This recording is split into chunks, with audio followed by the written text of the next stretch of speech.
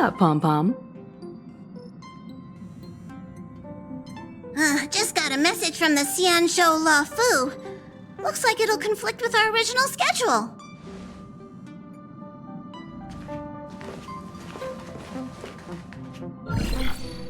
It's been a while, my friends on the Astral Express. How's your trailblazing expedition going? Soon, the Xianzhou Luofu will be holding the Luminary War Dance. Those who have aided the Luofu in overcoming the crisis are cherished allies of the Xianzhou. Thus, on behalf of the Seat of Divine Foresight, I'm extending an invitation to attend the ceremony. Your presence would be greatly appreciated.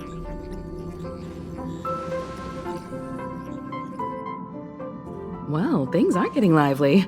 We've barely recovered from the family's Charmony Festival, and we're already being invited to another special event.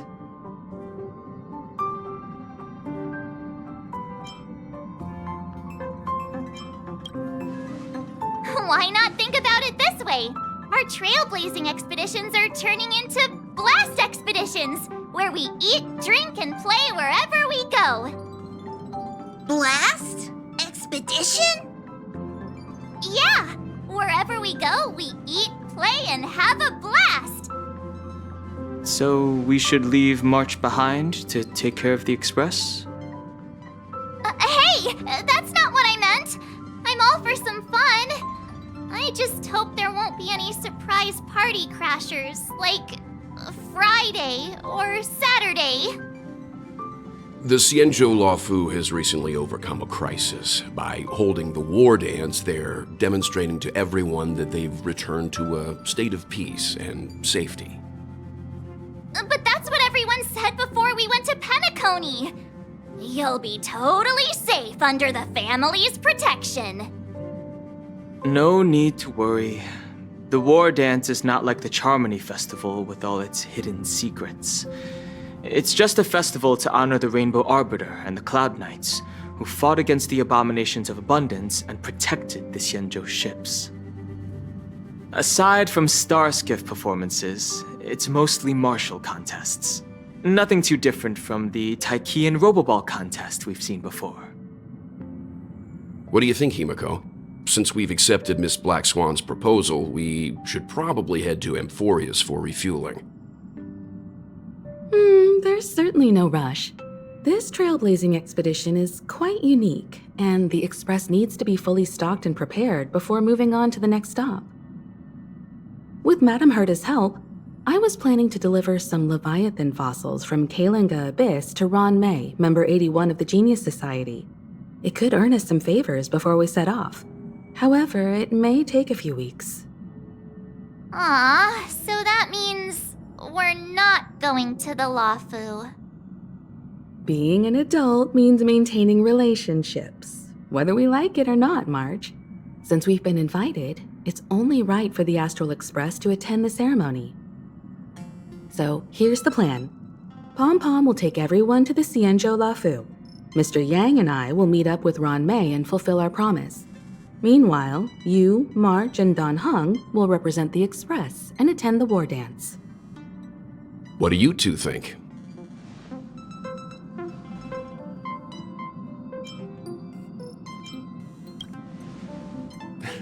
I don't hear any objections. Now that everyone's on board with the plan, it's time to warp to the Xianzhou Luofu.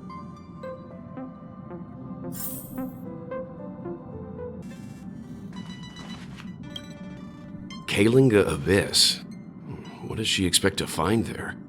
Current research on the Leviathan merely proves how little we know about such life forms. That's why geniuses are interested in that field. Science is all about uncovering the unknown.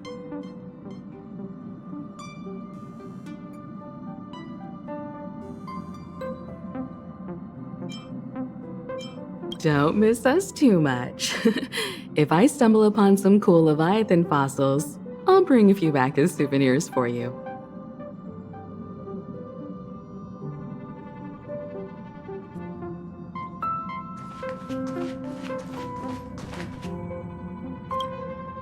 Himiko really knows how to convince people. Between Leviathan fossils and the war dance, the latter definitely sounds more fun. By the way, Danheng, this time you'll be taking a stroll with us on the Luofu, right? And just let you two wander around aimlessly on the Luofu by yourselves? I don't think so.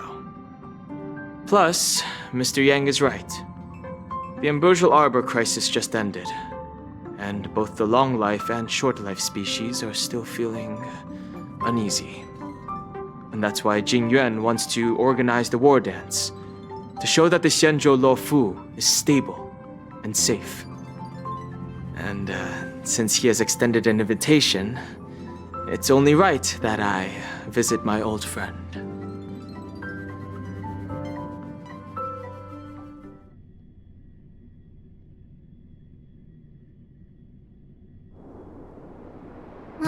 Coming back to this place brings back so many memories, you know?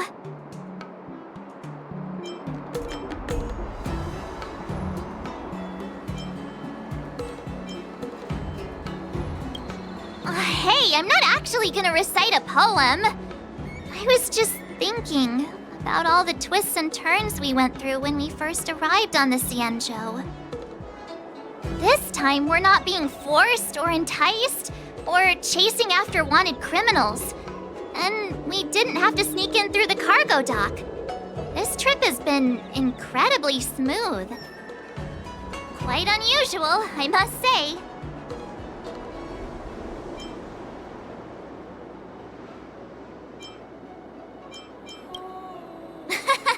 I'm just hoping for the best. You're the one jinxing us.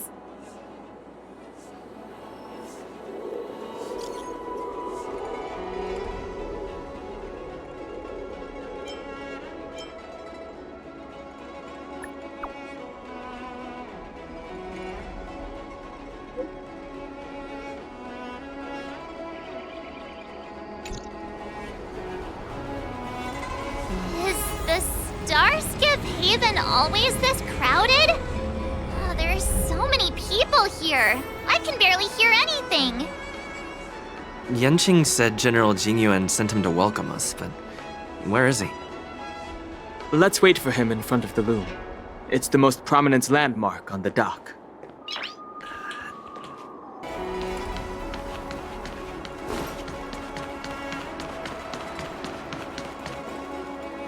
Hey, you guys! Hold on a moment. Did they just call us? Look at their outfits. They're from Penacony, right? Are you familiar with the Xianzhou Luofu? We know a little bit about it. What do you need? We're from Penacony. Maybe you've heard of it. We came to this ship to gather interesting materials for making dream bubbles. Oh, we just left there. Oh, talk about coincidence. That's great. Do you know any must-see attractions on the Luofu?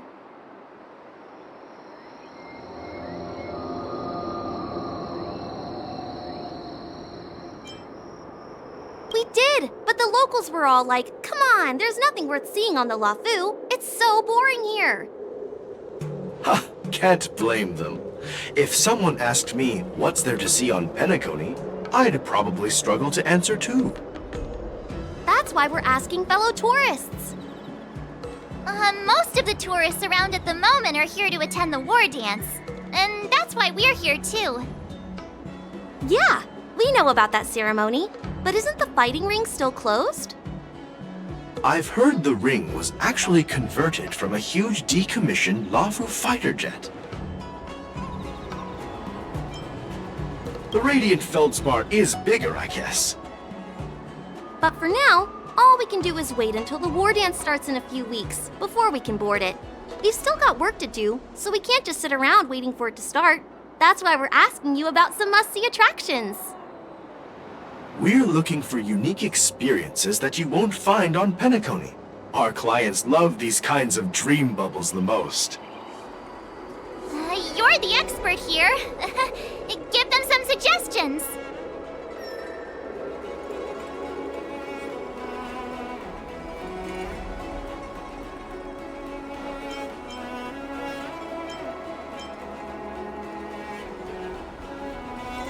That's indeed a good idea. While the dreamscape on Penacony is all artificial, Scale Gorge Waterscape is a celebration of nature's resurgence. It has some remarkable scenery. Awesome! I love being out there in nature. Let's go to Scale Gorge Waterscape first. I'm a bit worried that nature-themed dream bubbles might be outdated. But hey, let's go check it out anyway. See you later. Maybe we'll run into each other there in a few days. Look, Yanqing's here. Really? Let's go catch up with him!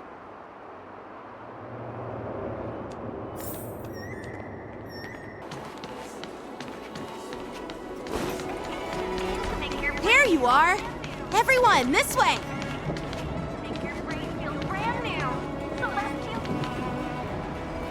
Hey everyone! It's been a while. It doesn't feel like it's been that long since we last saw you. But, Yanqing, are you? What's up, Miss March? They say kids grow up really fast. Yanqing, are you a little bit taller than before? We've only been away for a few months.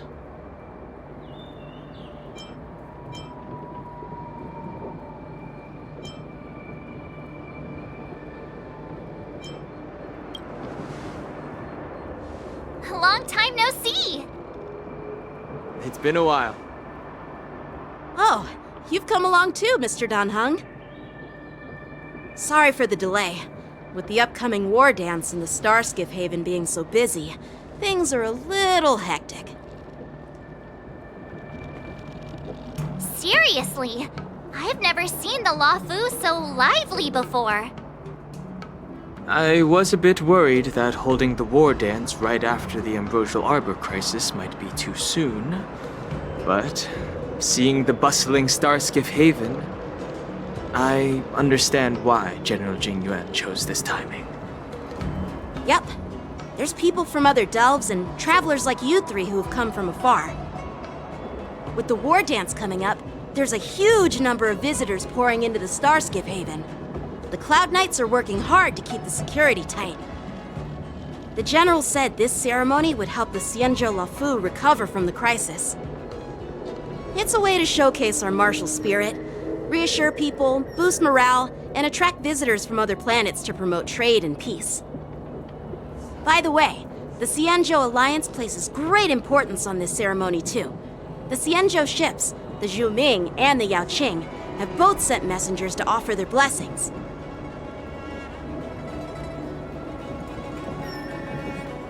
Yeah, I wonder if you've heard of it. It's known as the Star Forge, and it's responsible for providing more than half of the Cloud Knights' armaments. The Xianzhou Zhuming boasts skilled craftsmasters, and General Huayan is a top-notch craftsman himself. If only I could get a sword forged by him, I'd be on Cloud 9. By the way, Yanqing, where are we headed next? I'm sorry for talking your ear off. The General wants to catch up with you at the Palace of Astrum. He's been eager to hear about how the Express has been doing. It's funny how he tries to act all mature, but whenever it comes to something he's interested in, you can really see his childish side.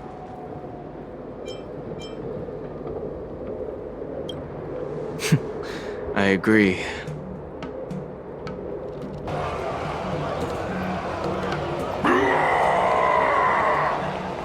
All units, assemble quickly!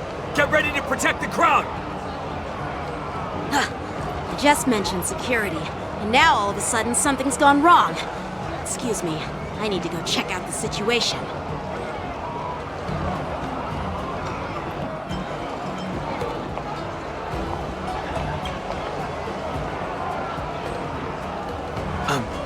We'll go with you.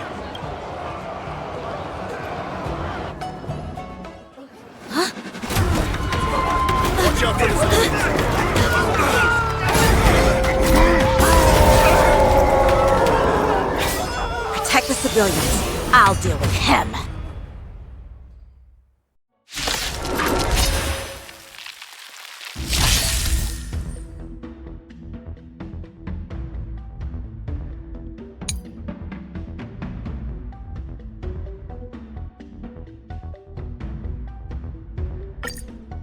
Borison?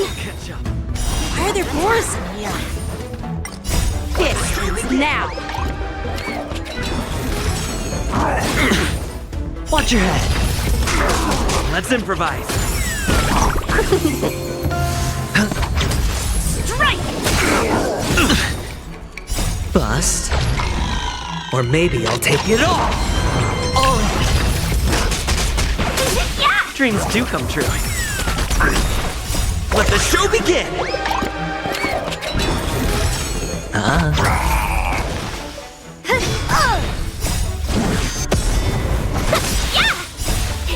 Fight is won! Mountains fall!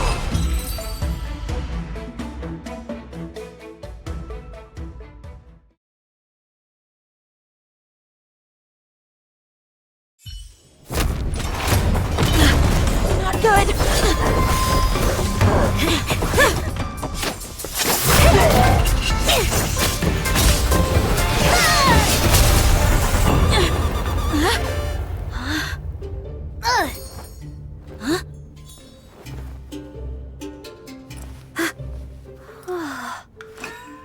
Thanks for the help. Sorry, no time to chat. Could you give me back my...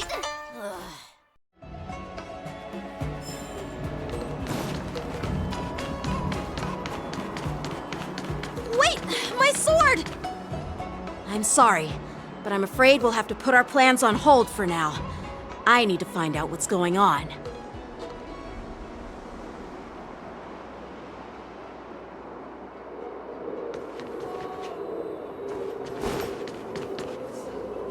While we appreciate your rescue, my Xianzhou friends, don't you think it's a bit too much to detain us and our cargo? Sorry, but we've been ordered to detain you and your cargo for inspection until we figure out the source of the attack. Once we're done with the formalities, we'll let you and your cargo go. But this shipment isn't even meant for the Luofu, and it's IPC's patented technology. Who do you think you are to conduct an inspection? According to the protocol, all cargo arriving on the Luofu must go through inspection. Oh, but we didn't officially enter your dock at all. We just sought refuge in your dock because we were attacked by the Borisons. Looks like this argument could go on forever. Let's not get involved in a heated dispute that won't lead to a resolution.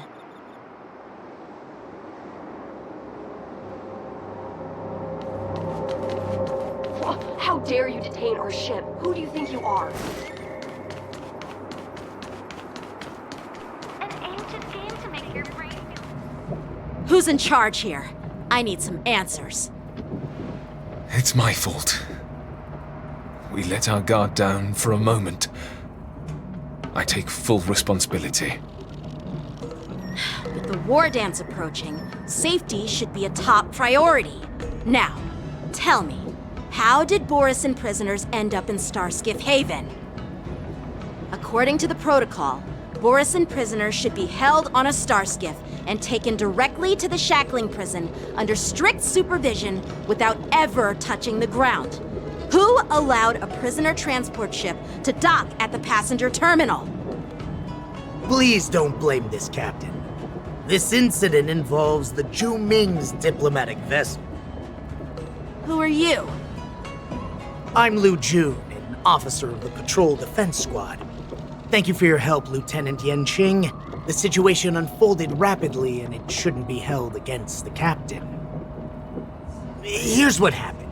An IPC transport ship was attacked by the Borison just before arriving, and the Zhu Ming's diplomatic vessel came to the rescue. They fought off the Borison pirates and imprisoned them on their ship. So, an IPC ship was attacked by the Borison near the Luofu, and the Zhu Ming envoys saved them? This sounds complicated. Honestly, it gives me a headache too. The Zhu Ming diplomatic ship, adhering to standard procedure, docked at the passenger terminal to hand these criminals over to the Luofu. You know, with all the outsiders flooding onto the Luofu, the Starskiff lanes are under immense pressure. The Borison desperados decided to put up a fight before the prisoner transport Starskiff could get there. And that's what you just witnessed. We'll make sure these prisoners are sent to the shackling prison as soon as possible. I see. It's an unusual situation indeed. I'll report it to the security department of the Realm Keeping Commission and ask for their cooperation in handling the aftermath. Maybe I should gather more details from others so that the Seat of Divine Foresight can have a better understanding of the situation.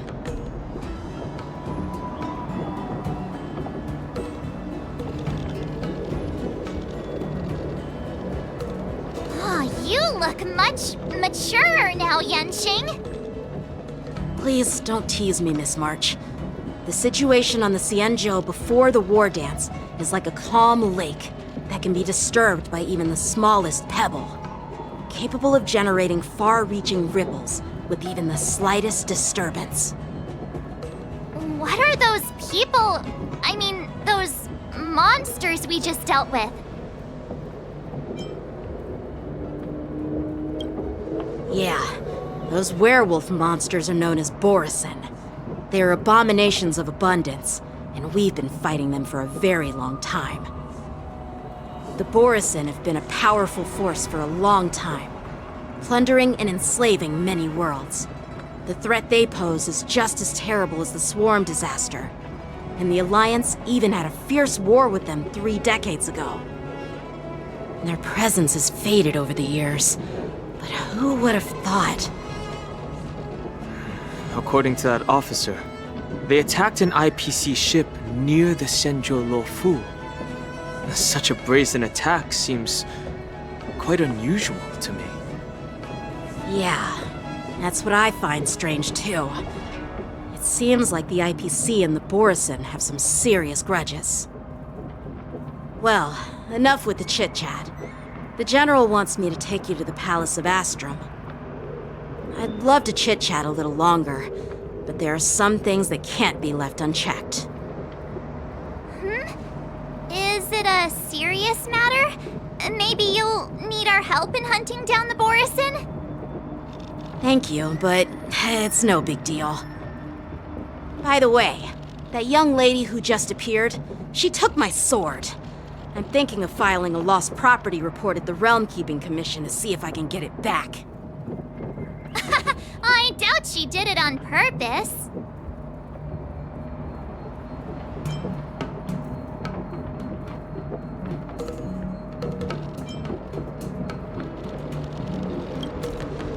Perhaps she's around here somewhere. Shouldn't we take a look? All right, let's not keep the General waiting. Don't worry. There aren't many people out there with that kind of talent. It shouldn't be too hard to find her.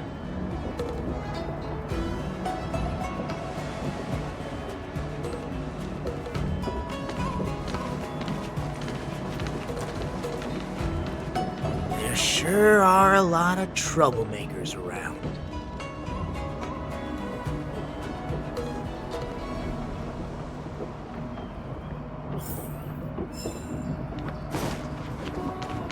Success and failure.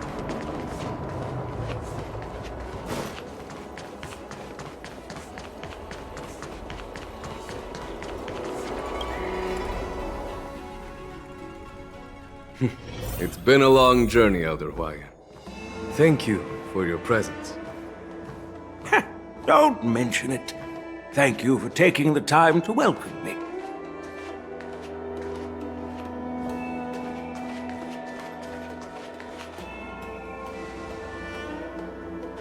General, I brought our guests from the Express. Oh, I'm sorry for my bad timing. I didn't know you were meeting a guest, General. Don't worry, you're just in time. It's been a while, my friends from the Astral Express.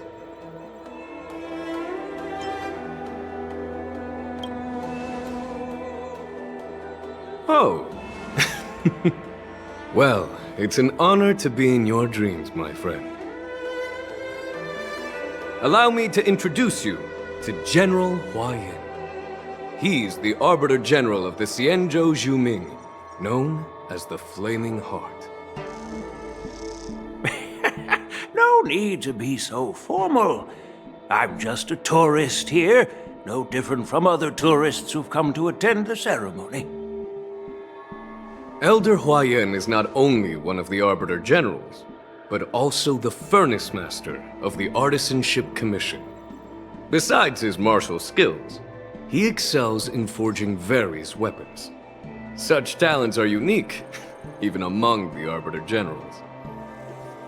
Be it Arbiter General or Furnace Master, these are merely titles given to me long ago. I've retired several times already, but with the current change in circumstances, the Marshal has called me back to duty, and I had no choice but to answer the call. Well, in the end, I'm to blame. Living such a long life naturally brings its share of disapproval. It's an honor to meet you, General Huayan. It's my honor to meet you, General Huayan.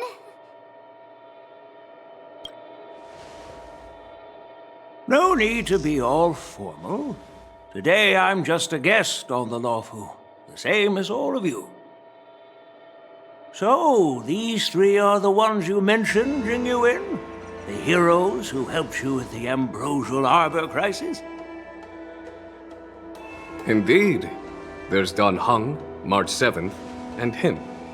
Without their help, I'm afraid the Luofu might not have easily overcome this crisis. So, the Imbibitor Lune's reincarnation has returned to the Luofu and will attend the war dance. I'd love to have a drink with you should the chance present itself. You're more than welcome, General Huayan. And this young friend is? Yanqing, my apprentice. He remains by my side as my retainer due to his youth, which I hope will season him with experience. He will stand for the Luofu's Cloud Knights in the upcoming war dance, ready to take on all kinds of challenges. Great, great! It's a real treat to see so many talented young people around here today. Oh, I almost forgot. This is my apprentice, Yunli.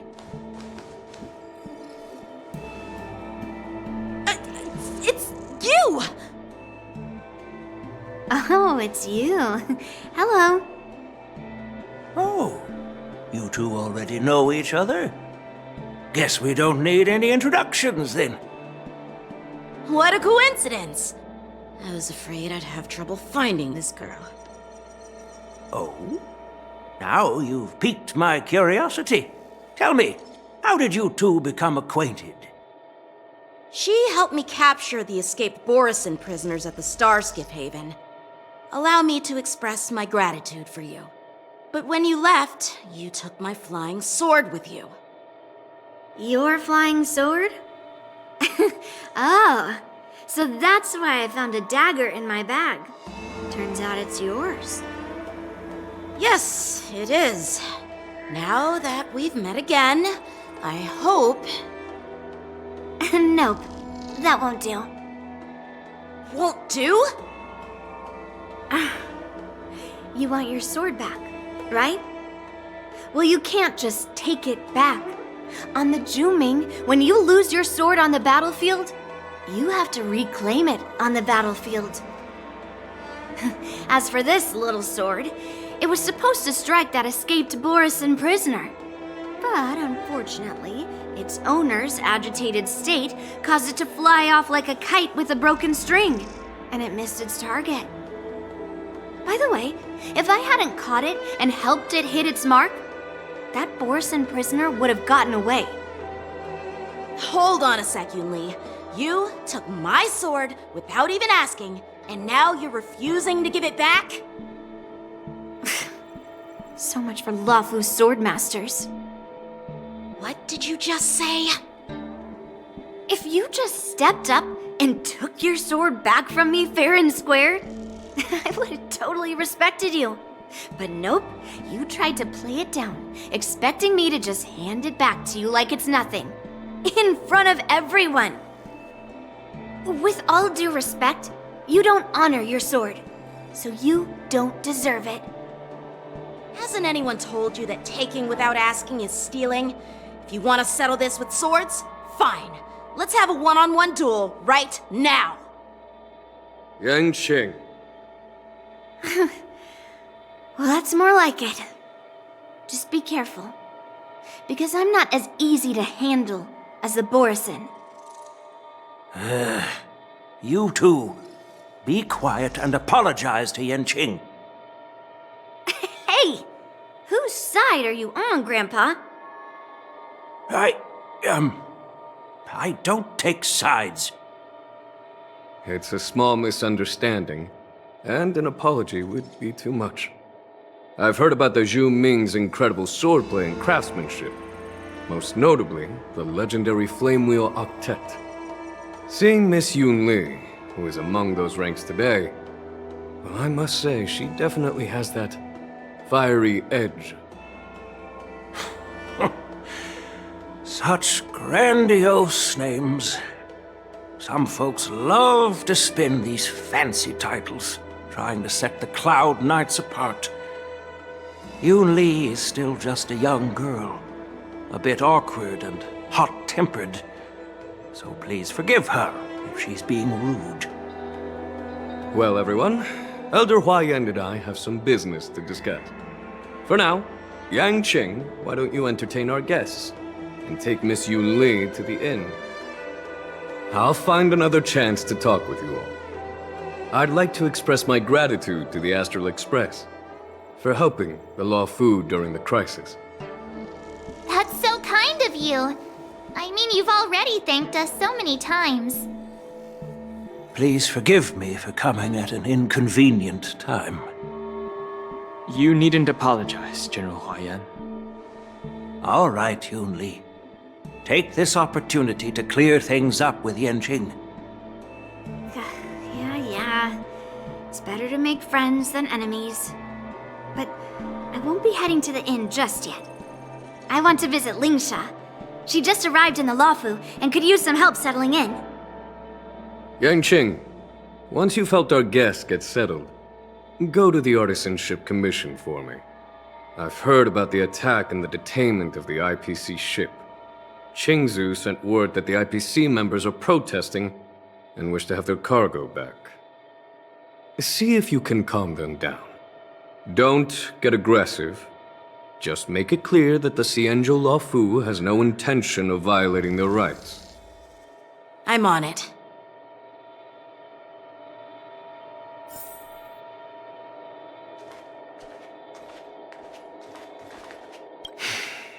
I'm sorry for Yanqing's rudeness. Not at all.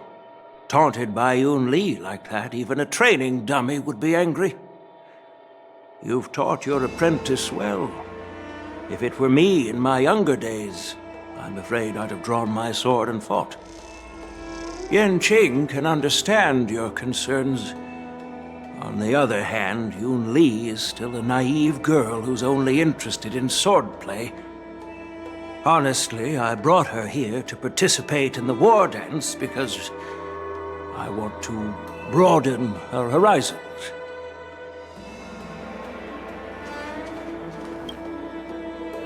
This trip is totally worth it. Compared to the Zhu, the Luofu is so much livelier. But it's a shame the Luofu swordmasters don't seem that great.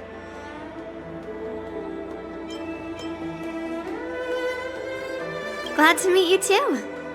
Are you here to participate in the war dance?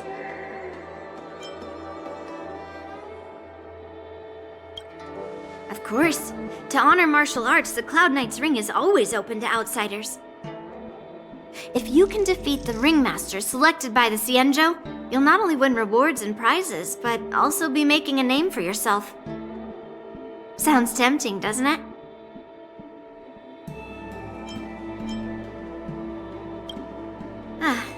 That's how outsiders refer to my peers in the Zhu Cloud Knights and the Artisanship Commission. We all train under Grandpa's guidance, learning the art of craftsmanship and swordplay. That's how we got that title, I guess. Just don't mention it in front of Grandpa. He always says that empty titles bring pointless challenges and conflicts. We Juming Sword Masters pride ourselves on the success of the group over the individual. I have some things to do. Besides, little Yanqing doesn't seem too happy about me tagging along.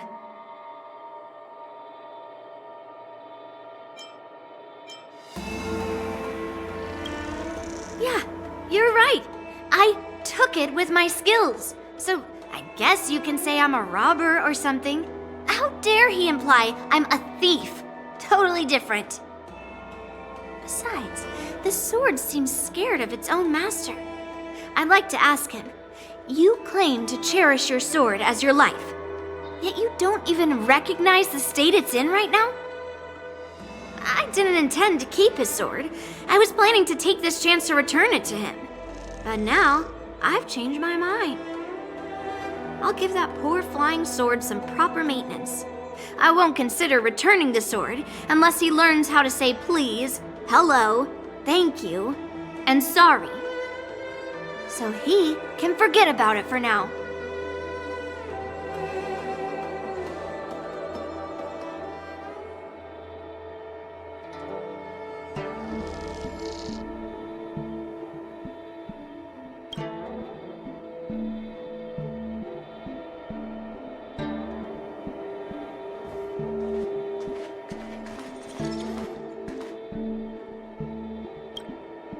Hey, Donhung. I thought all the Xianzhou generals were like Jing Yuan. But that General Huaiyan, he looks so thin and scraggy, as if even a light breeze would knock him over. Is that old man really an Arbiter General? Well, each Xianzhou ship has its own division and specialty within the Alliance. Not all of the Arbiter Generals are good at leading the charge. You heard what Jing Yuan said, right? General Huaiyan was once the head of all the skilled craftsmen on the Juming.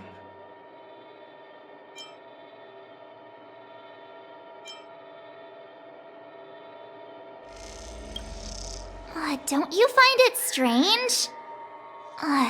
Do Xianzhou people age? I rarely see any old people on the Xianzhou ship. And when I do, they're usually travelers. But General Huaiyan looks like an ordinary old grandpa. Is he really a Xianzhou general? Good question. He's right there. So why don't you ask him yourself? Nah, I'd like to live a little longer. We should leave. General Jing Yuan asked Yanqing to entertain us, so obviously, he has important matters to discuss. Let's not waste any time here.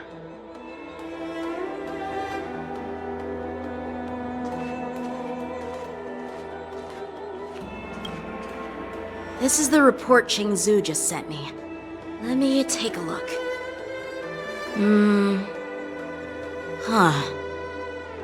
Looks like the General has given me a tough challenge. He wants me to try and help put the IPC's mind at ease. Well, it's not exactly a test. As Cloud Knight officers, we not only learn the art of war and martial arts, but also occasionally have to handle diplomatic disputes. It's just, you know, talking things out isn't as straightforward as duking it out with weapons on the battlefield. This is especially true when you're up against the IPC, with their non-stop corporate babble. Well, let's not worry about that for now. Shall I take you to the inn?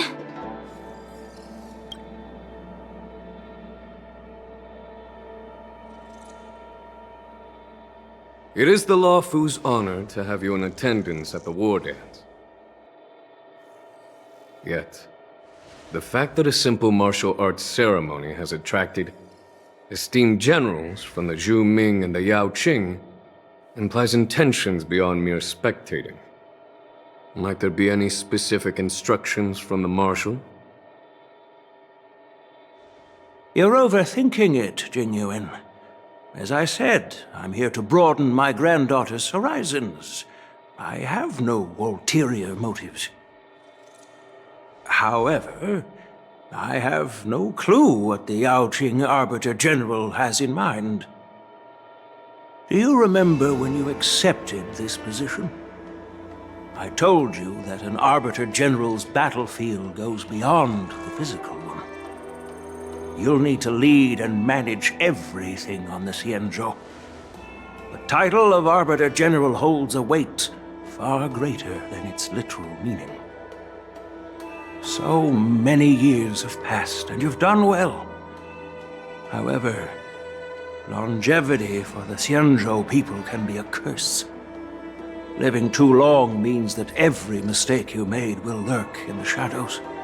And one day, they'll eventually catch up to you. The Marshal knows everything that has happened on the Luofu. As for the Merlin's Claw of the Yaoqing, she has come specifically for you. Speaking of which, why hasn't she arrived yet? They say the Merlin's Claw strikes like lightning. Being late isn't her style. That's not true, General Huaiyan. She's been here a while, but I'm sure you've heard of her unbridled nature. As soon as she disembarked from the star skiff, she mentioned having something to attend to and simply disappeared. You must be the messengers from the Xianzhou Yaoqing, I assume. We are Jiaoqiu and Moza, retainers of the Merlin's Claw. It's an honor to meet you in person, Arbiter Generals. Now this is interesting. A guest who doesn't come to visit but sends a message instead. What does she mean? Tell me, what could be more important to her than coming here? Master heard about a spectacular view in Scale Gorge Waterscape. I believe she went there to enjoy it. A spectacular view? Ha! Did you hear that, Jingyuan? This person is being sarcastic. Please do not misunderstand me, General Huaiyan. I was simply stating the truth. Master thought it would be inappropriate to keep you waiting, so she sent us here. Once she's finished with admiring the scenery, she'll personally come and apologize to the both of you.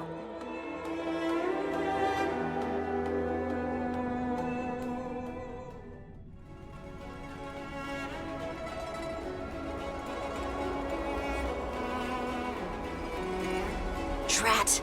I forgot to ask Yunli to return my sword.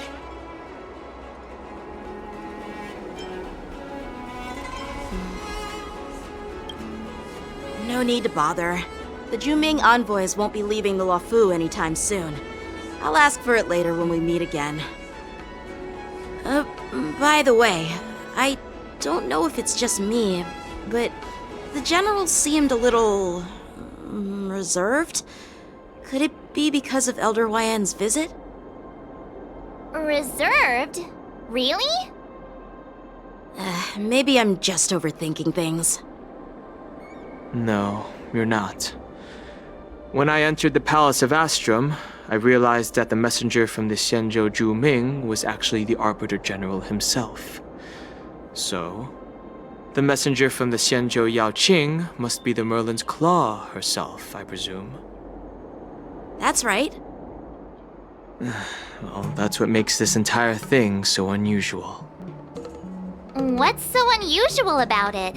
They simply received an invitation from Jingyuan, just like the crew, right?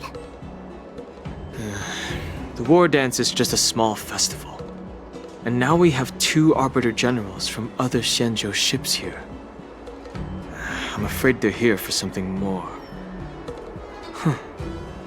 Maybe they've come to hold Jingyuan accountable for the Ambrosial Arbor crisis? Hold him accountable? Come on, didn't the Luofu fall victim to the disciples of Sanctus Medicus and the Antimatter Legion?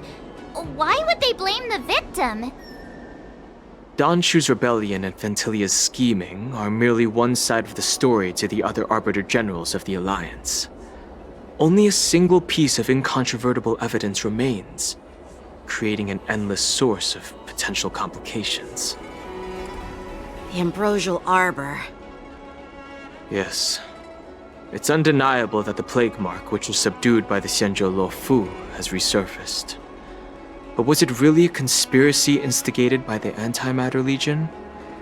Or does it indicate a traitorous intent from within the Luofu, implicating Jingyuan himself? Once the spark of suspicion is kindled, it proves hard to extinguish.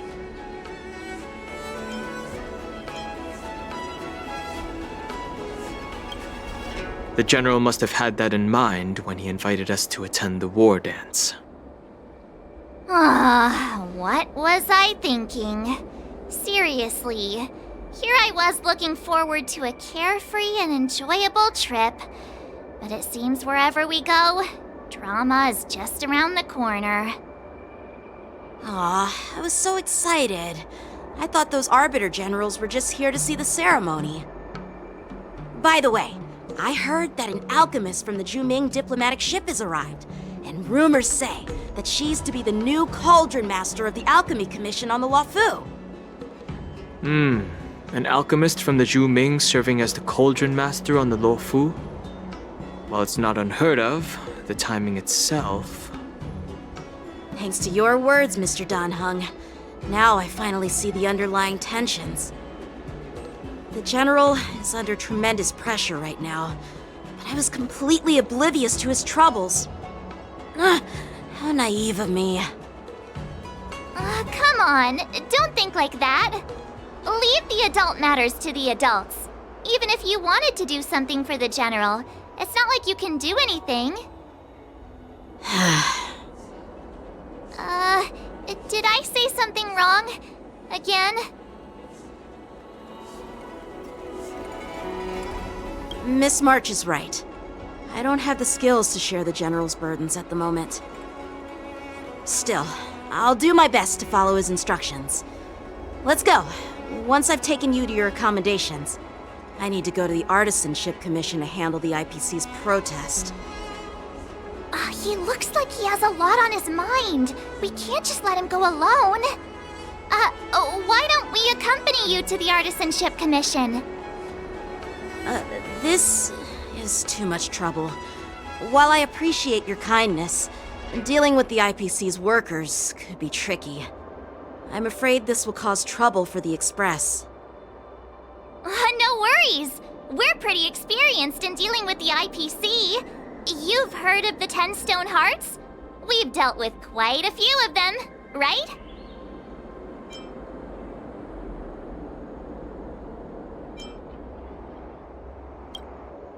What's with you turning into a scaredy cat?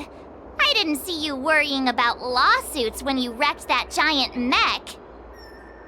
Well, since you're willing to help, I won't decline your kindness. Let's head to the Artisanship Commission and meet them.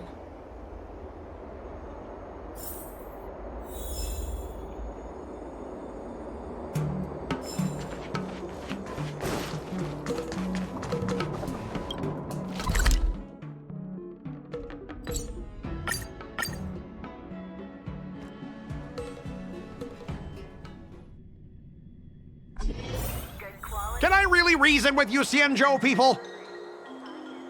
I think I get it now. In your words, this is called looting a burning house, right?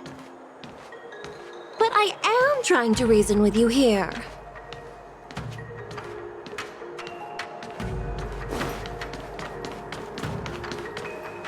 Ugh, that toxic voice sounds familiar. Haven't I heard it before in Arum Alley? You know what? This isn't my first time dealing with the Skyfaring Commission. I can handle your unreasonable ways. But straight up snatching IPC cargo, isn't that going a bit too far? Just as I've said it many times already. Once we've inspected the cargo and completed the security check, you can be on your way. Is there something wrong with your ears, or is it just your brain? I'm hearing you loud and clear. I'm thinking clear. And my answer is crystal clear. Not a chance. Keep detaining my cargo and I'll file a complaint directly with your general.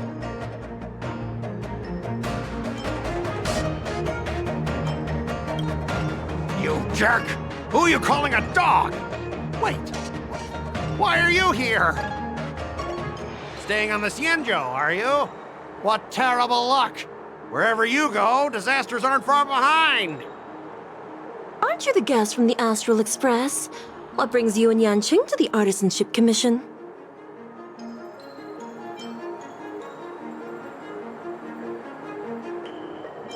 They're in trouble? No, it's me! I'm the one in trouble! Looks like you've met this IPC worker before. I'm not sure if that's a good or a bad thing. I was sent here to deal with the IPC protest, Miss Shikui. What's going on here? As you know, this IPC transport ship was attacked by the Borisin and rescued by the Juming's diplomatic ship. Then the Cloud Knights were instructed to bring it back to the dock for repairs and inspections. And this is Mr. Scott, the person in charge of this transport ship. So, you're Scott. I've heard him mention you. Weren't you kicked off the Lafu before? Why did you come back?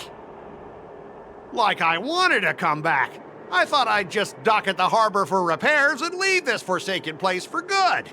Little did I know, as soon as the ship entered the harbor, a bunch of Cloud Knights showed up and snatched all our cargo from the hold. What do you mean by snatched? I've told you 1,000,000 times. It's a security check. Then why did you bring the cargo to the Artisanship Commission? You even brought in some shady craftsmen. It's obvious you're trying to steal the IPC's patented technology! Listen here. Firstly, the Skyfaring Commission detected dangerous items that could possibly be weapons in your cargo hold. That's why they called me here, to double check. Secondly, where the heck did you get the idea that I'm a shady craftsman? Even if there are dangerous items, what do they have to do with you? It's not even being shipped to the Lafu. We'll just fix the ship and be on our way. We won't unload our cargo here. But you'll have to stay in the port for several days before your ship is repaired and you can take off again. How can we just leave unchecked items sitting here? I understand, but we don't need to disassemble the cargo if it's just a security check, right? In most cases, we don't. However, our scans discovered that the cargo doesn't only contain machinery, but also some substance that resembles biological tissue. Biological tissue? Does this crate contain living things? I'm afraid we'll need to wait for the Alchemy Commission for further confirmation. In any case, according to our regulations, we need to unseal one of the crates for further examination. But this IPC specialist has been hindering us on the grounds of patent secrecy. The Alliance's regulations on biological products are very strict. Without further inspection, there is no way for the Skyfaring Commission to release the cargo. Oh, really? Fine! If anyone lays a finger on that shipment, they'll have me to deal with. It doesn't matter if it's mechanical or biological. It's none of your business. I'm filing a complaint against the Skyfaring Commission's ridiculous regulations. This Mr. Scott seems stubborn and difficult to persuade. Honestly, I really don't want to have a vicious confrontation with the IPC.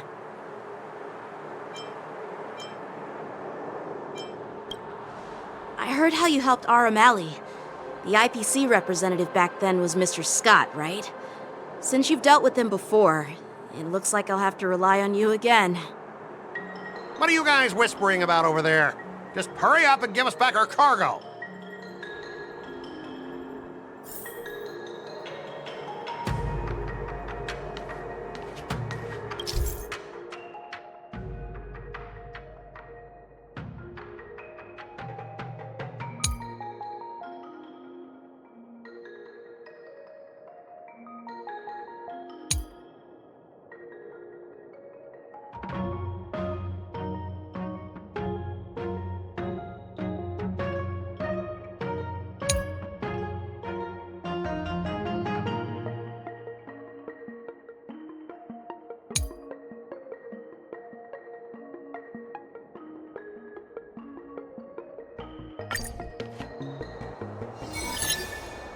As I recall, this guy won't listen to reason and can only be persuaded with intimidation. But he does seem to follow rules to some extent. Let's use that against him. Speaking of regulations, we have our own laws and regulations too. According to Article 4 of the Xianzhou Alliance IPC Trade Consensus, the Alliance and IPC shall never infringe on each other's intellectual property rights.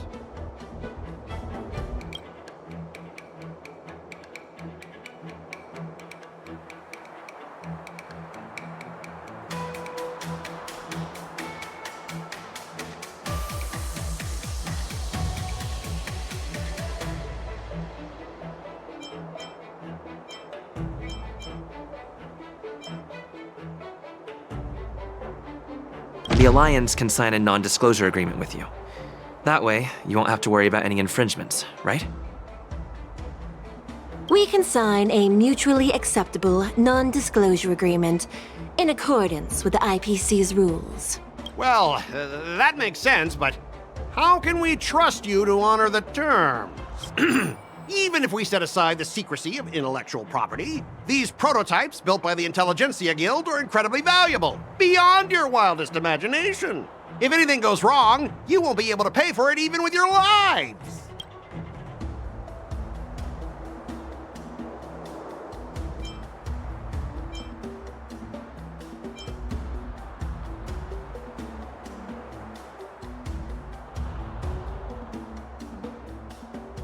Can you give us an exact amount, Mr. Scott? If there's any damage after the inspection, the the Skyfaring Commission will compensate you. The Skyfaring Commission. Yeah, they will compensate you, provided a detailed report of the damage is submitted. I don't doubt the financial strength of the Skyfaring Commission. However, this is not just about money. Besides, the cargo on this transport vessel belongs to the Intelligentsia Guild. If you want to inspect the cargo, shouldn't you at least call in a member of the Intelligentsia Guild to be present?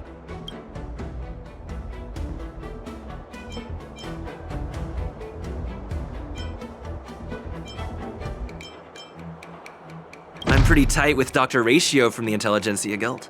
Almost like family. Doesn't that make me practically a member of the Intelligentsia Guild too? What's all this nonsense? Even if you were married to him, you still couldn't represent the Intelligentsia Guild. We both need to follow the regulations, because that's how the IPC and the Xianzhou operate, right? As an IPC worker, I have to abide by its regulations. If I make an exception and allow you to inspect the cargo, it'll spell disaster for me.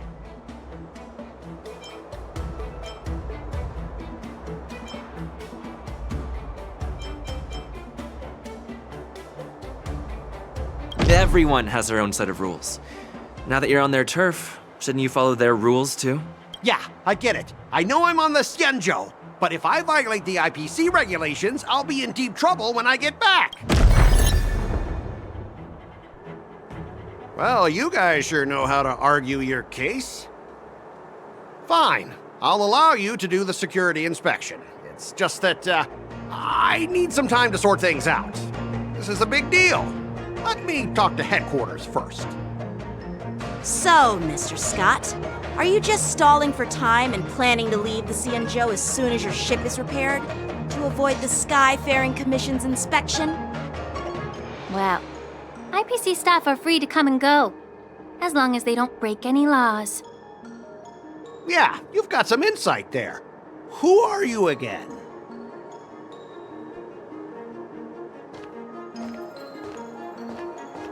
Allow me to introduce myself. I'm Lingsha, Cauldron Master and head of the Alchemy Commission on the Lawfu. Could she be? Yeah, she's the new Cauldron Master assigned here from the Xianzhou Zhuming. I received a report from the Artisanship Commission about cargo containing samples of unknown organisms. It said they needed help from the Alchemy Commission. I had nothing better to do, so I came myself. It's fine, Mr. Scott. If you really don't want your cargo to be inspected, it doesn't matter. It doesn't matter? How can you say that? Why are you being so nice all of a sudden? Well, since you're not going to check it, I'll take this crate and be on my way. Is that okay with everyone? Yeah, sure. Why should I object? Not only this sample, but all the goods on the transport ship are yours to keep. Like I said, we won't inspect them. Wait a minute!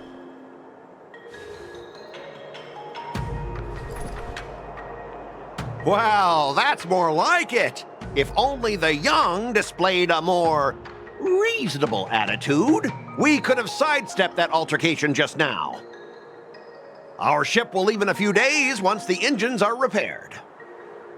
Your ship can leave whenever you want, but I'm afraid I can't say the same for your cargo. According to the import and export regulations signed between the Xianzhou and IPC, all biological shipments can only leave the port when they have confirmed to be of no threat, or when all biological activity expires. Since we can't determine if your shipment is safe for the environment, I guess we'll have to wait for its biological activity to expire. Let me check the previous cases. Normally, it'll only take around 47 star calendar years. Only 47 years? Why so surprised? You're still young and full of energy. I'm pretty sure you'll live a few more decades. Have some confidence in yourself. Ha! Typical of a long-life species. Your words are dripping with sarcasm. While you may not care about time, I do. I'll be demanding double compensation from the Skyfaring Commission for every minute wasted.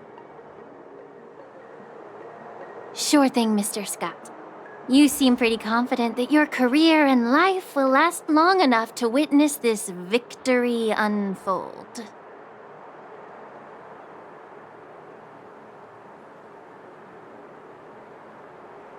Step aside, guys. Let them do the inspection. But, Mr. Scott... Come on, we're already in enough trouble. Just let them do the security inspection.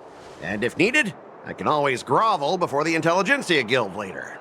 I'm just using my head for what it's apparently good for, right?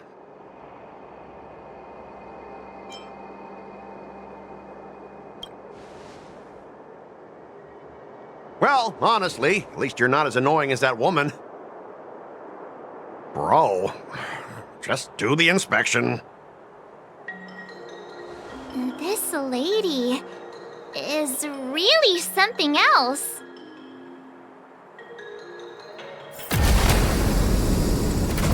Is this the IPC product? Listen up. Any damages caused by inspections will be filed with the IPC.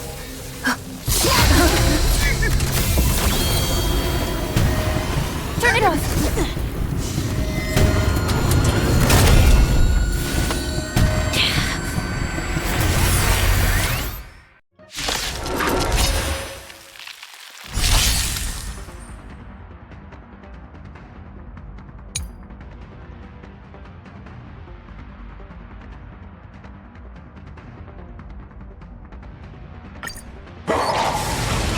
Well, how unexpected. That was a surprise. Dreams do come true.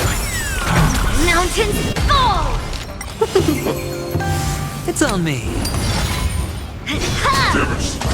No dirty tricks. All in.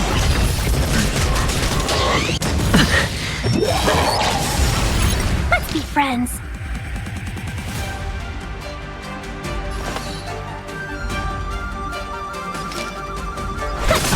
Stay in step.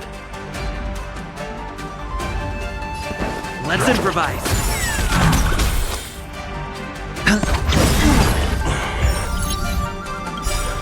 The dice have been cast. Bust. Or maybe I'll take it all. Watch your head. Strike while the iron is hot. Strike! Welcome, customers. Yeah! Take your positions. 1,000 wonders to fight as one! The mood is set just right. Let the show begin!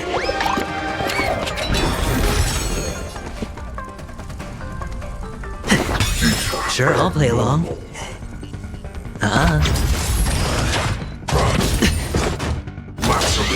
No dirty tricks. Yes, you! Let's be friends.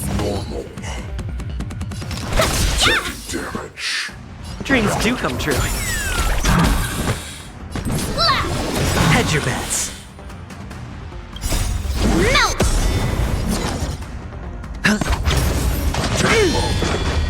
Descend to earth!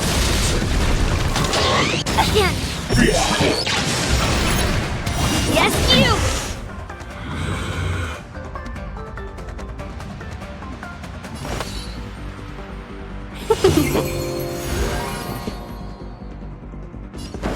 Let's improvise. I hit the mark. Within the self, not the strike! Abnormal. Stay in step. 1,000 wonders to raise your spirit. Fight as one! Dreams do come true. Sure, I'll play along. The mood is set just right. Let the show begin!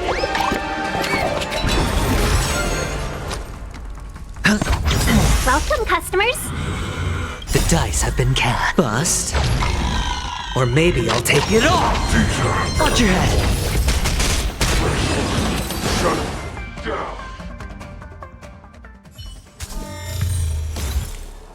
Were you seriously planning to leave this stuff unchecked at the dock for days? That's way too dangerous.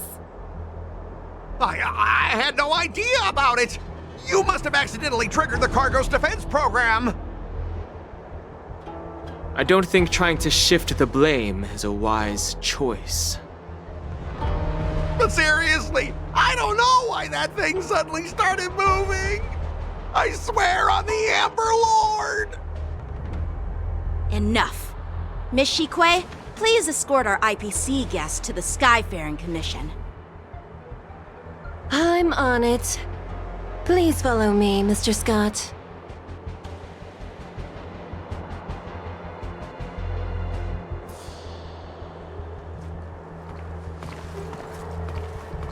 Gentlemen, our preliminary inspection shows that there is indeed hidden biological tissues inside, just like the craftsman feared.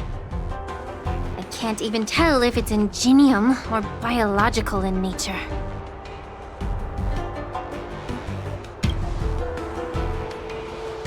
The core of this device is what they call wetware in industry slang.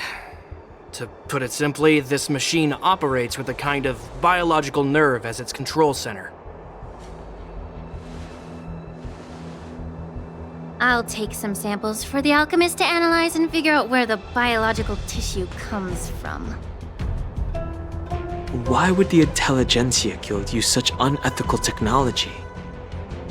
Perhaps they're trying to create a new weapon? Whatever the reason is, it's probably why the Borison attacked the ship. No wonder the IPC were trying to obstruct our inspection.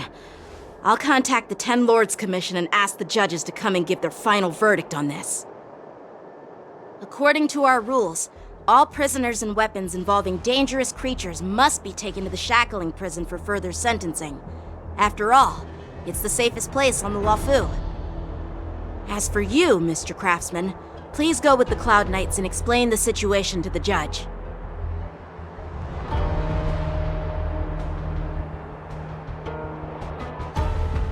I had a feeling that the IPC members would cause trouble, but I didn't think they'd be this tricky. Thanks for your help, Miss Linksha. I should thank you for saving my life. Your sword skills were impressive, taking down that big guy. I thought the General's retainers were all burly martial masters. I didn't expect Yenqing to be so...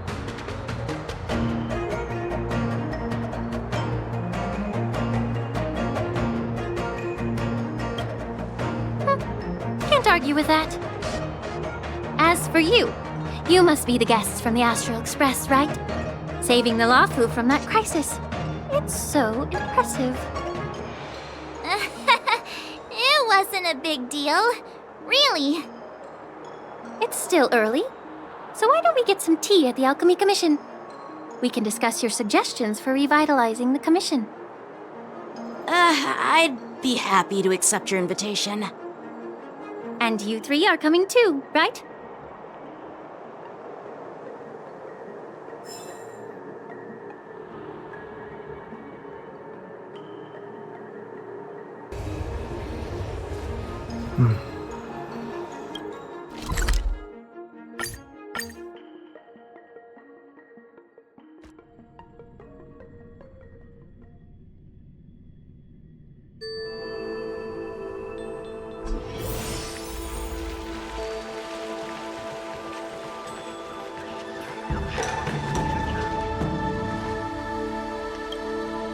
Hey! You're back! Why didn't you say anything in the group chat? I'm on duty. Let's catch up later.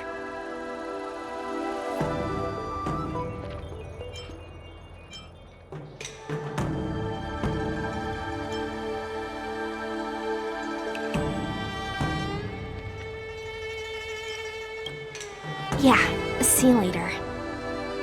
Stop hanging around here and find something better to do. Once I'm done in a few days, call up Lil Gwei and Wawa, and let's grab a meal at Aurum Alley. It's been ages since we hung out. Goodbye.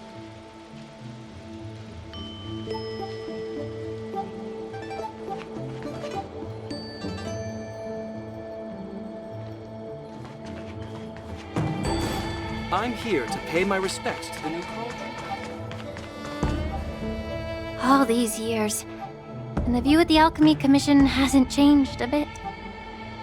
The tides come and go, but the ancient sea remains the same. For us Vidyadhara, there's nothing more nostalgic than our homeland.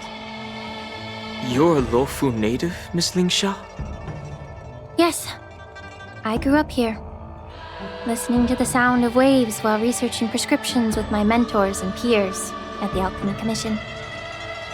It's kinda sad, isn't it? Everything changes but somehow remains familiar.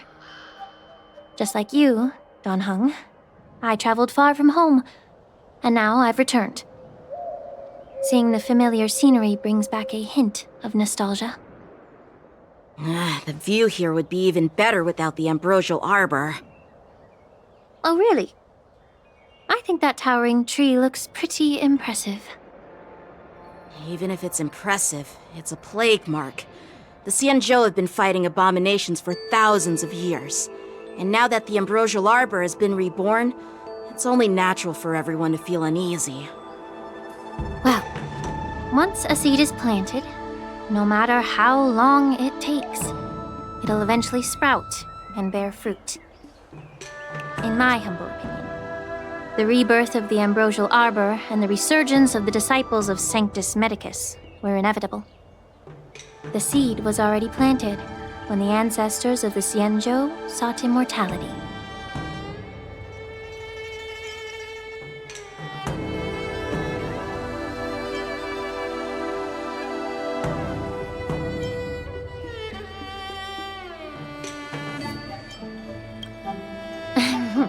My bad. Well, since you went through the entire Ambrosial Arbor crisis firsthand, Dan Heng and Lieutenant Yanqing, I'd like to discuss something with you. What would you like to discuss, Miss Lingsha?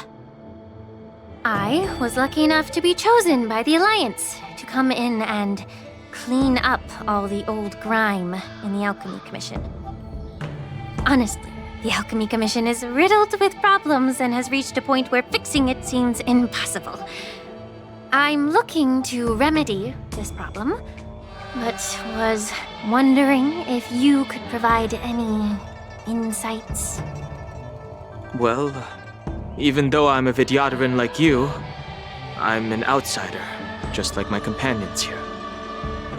I can't really say much about a remedy, but I do have a piece of advice, Miss Lingsha.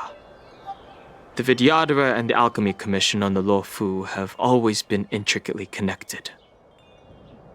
If you cannot distance yourself from these ties, Miss Lingsha, changing the situation within the Alchemy Commission may be quite challenging. I may not know about politics, but I do know that the disciples of Sanctus Medicus have been operating within the Alchemy Commission for years. If you're determined to root them out, maybe you should discuss it with the General. I see. Thank you for your valuable insights. While the Lux Arrow from the Rainbow possesses unparalleled power to sever the Ambrosial Arbor, it can't sever mortals' desire to prolong their existence. Just like how the Cloud Knights can eliminate the remnants of the disciples of Sanctus Medicus, but are unable to calm the hearts and minds of the people within the Alchemy Commission. Our Xianzhou forebears knew this well, and that's why they entrusted the duty of guarding the roots of the Arbor to the Vidyadhara. However, the Vidyadhara are still only mortal beings. 30 years ago, my mentor served as Alchemy Commission's Cauldron Master. She recognized the emerging undercurrents and sought to cleanse the source of the disturbance. Unfortunately, even though she was skilled in the art of healing, she didn't understand the human heart or how to eliminate the sickness lurking within the depths of the Alchemy Commission. In the end, she was framed and exiled to the Juming. I was also implicated and had to leave the Luofu.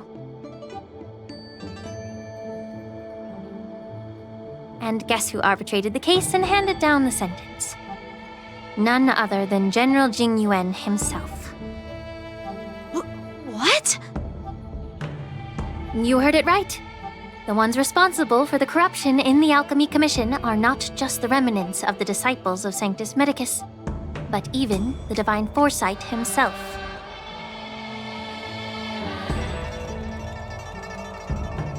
Alas, why is your face turning pale, Yanqing? Don't worry about it.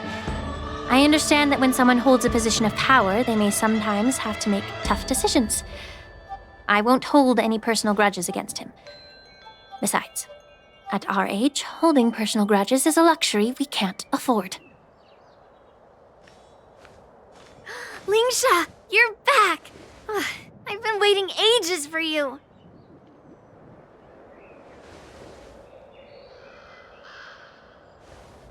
Yunli! Why aren't you with your grandpa? What brings you to the Alchemy Commission? Well, let me take this opportunity to introduce you to Yanqing. What a small world.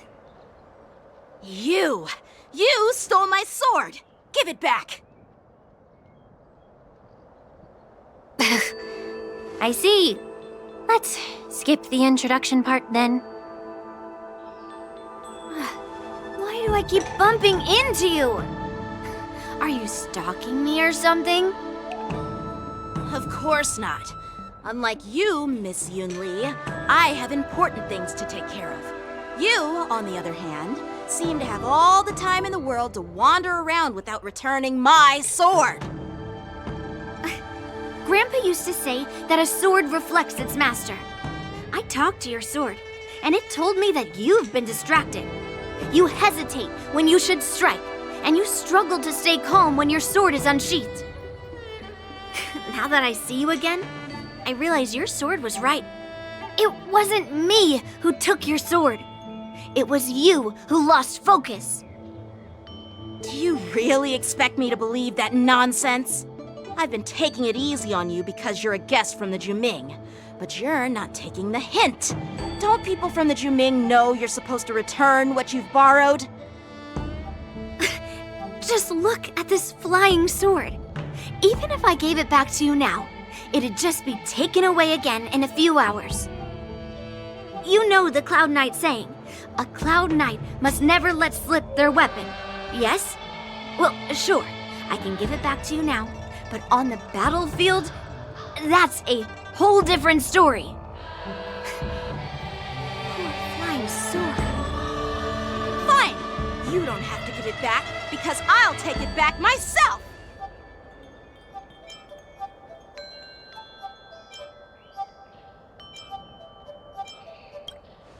But which general should I call?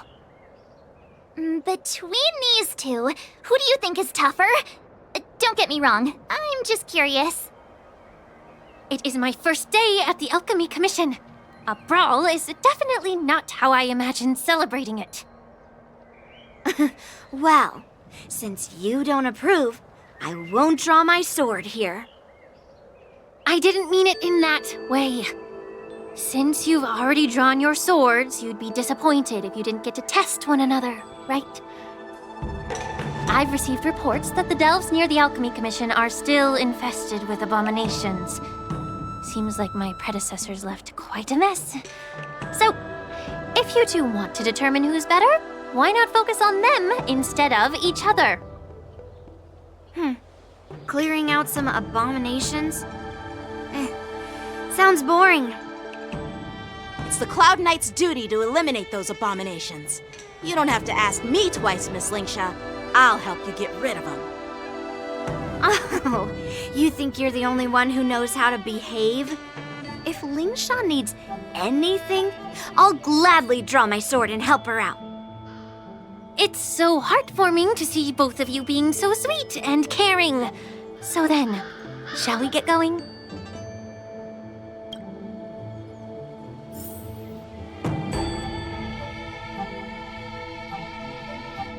Ever since the disciples of Sanctus Medicus were eradicated, their experimental abominations have been festering here. If you want a contest, I'll be the referee. The one who kills the most abominations within an hour wins. Lingsha, as always, you're still an expert in making unpaid work sound so noble and grand. It's for your own good, little Yunli. While you desire to compete against each other, I don't want to see either of you getting hurt. That's really thoughtful of you, Cauldron Master. So, are you both ready?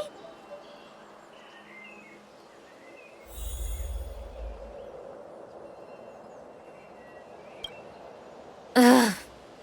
Looks like my predecessors left quite a mess. Let me say it again. The one who kills the most abominations within an hour wins. Be careful when you draw your swords, and make sure you don't hurt each other. Can we start now, Lingsha?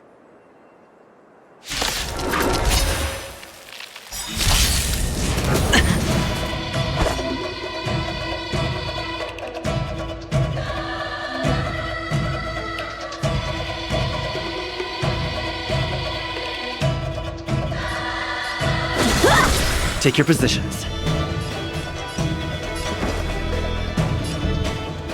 Let's improvise.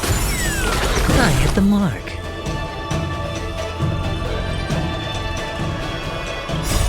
Melt!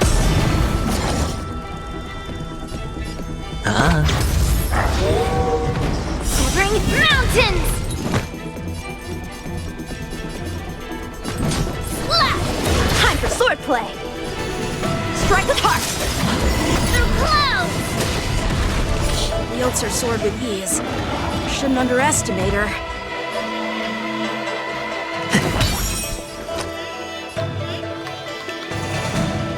Spend freely.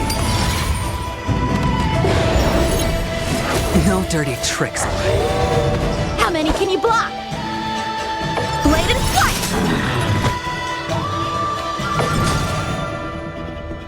Strike! Melt!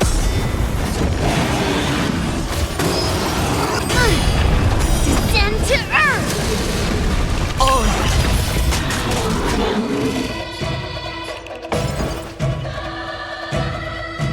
Dreams do come true. Sure, I'll play along. The mood is set just right. Let the show begin!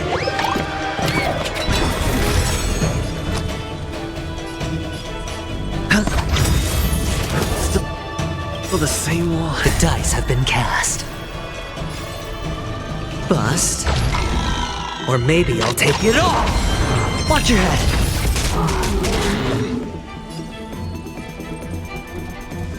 Strike with heart! Descend to earth! Take your positions. Hedge your bets. What are you made of?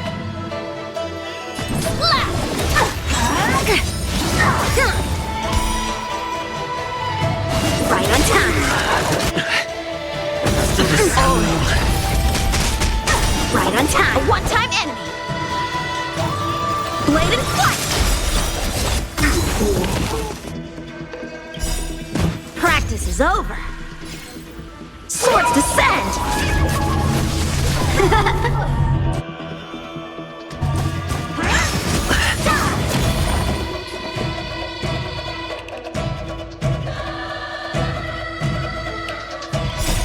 Melt!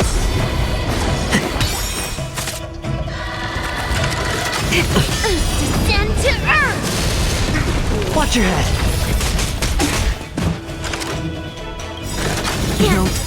Right on time. All in. The mood is set just right. Let the show begin! Sure, I'll play along.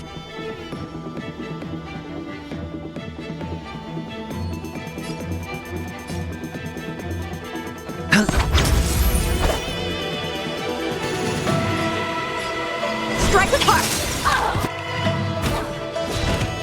Through clouds.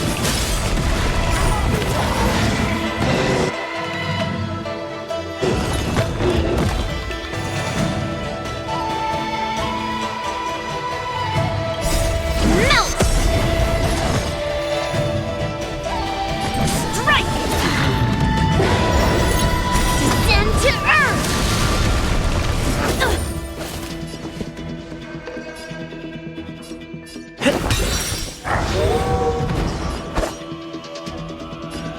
Blade and flight!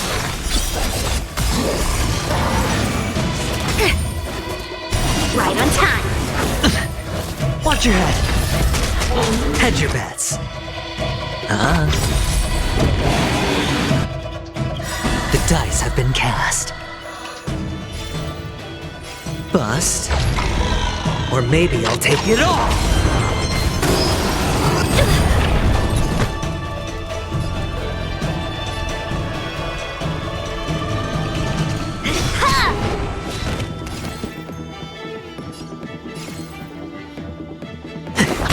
Time for swordplay. Strike with heart. Practice is over. Swords descend. All in. Through clouds. Sure, I'll play along.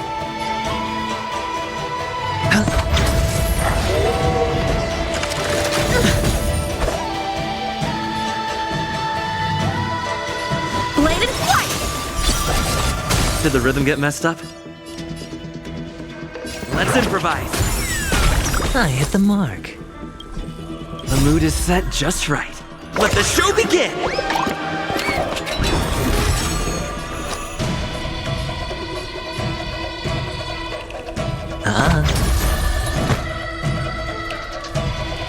Strike.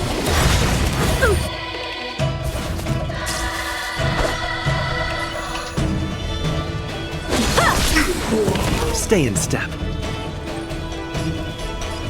Dreams do come true. Through clouds.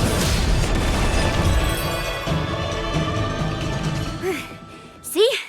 I won.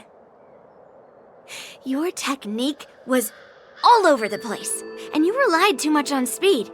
Is this really all the Cloud Knights of the Lawfu can muster? So disappointing. All you did was chop down a few monsters. Don't get carried away with yourself. Oh, well then I'll give you a chance. Defeat me or hand over all your swords. If you're trying to pick a fight, just ask, because I'm ready for ya.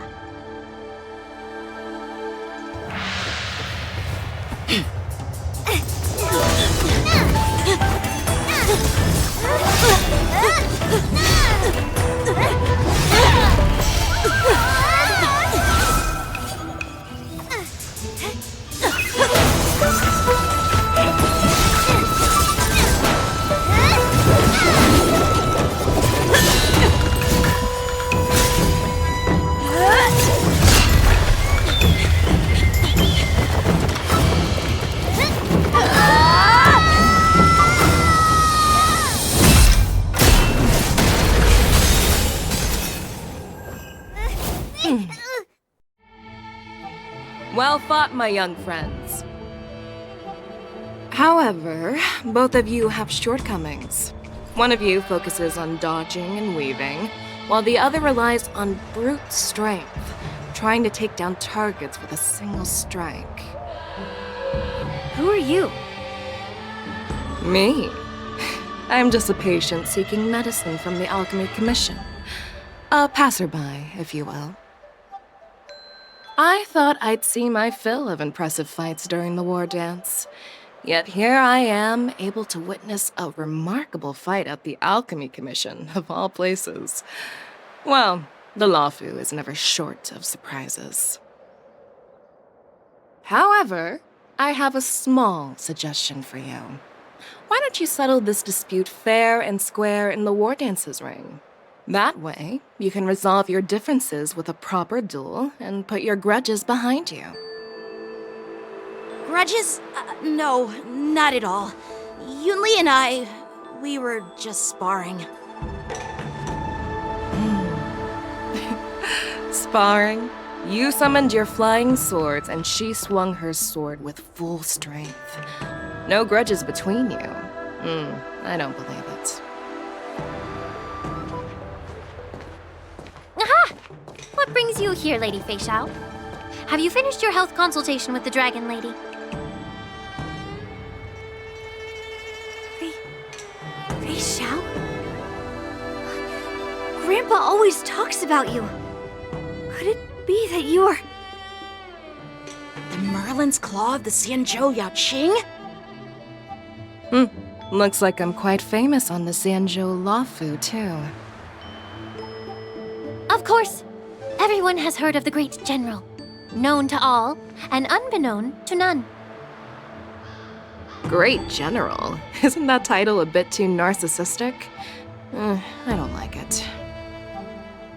Ooh, I heard there's a dozing general on the Lawfu, so I came up with a humble nickname for myself. The Lacking General. Lacking in worries, regrets, and rivals. Sounds much better, right? Yeah, that's a befitting title that sounds both humble and impressive. Now that the sparring session is over, Yanqing and Yunli, shouldn't you politely thank General Fei Xiao for her guidance and bury the hatchet? Here's your sword. Keep it safe. Or it might get taken away again. By the way, we haven't settled the score yet. I'll defeat you fair and square next time we fight. This is how she apologizes?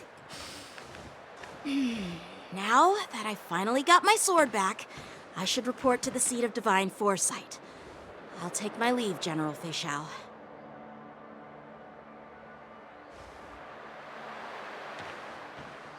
Oh, by the way, Miss Linksha, if you've got some free time, I'd like to invite you to the seat of divine foresight for a chat with General Jingyuan. I think there's more to those personal grudges you mentioned earlier.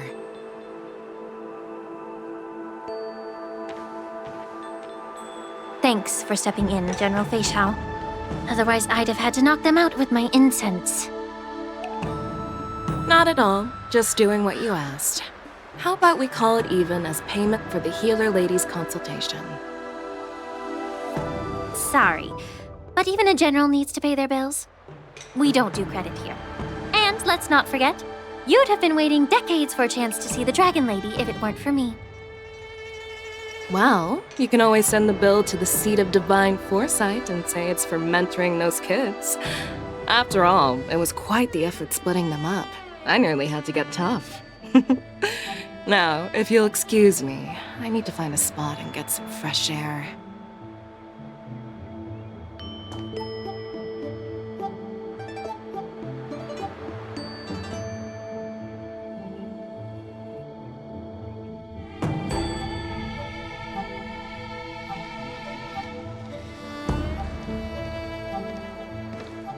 Back already? You've met with Jing Yuan and wandered around for a few hours. So, what do you think? It appears that the Divine Foresight is using this war dance as a show of strength to convince everyone that the Luofu is prospering after the Ambrosial Arbor crisis. But... I know you're going to say but, right? But the influx of people attending the war dance is like a breeding ground for disorder and rumors. One wrong move, and the Luofu could be in a world of chaos. The Cloud Knights on the streets remain vigilant, so at the very least, General Jing Yuan is aware of this. As for other matters, I'm unable to say. I'd prefer to be excused from future meetings with generals. I'm just a military healer. And now all of a sudden I'm thrust onto the center stage having cordial chats with two generals? My work doesn't lend itself to being in the limelight either. Just stop whining. At least you're in one piece, right? Before getting in touch with General Jing Yuan, I wanted to put aside my assumptions and see his momentum. That includes the overall bearing of the Cloud Knights on the street, what people are saying, and how those close to him behave. The might of an army dwells not within its pawns, but within the force of its collective momentum. Recognizing this fact reveals the true measure of power. Thanks for enlightening me, General. A perfectly clear statement turned confusing thanks to your translation. You've made me lose where I was now. Anyway, this is how I operate in battle, so you might as well get used to it. Are you treating General Jing Yuan as your enemy? The longest-serving general of the Xianzhou Luofu. Do you think he'd have only a few enemies?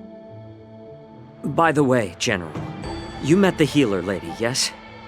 Could you show me the medicine she prescribed you? Well, the healer lady couldn't do anything about my condition. She just told me to enjoy some tasty food. So not even the famed healer lady could help?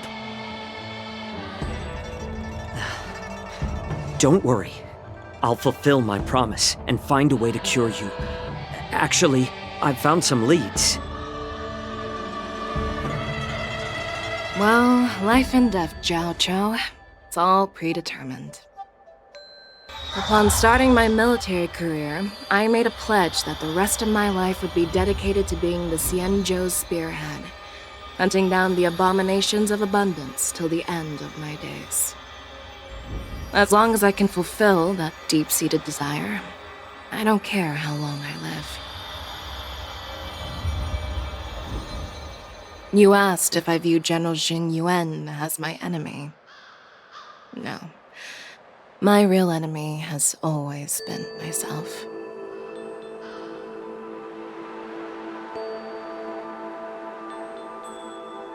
Enjoy some tasty food. So, what's for dinner tonight?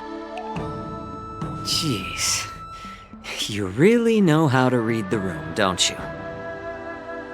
You guys figure it out for yourselves.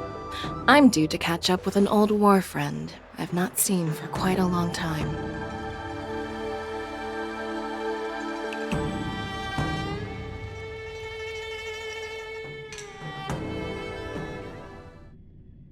Hey! Was that the Yaoqing general who just dropped in out of nowhere? Oh, she's so awesome! I mean, when Yunli swung that massive sword, she just casually blocked her attack with ease. Mine too. Yeah. But to go up against Yunli is quite impressive, you know?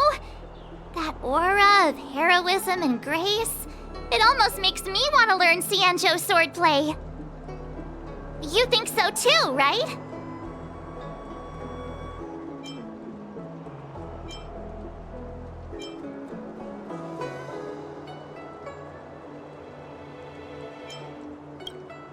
I agree. General Fei Xiao is indeed impressive. I was talking about Yanqing, actually. Thanks for the kind words, Miss March. The war dance is coming up, and I've been chosen to represent the Cloud Knights in the ceremony. I've had my fair share of defeats lately, and even though I know there are always more skilled swordmasters out there, seeing General Fei Xiao's skills today has made me feel a bit uneasy again. Don't underestimate yourself. After all, generals won't fight in the ring during the war dance. Just remember the state of mind you had when you single-handedly took on me and Blade, putting life and death aside. With that mindset, you can prevail against most challengers. I see. Thanks for the advice, Master Danheng. By the way, now that today's events are over, General Jing Yuan wants to invite all of you to the Seat of Divine Foresight. He has something important to discuss. I bet it's about how to deal with the generals from the Yao Qing and the Zhu Ming. I really don't want to get caught up in grown-up games so soon. I just hope Generals Fei Xiao and Huaiyan can see the truth. We don't need any more chaos on the Luofu before the war dance.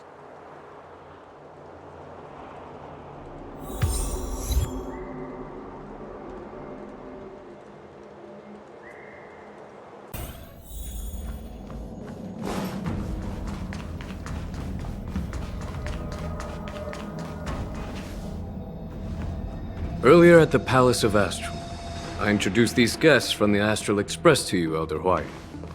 But with all the people around, we only exchanged pleasantries. Now, I'd like to officially introduce them to you. These three braved great dangers, accompanying me to perilous places, defeating the chief culprit Vantilia, and uncovering the conspiracies of the disciples of Sanctus Medicus. If you wish to know more, please, feel free to ask us. Well, I skimmed through the reports about the Arbor's rebirth from the Master Diviner Hu Xuan. She's been summoned to the Yu Chui for questioning. There are a lot of doubts within the Alliance about this whole situation. But despite all that, I believe in you. Since you joined the ranks, you have repeatedly achieved remarkable feats. After the High Cloud Quintet each went their separate ways, despite the many criticisms within the Alliance, the Marshal still stood firm against the dissenting voices and entrusted the Luofu to you. Over the years, you've served the Alliance with loyalty and wisdom. You've taken down abominations in Thalassa, rescued the Xianzhou Yu Chui from a siege, and destroyed the demonic planet summoned by the denizens of abundance. I still remember those battles vividly. There are fools who doubt your loyalty. They're happy to see the divine foresight fail because it gives them some kind of sick satisfaction. They haven't achieved anything of their own, so they feed off the failures of others. But I've seen enough failures in my time, and I want to believe that your loyalty has never wavered.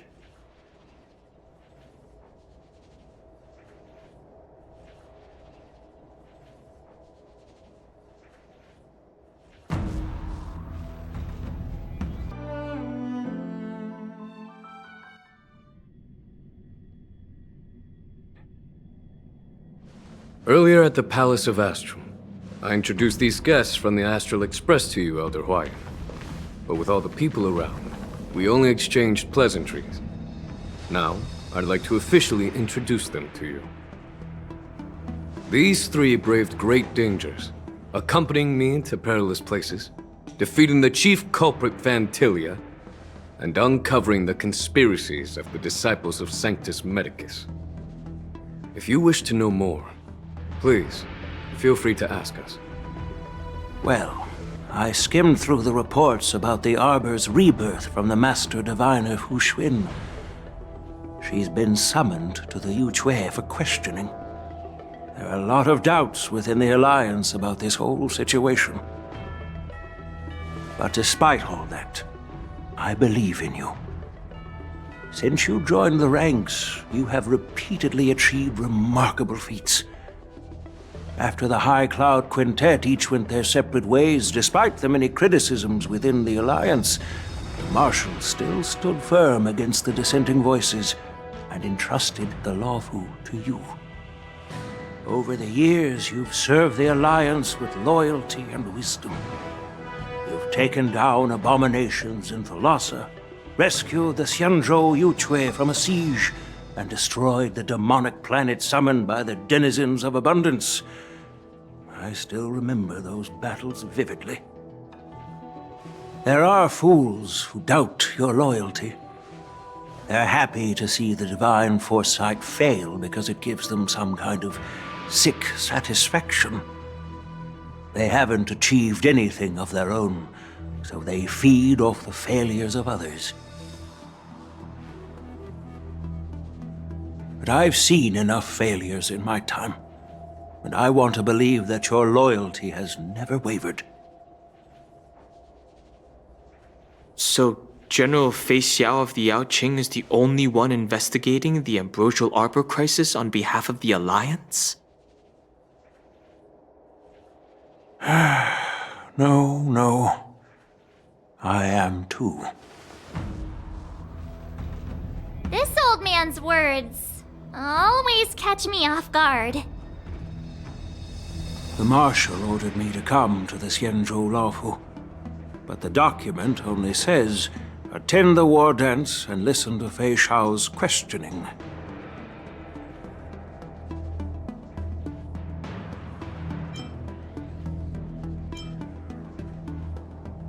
The Marshal is well aware of Jing Yuan's purpose in holding the ceremony and understands the situation he is facing. She mentioned it because she believes both issues are important. Thanks for your kindness and sincerity, Elder Huayan. But is it appropriate to tell everyone here about the Marshal's orders?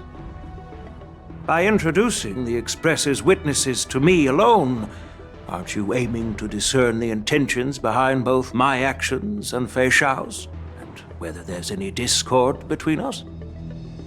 Well, since I'm being open and honest with you, I encourage you young folk to do the same.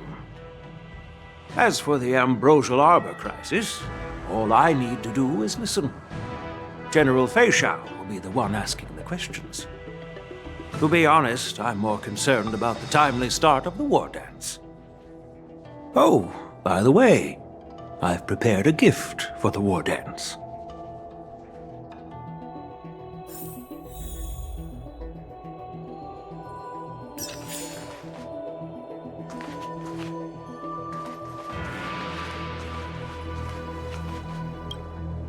Yes, it's this case right here.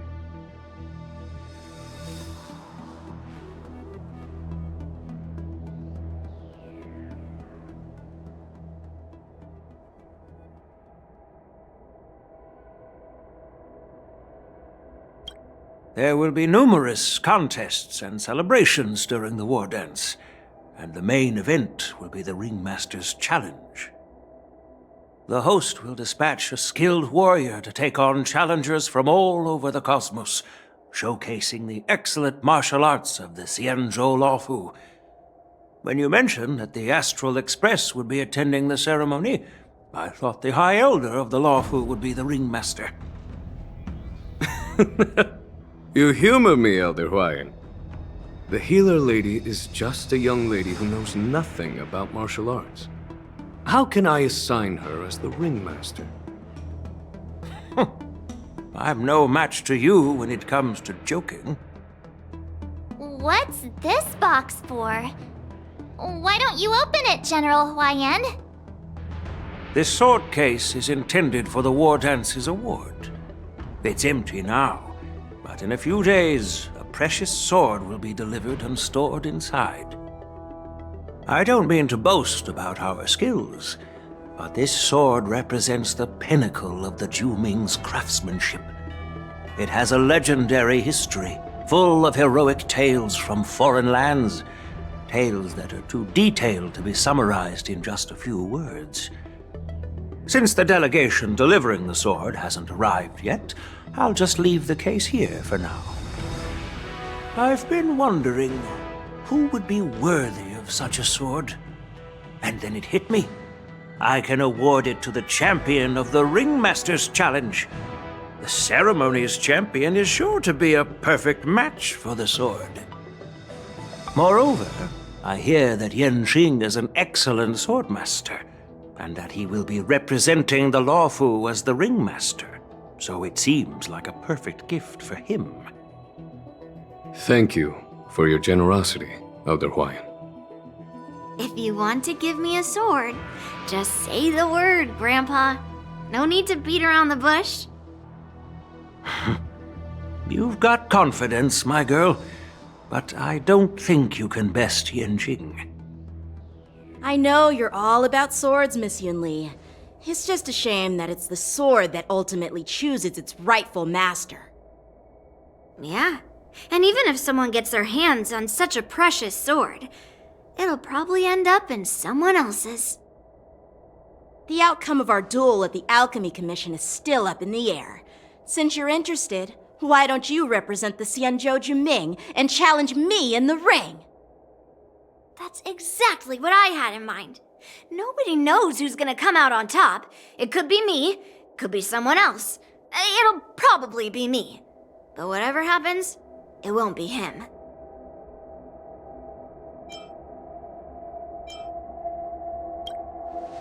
Not to be rude or anything, we've been watching their drama. I'm dying to find out who beats who. Quiet down. We have other guests here. I've prepared this sword to add some excitement to the ceremony, not to have you two squabble. It's not a good look for the Alliance. While you both seem confident that you'll win, you need to remember there can only be one winner and one loser in the ring, which could lead to hard feelings. Actually, I have an idea. We don't know who the winner will be, and it might not be either of you. But if you're eyeing that prize, you'll need to work together. I want you to take on an apprentice who will take part in the war dance and win at least one match. How does that make sense? In my humble opinion, while a Cloud Knight is commendable by securing victories, it's even more so to pass on your skills and spread the way of swordplay. I'd be greatly pleased if this apprentice could represent the Express in the war dance by displaying their Cloud Knight flair and prowess.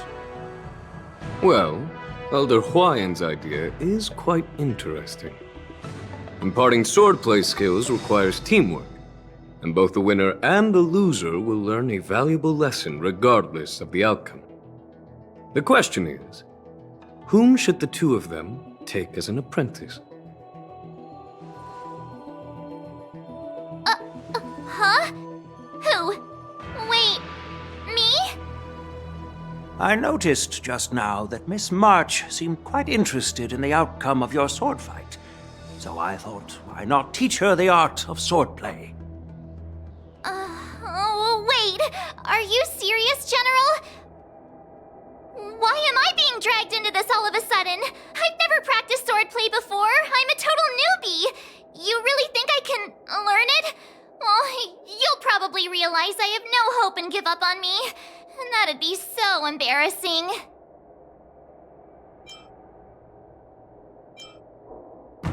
Isn't this a perfect chance for you? I remember you mentioning that you wanted to learn some sword moves. Yeah, I did say that. But this is all happening so quickly, don't you think? Miss March is like a piece of jade in the rough, just waiting to be shaped. The war dance is the perfect opportunity to see what heights she can reach. I appreciate your kind words, General Huayan. But won't teaching me swordplay be a waste of Yanqing and Yunli's time? They should be preparing for the ceremony. Plus, I heard that each swordmaster has their own special moves. What if they let something slip while teaching me? If everyone knows each other's tactics, won't that make it hard to catch people off guard during the war dance? That's considerate of you, March 7th. Don't worry. It'll take you at least a decade of hard training before you can even start learning special moves. No need to freak out. A few Juming swordplay tricks will mean you'll be more than equipped. Really? Looks like March's curiosity has been piqued. The whole point is to know each other's moves. Defeating your opponent in just one move? How boring would that be? Plus, what really decides a swordsman's fate isn't some special move. It's the solid fundamentals. So Miss Yunli has already agreed. What do you say, Yang Qing? General, I haven't graduated yet. How can I be qualified to teach swordplay to others? So you're admitting your defeat, huh? If you're not even confident to teach, why don't you let me be the ringmaster instead? Yang Qing, teaching an apprentice is also a way of honing your own skills and gaining insights. You've been an apprentice for years. It's about time you looked at swordplay from another perspective. I see, General. Then count me in. Now that Yang Qing has agreed too, it all comes down to Miss March giving her nod. It's up to you to make the final decision, March.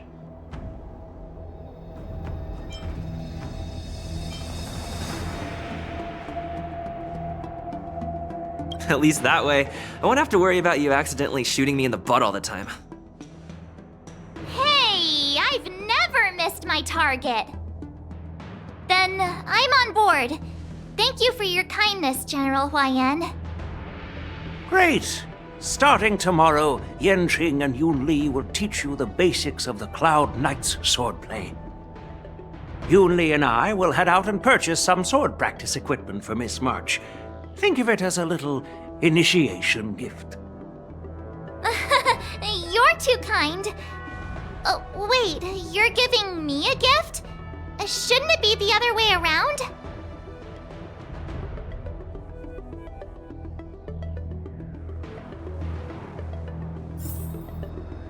General Huaiyan's gone.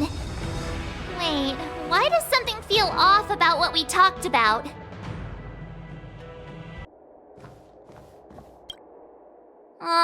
I think we strayed off topic. How did things even get to this point? Yeah, I brought you here because the General said he had some important matters to discuss. But how in the world did Yunli and I suddenly become Miss March's swordplay mentors? Because General Huaiyan wants us to stick around on the Luofu for some time.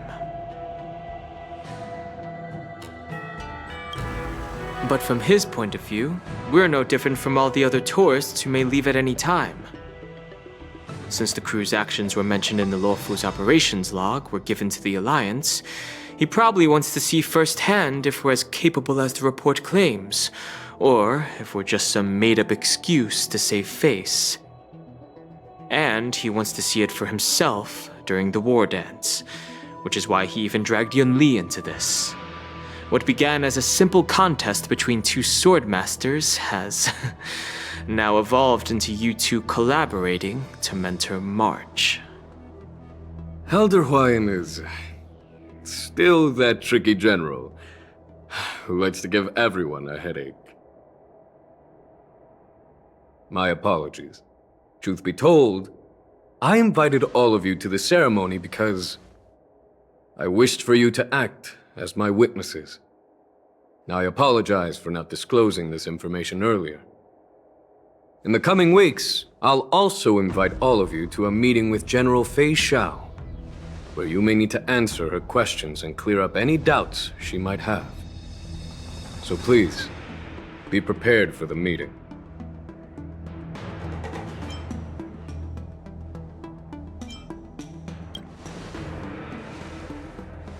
Don't worry, General. No matter what happens, I'm prepared to stay here as the Express's witness and answer any questions. Thank you, everyone. General, I know there isn't much I can do to share your burden, but as the Lawfu Ringmaster, I won't let anyone defeat me in the war dance. I know.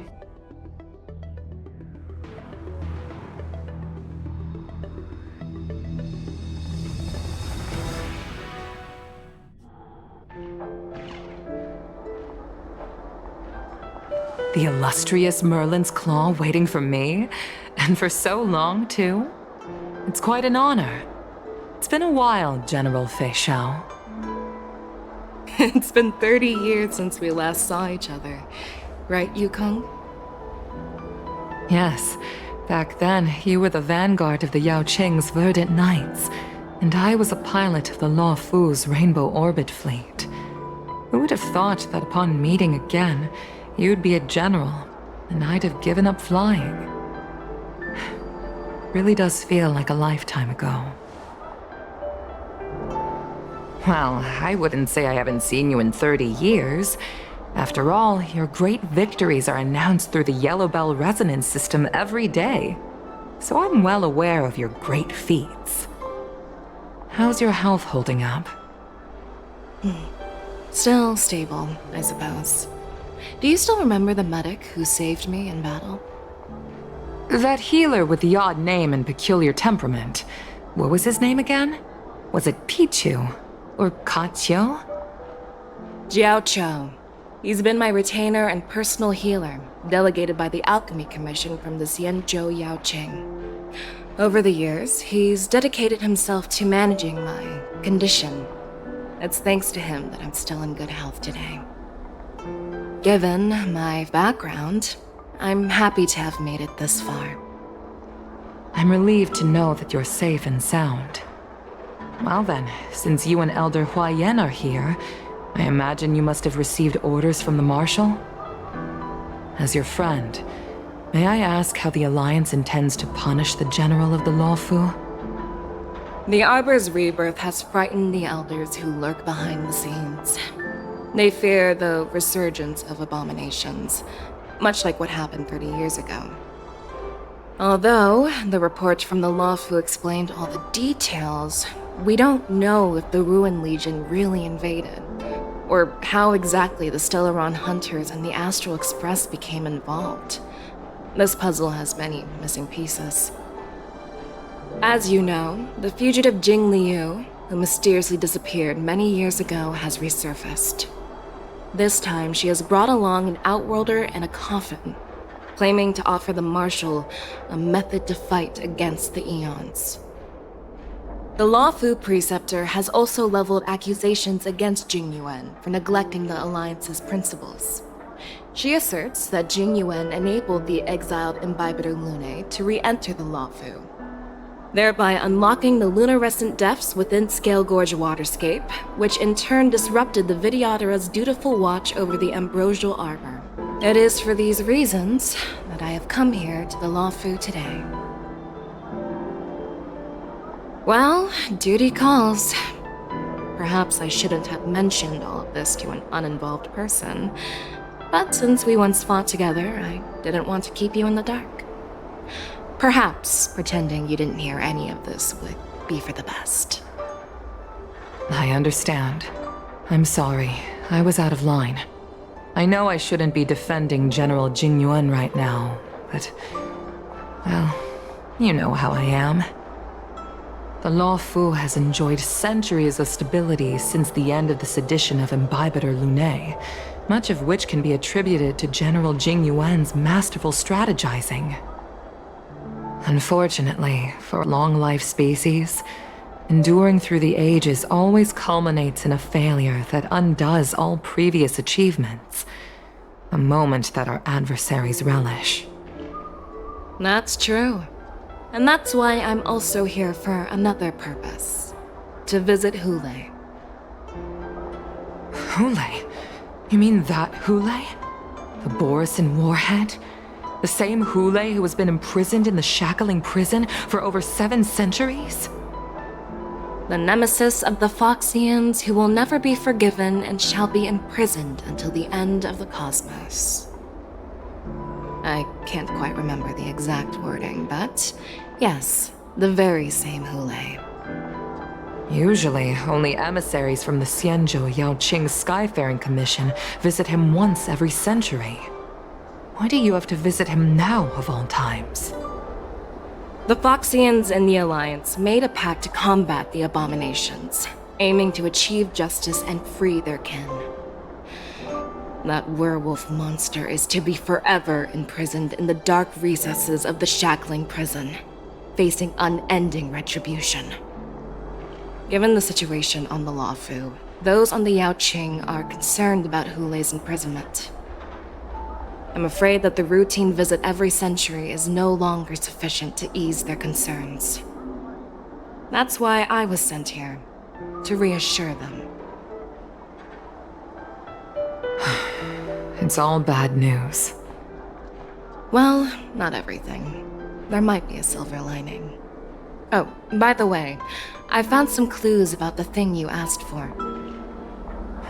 Tell me more. The Verdant Knights followed the route you mentioned and discovered the wreckage of the Whistling Flame ship. Unfortunately, there were no survivors and no cargo. However, someone had already been on the scene before we arrived. Our people? Or someone from the IPC? No, neither. Yukong, have you heard of a person named Ron May?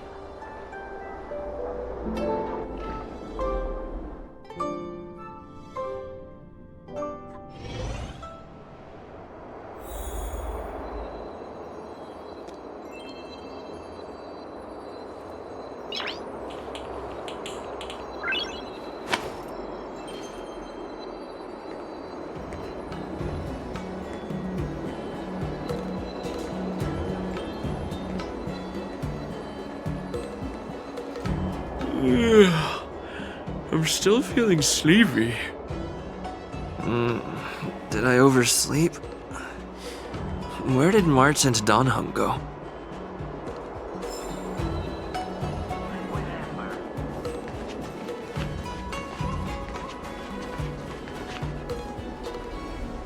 There you are!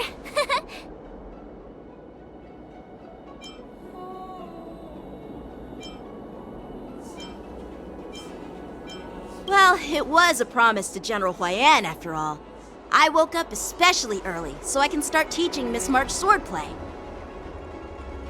Hey, why are you blushing, Master Yanqing? This is, the first time someone has called me Master. I need to, get used to it. Let me make it clear.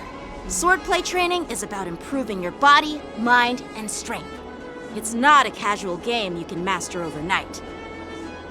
I promised General Huayan that I'd teach you Cloud Knight swordplay, so you can participate in the war dance and defeat at least one opponent. I'll do my best, but if you break your master's rules... Fine. A promise is a promise. Since I promised to study hard, I'll do my best starting today. Great! That's the spirit. March is in your hands now, Yanqing. Don't be too easy on her. Donhung, do you even have a heart? Did you lose it somewhere? By the way, where's Yunli?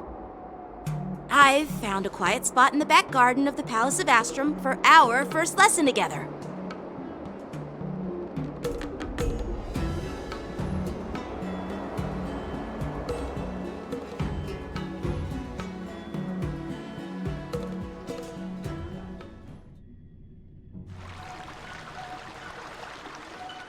Seriously? It's the first day, and you two are already late? Why is everyone on the Luofu so laid back? So disappointing. Master Yunli, you're already here. Sorry for keeping you waiting. Oh, wait! Were you trying to teach her in secret? That's sneaky. I'm just showing you what Luofu etiquette is all about. She might be my apprentice, but it's customary for the master to personally escort their apprentice to the place of learning. As the host, I'll be teaching Miss March the essence of Luofu's swordplay, after which she'll emerge victorious in the war dance ring. You won't be complaining about Luofu's swordplay then. Stand aside, rookie. Let me show you how we Zhuming swordmasters treat their apprentices. Quickly, over here, Miss March. This is a reverse mentorship gift from me to you. I hope you put it to good use. What's this? Xianzhou clothing? It's so beautiful! Sword practice requires precise movements. This outfit is tailored to fit perfectly and allows for smooth movements. I even added some small accessories. I put a lot of thought into it. You're awesome, Master Yunli! See? See? How can you compete with me? I'll teach March 7th the essence of Zhuming swordplay so she can win the contest with my sword skills. Actually, I've prepared something too. Huh? You have a gift for me too, Master Yanqing? Since you want to learn swordplay, Miss March, you'll need suitable weapons. So, I went out of my way to prepare a pair of swords overnight. Unfortunately, I didn't have time to ask the craftsman to customize the swords for you. But I did my best to choose ones that look nice and are suitable for a beginner. I hope you like them, Miss March. Thank you, Master Yanqing! Bet you didn't see that one coming, did you, Yunli? The real competition is just getting started. I'm so lucky to have two great masters. But why does it feel like things are getting a bit weird?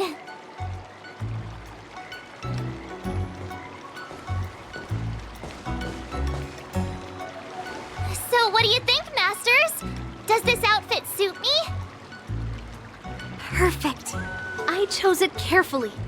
It's perfect for beautiful young swordswomen like you and me. All right, let's get started with the training. The person next to me is a Cloud Knight instructor I've brought in. For your first lesson, try exchanging a couple of moves with him. Wait.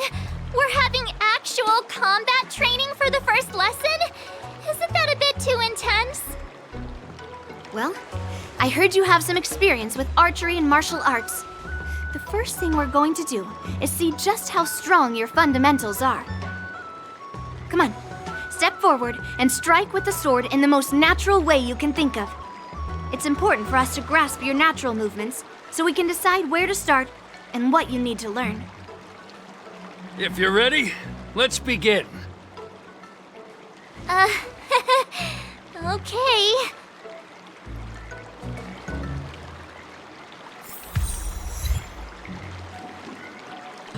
Well, I heard you have some experience with art. Come on, step forward.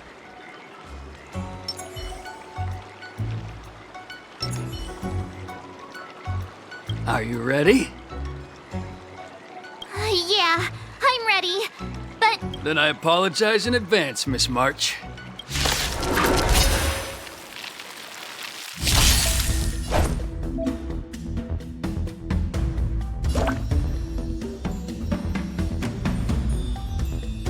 please have some tea. Pay close attention, Miss March.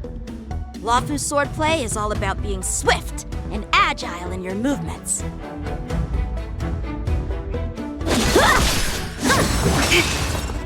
Yes, you! Right on time. Ignore him. Strength is everything. Strike! Yes, You like this? Well done! How many can you block? Strike with heart! Melt! Descend to earth! I'm starting to get the hang of it. Practice is over. Swords descend!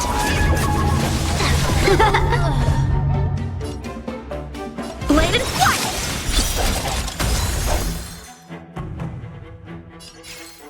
Yeah! Oh, I get it!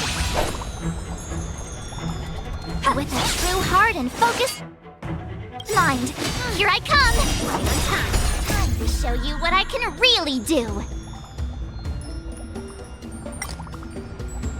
Azure Dragon, White Tiger, eating less cards. Watch this! What are you mumbling about? Isn't this sword technique? Shouldn't I be saying something cool? Strike with heart!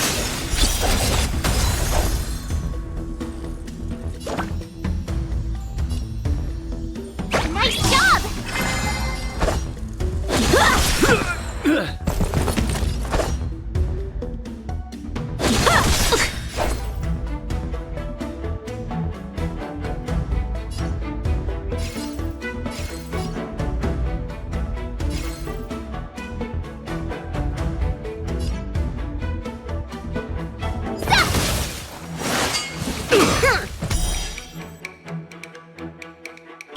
Yes, you! Leap through clouds! Strike! Awesome! All right, check out this move! Time for swordplay!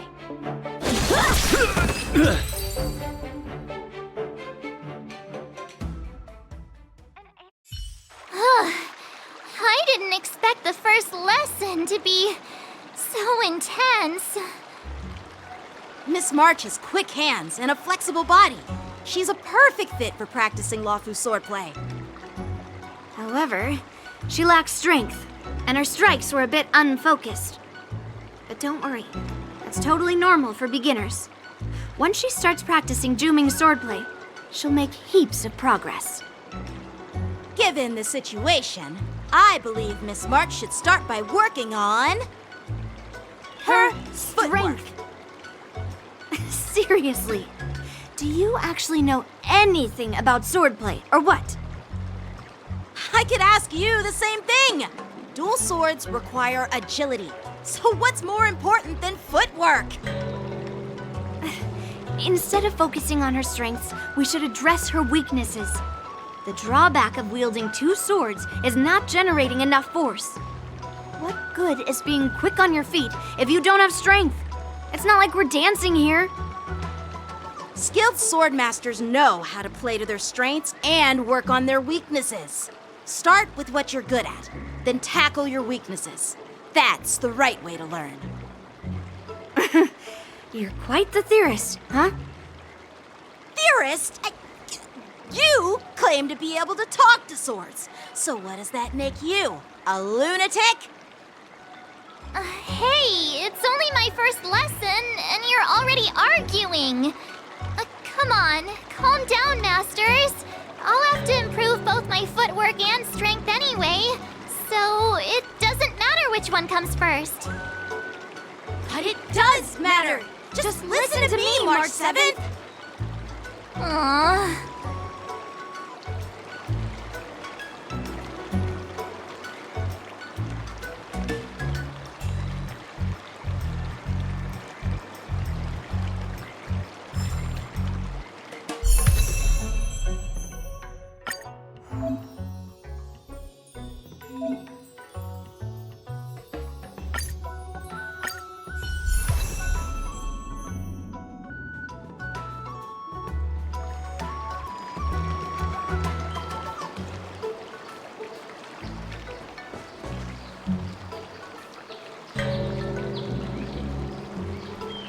Dear Himeko, Mr. Yang, and Pom Pom, we're all good here on the Xianzhou Lafu, so no need to worry. By the way, how's your trip going? As for me, I've somehow become the apprentice to 2 Cloud Knight sword masters, and I've been honing my sword skills with their guidance. One of them is Yanqing, the boy we've all met before. The other is Yunli, the granddaughter of General Hua Yan from the Xianzhou Juming. Both masters are super strict, giving me a real taste of how hard sword training can be. I tried to drag him into this, but he refused. Then I tried to rope Dan Heng in, but Master Yanqing wouldn't have it. Still, I didn't let the difficulty get to me. In just a few weeks, my sword skills have improved a lot. Both my masters think I have unique talents in swordplay, and are literally fighting each other to teach me their skills. Thanks to their guidance, I've actually made some progress. When I get back to the Express, I'll definitely show off my skills and impress you all. Looking forward to your reply.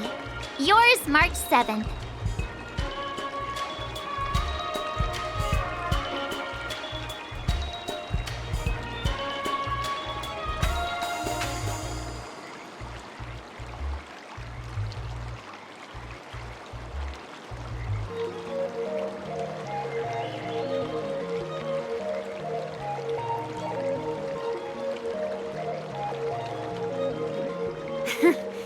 Well done! Let's call it a day.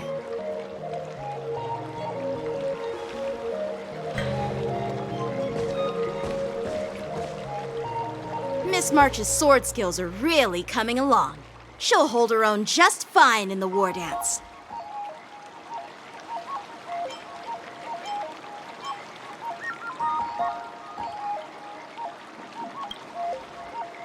Just you wait and see. I'll show off my skills in the ring and win a match. I'll make both of you proud. Can you believe it? March 7th has actually become a pretty decent swordmaster in such a short time. Now I understand why Grandpa always had a grin on his face while training me. Are you sure he wasn't laughing at you? Oh, shut up! It's all thanks to your amazing guidance, Masters. Miss March, you're really getting the hang of wielding dual swords. If you're keen on advancing, trying out different Xianzhou blades can improve your touch. Let me see. Which sword is the most powerful? Single sword? Great sword? Or maybe a flying sword? There's no such thing as the most powerful sword. It's all about the skill of the swordmaster. Yanqing wields several flying swords, while I only wield one. But remember how I kicked his butt at the Alchemy Commission? First, you didn't kick my butt. Second, you'll never kick my butt. Third, how about we settle this right now and see who kicks whose butt? Yeah, I'm up for that. And if I kick your butt, you'll drop out of the war dance. Deal? Why are you two arguing again? I thought things had been improving between you lately. There was talk that the leading disciples of the Luofu and Juming generals were supposed to face off in the war dance, but for some reason, they suddenly teamed up to train an apprentice of their own. Turns out, the rumors are true.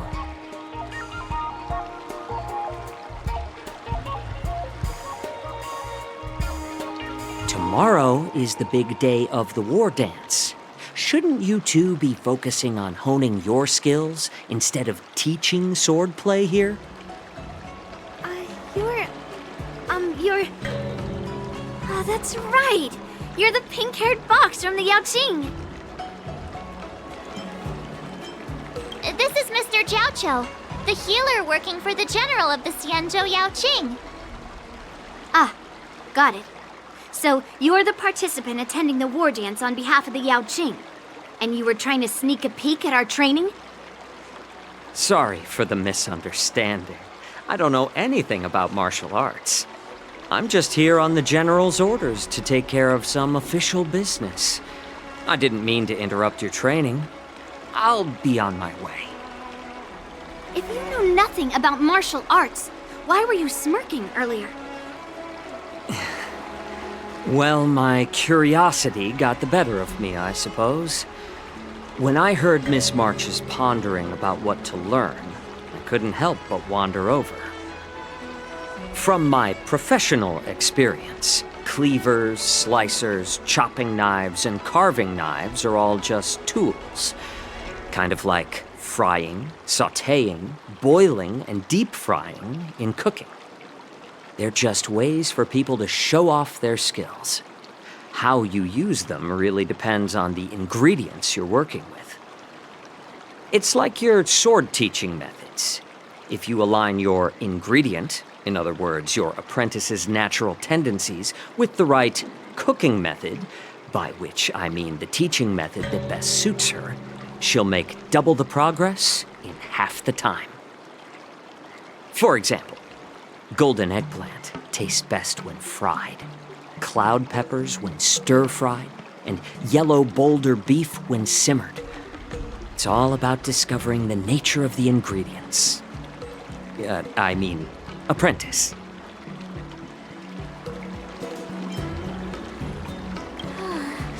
All this talk about food is making me hungry. Are you a healer? Why are you talking about food? Well, it's just a metaphor. The medicinal school I follow on the Xianzhou Yaoqing is called the Ranja School, that specializes in food therapy. So it's only natural that I know a thing or two about cooking. So, you're the General's cook? I'm a healer. But anyway, a cook who isn't interested in health doesn't make for a good advisor. Fine. Call me a cook if you want.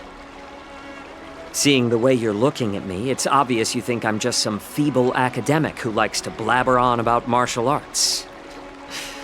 But, in reality, I know a thing or two about killing. After all, the art of healing inherently encompasses both life and death.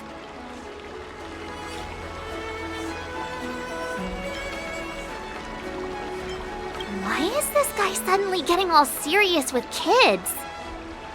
Do you recognize this bottle of medicine in my hand? No. This is called tumble dust, an extract from an exotic flower named Yabra. Is it poison? Well, it depends on how it's used. With just one drop, it's able to numb a patient's body during surgery, making them painless throughout the entire process. However, increase the dose or the potency, and it'll slow the metabolism, making the blood thin and resulting in the loss of all senses.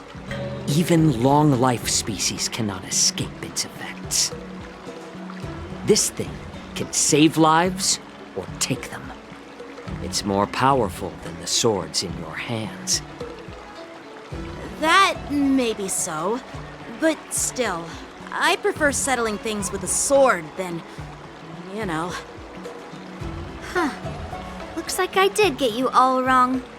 You're not a feeble scholar, but a sinister and despicable one. Hey, why the insults all of a sudden? I'm just sharing some medical knowledge here, not persuading you to poison anyone. Seems like you get real excited when talking about poison. I can't tell if that's an honorable thing or sinister. Picture this. 2 individuals. The one standing is full of malice. The other lying down is honorable and righteous. How can the one who's lying down label the one standing as sinister?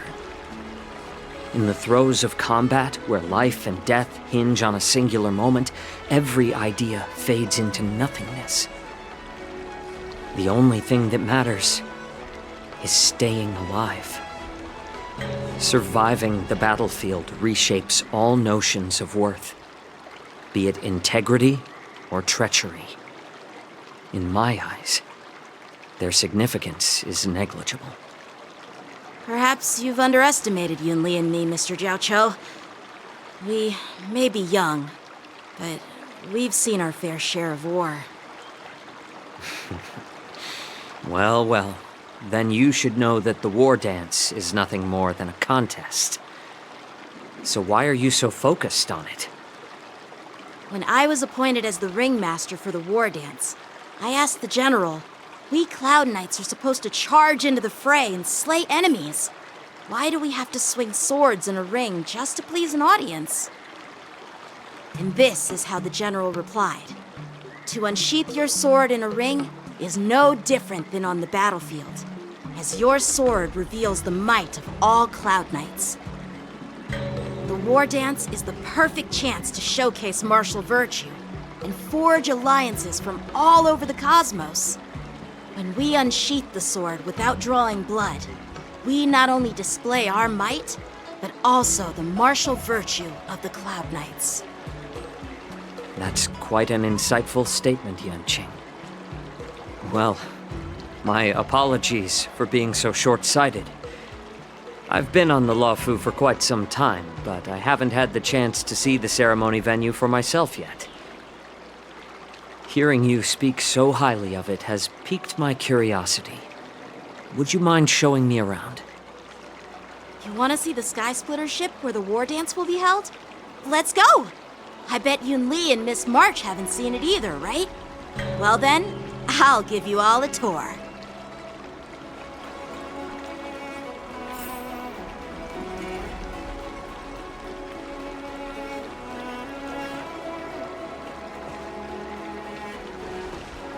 Surviving the battlefield reshapes all notions of worth, be it integrity or treachery.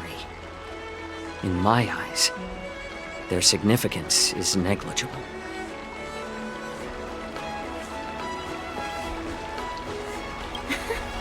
Can you believe it? March 7th has actually become a pretty decent swordmaster in such a short time. Now I understand why Grandpa always had a grin on his face while training me. Let's go. I'll give you a tour of the Sky Splitter.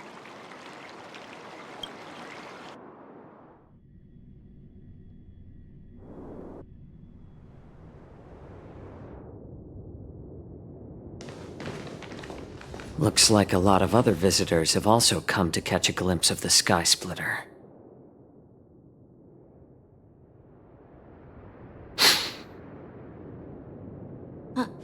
What's up, Mr. Jiaoqiu? No, it's nothing.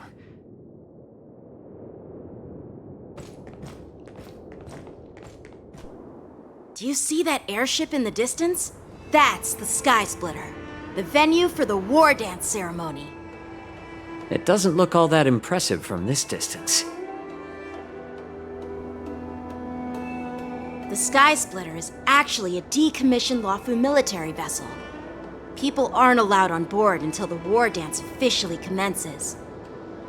Tomorrow, when the bell rings and the ceremonial cannons roar, I'll be there representing the Cloud Knights of the Xianzhou Luofu, standing in the ring, ready to take on challengers from all over the cosmos. Since I was a kid, I've been training in swordplay and the art of war under the general. Every day, I'd swing my sword 10,000 times, and then thrust it 10,000 times, repeating the process over and over. I understand that I'm not like other kids. I never envied the toys and freedom they all had. I never found sword practice boring or hard. Even in the thick of battle, facing down savage abominations, I never felt scared. Each day, I could feel myself getting stronger and stronger, and I racked up countless victories. It's the best feeling in the world. then, I faced a really tough opponent. And just one slash shattered my confidence into 1,000 pieces. That's when I felt true fear for the first time. Maybe that's what Mr. Jiao Cho meant by life and death hinge on a singular moment. Every idea fades into nothingness. After that, I had to pick up the pieces and try to put myself back together. But no matter how hard I tried, I couldn't seem to find my old happy self again. I often ask myself, why do I wield my sword? If defeat is inevitable, why do I continue to fight?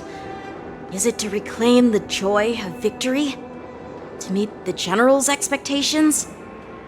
Or to secure my honor among the Cloud Knights? While the General could teach me the art of swordplay, he couldn't teach me why I should keep on going. He said the reason must come from within myself. I've been struggling to find that reason. But after talking with you, Mr. Jiao Cho, I think I already have that reason in mind. As a member of the Cloud Knights and the General's apprentice, I've had a weight on my shoulders. And I know there's still more to shoulder. But when I wield my sword, it feels like I'm letting go of everything. I love the feeling of giving it my all, facing any obstacle in front of me, pressing forward. That's why I wield my sword. Oh, Yanqing. So young, yet so grown up. By the way, how old are you exactly? Age doesn't really matter. All swordmasters will understand how I feel. I get it. Looks like all the kids on the Luofu live tough lives. So, how about you, Miss Yunli? It's not polite to ask a girl her age, no matter which Xianzhou ship you're on. I'm not asking your age. I'm asking if you have a dream like Yanqing has. You don't talk like a cook. You sound more like a TV host or something. Need I repeat myself again? I'm a healer. Well, I don't have a dream like Yanqing does. The only reason I'm participating in the Ringmaster's Challenge is because I made a promise to my grandfather that I'd win the precious sword he's contributed to the war dance. Sounds like that mind of yours is just filled with swords. I bet you've got nothing better on your mind. My father was a craftsman on the Xianzhou Juming. Because of his foolishness, many innocent people fell victim to the cursed swords he forged. Since I was a kid, it's been clear to me that not everyone deserves to have a weapon in their hands. Giving them a sword is no different than being cruel to the innocent. So, whenever I come across someone unworthy of a sword, I can't help but want to take it away from them. Given that Yanqing is the war dance ringmaster, I'm stepping up to challenge him. To ensure the precious sword doesn't fall into the hands of an unworthy master. Hey, what do you mean by an unworthy master? I see. It's not easy for kids on the Juming either. Well, it's better to have a reason for wielding a sword than to be lost and confused. I've saved countless Cloud Knights in my life, and there are plenty of exceptional warriors, just like the two of you. What happened, Mr. Jiao Cho? Oh, nothing. I was just reminded of some old friends and old tales. Judging from my professional perspective as a healer, both of you possess remarkable vitality. Your energies flow like raging fires and mighty gales. The upcoming fight will definitely be impressive. Well, we've seen the Sky Splitter and toured the Stargazer Navalia. I guess it's time to say goodbye for now. What? You're leaving already? But you haven't asked me about my dreams. I've been working hard too, you know. It's getting late, Miss March. Unlike you lot, I'm a grown-up bound by responsibilities and duties. The tasks entrusted to me by the General won't complete themselves. By the way, Yanqing, is it normal to have so many people wandering around in an automated area like the Stargazer Navalia? Actually, this is a restricted area. But since you're all guests, I made an exception, so you could take a look around. I understand. Well, I'll take my leave. I wish you both the best of luck in the ring tomorrow.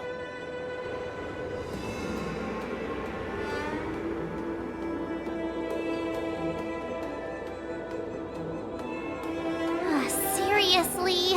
I just spent so much time thinking about my dream, but he didn't even ask me. Now that we're done with our tour of the Sky Splitter, shall we continue with our training? Why don't we take a day off? What? You want to secretly practice swordplay by yourself? Dream on. You know cramming before a fight never works out. For some reason, seeing the Sky Splitter has boosted my confidence. So, I've decided to conserve my strength for tomorrow. Alright, I'll take you out of the Stargazer Navalia.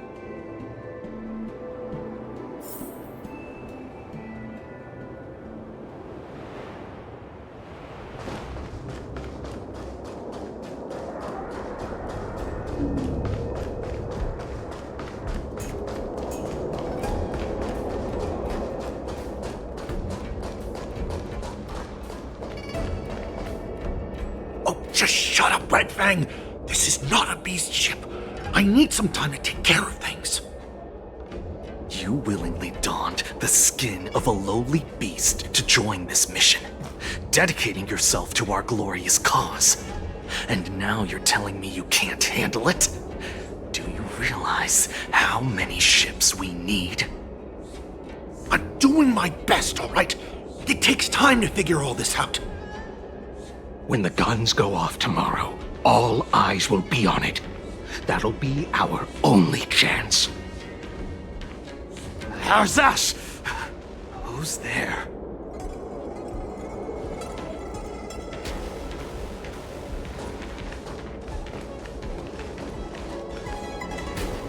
Who are you guys?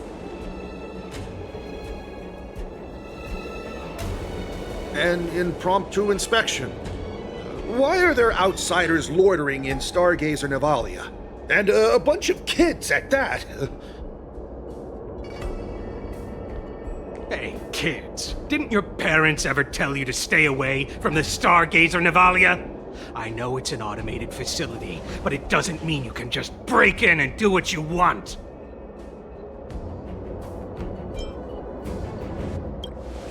First of all, I'm an adult. Second, I didn't just break in. Yeah, we flew here on a starskiff. Like, whoosh! Well, I'm not trying to tell you off, but this place is off limits to the public, you know? Big sis, let's go. I want to play in Everhunt Plains.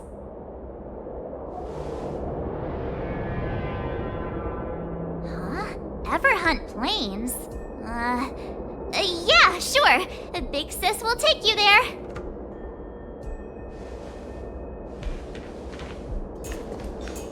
Shuha!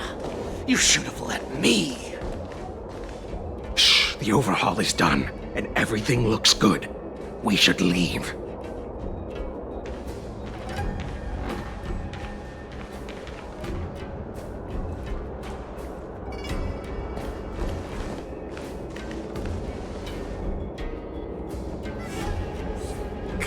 repeat what you just said, Yanqing? What did I say? Big sis, let's go. I want to play in Everhorn Plains. Come on. Can't you read the room? Something is definitely off about the 3 people we just met. Yeah, anyone could see that. I just wanted to hear you say it again. That pink-haired fox tried to say something. I'm pretty sure he sensed something fishy. Since he's not familiar with this place, he just dropped us a hint. But you didn't seem to be paying attention at all. I knew that from the beginning.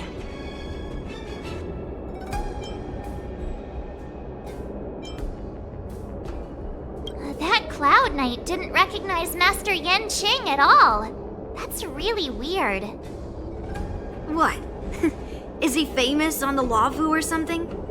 Not even the Cloud Knights on the Juming, who all know my glorious name, might recognize my face. You have a point. A Cloud Knight, a member from the Skyfaring Commission, and a craftsman. They're from various departments, and the reason for the overhaul seems legit. But one of them blurted out some weird language just now. Did you hear that? I have a feeling that if we secretly tail them, we'll definitely catch these guys in the act. Follow my lead, and be careful not to blow our cover.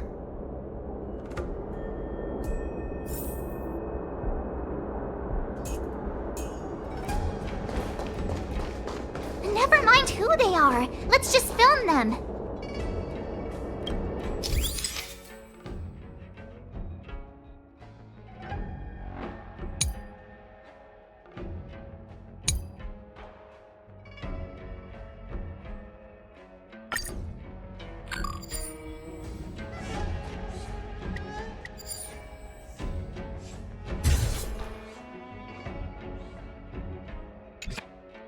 We should have just killed those lowly beasts.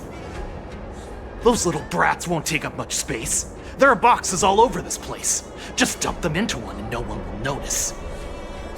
Cut the theatrics, Grulok. Even the slightest slip-up could interfere with Lord Moktok's plans. So where are we heading next? To check the freight skiffs. We've got a lot of preparations to do. Also, don't forget to take those crates with you. Weapons, supplies. We've got to be well prepared. Otherwise, we're screwed. So, are they smugglers? What exactly are they up to? I have no clue, but they seem to be moving those crates. I've got an idea. We can hide inside the crates and follow them.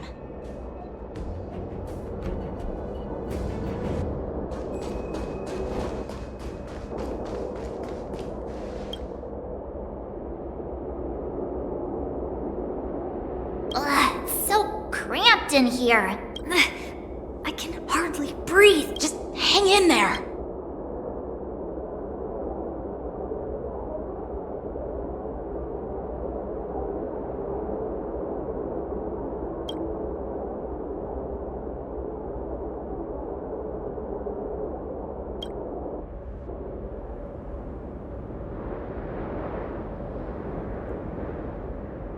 Let's just put the cargo here for now, all right? Then we'll move on to inspect the ships. Lord Moktok said that as soon as we're done, we're to board the freight skiff and leave this place. Don't worry, I've changed the shipping schedule. You two, come with me. Is it just me? I keep smelling that stench of lowly beasts everywhere we go. Don't be so paranoid.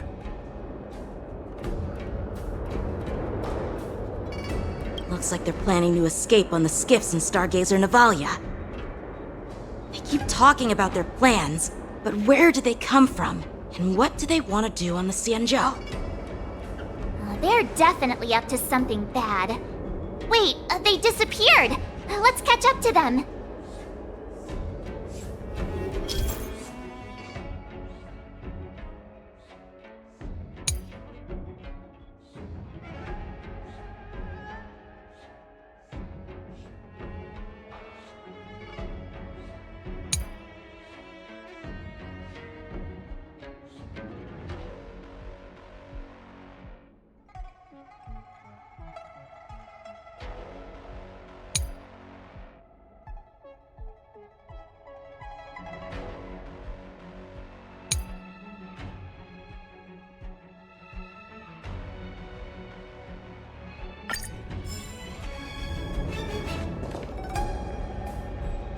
Tread softly, breathe quietly, and make sure to keep an eye on them.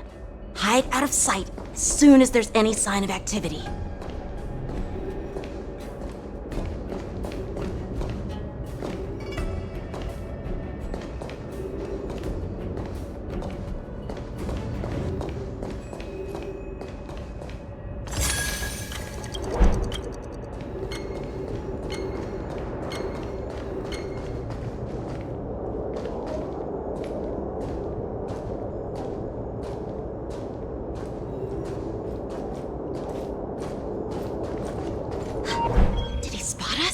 Quickly, hide!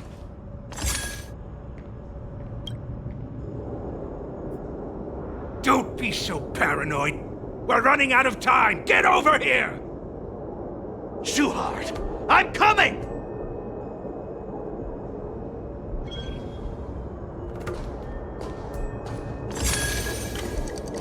They're leaving. We should catch up to them. Quickly!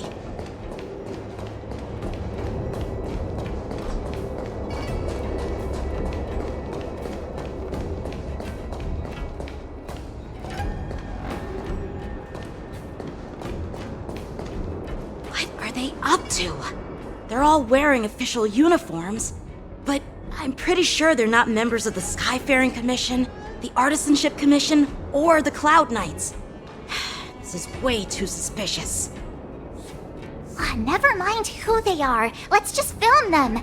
That way, if they do anything bad, we'll have solid evidence against them.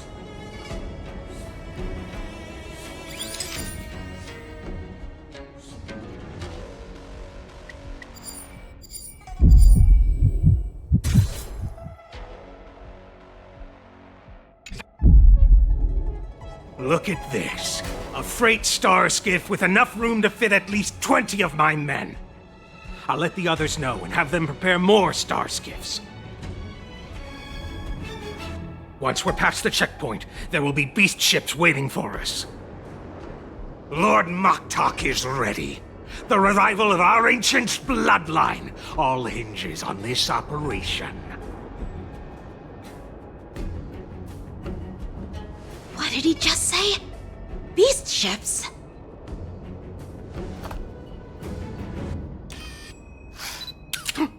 Who's there? It's those brats! I told you to get rid of them, but you didn't listen, you idiot!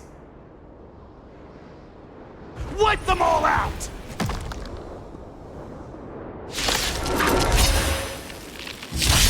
Force it to take 10 of you! Adusa! Die, you lowly beast! Until everything burns to ashes!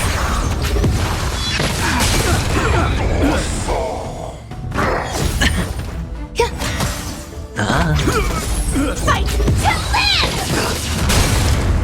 live! Existence is unity. It's on me. Bust. Or maybe I'll take it all!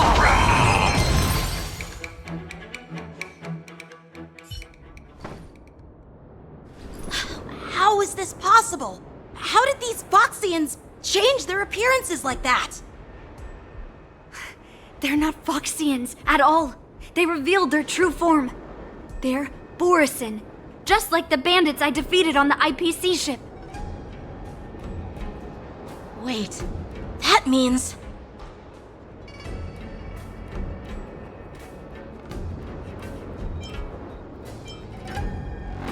Well, how did the Borisin manage to infiltrate the Cienjo? It's not just a simple disguise of wearing our clothing and shaving their whiskers. They're somehow able to alter their appearance to be indistinguishable from Foxians. They even have official IDs for the Skyfaring Commission, the Artisanship Commission, and even the Cloud Knights? Let me check this fake Cloud Knight's tag. Maybe it'll give us some clues. Lujun, an officer of the Patrol Defense Squad? Wait! What's the matter? I encountered a patrol officer named Lujun before. It was a few weeks ago, when we were transporting the Borisin prisoners. can forge official identities and move around the Xianzhou without raising suspicion. Oh no, this is bad. Even worse. If you find one cockroach on the Express, it usually means... There are more Borisin hiding on the Xianzhou. I bet their plan is much bigger than just stealing information. We've got to report this to the Seat of Divine Foresight.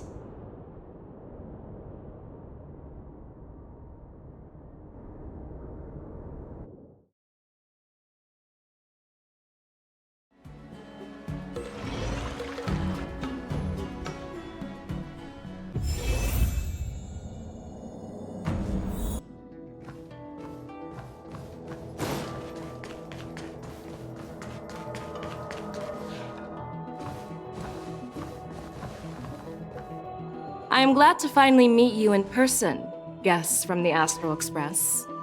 I'm Fei Xiao, the general of the Xianzhou Yaoqing.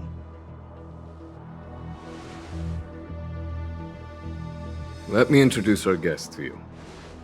The one dressed in green.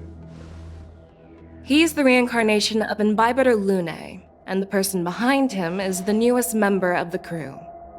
I've heard a lot about you. Outside the reports from the Luofu, the Skyfaring Commission of the Yaoqing has also gathered plenty of information about both of you. I've been eager to meet you face to face for reasons that I'm sure General Jing Yuan has explained, right?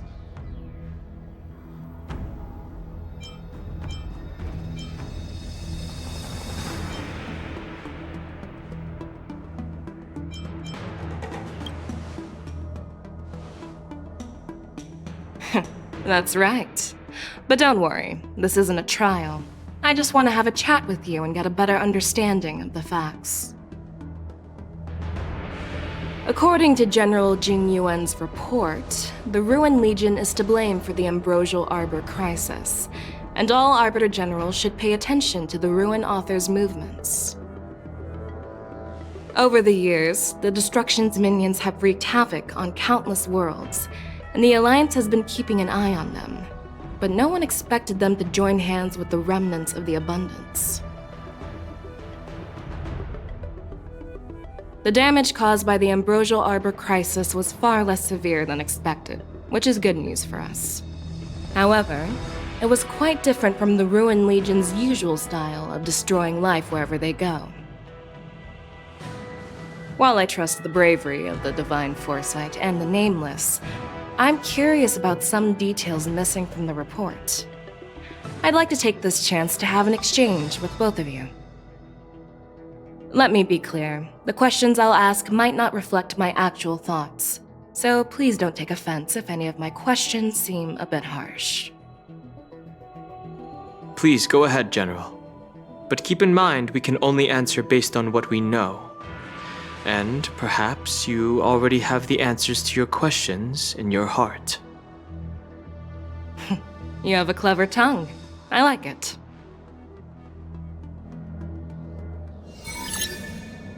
The Merlin's claw is quite articulate. Right now, her intentions are unknown, and Jing Yuan wants us to be honest. Maybe I'll just stick to the facts we know. Let's cut to the chase. Before the crisis struck, the Astral Express was guided here by a Stellaron hunter, a wanted felon, in an attempt to resolve the Stellaron crisis. However, everyone in the cosmos knows of the Stellaron hunter's reputation. So, why did you place so much trust in them? Could it be that some of you have a connection with them?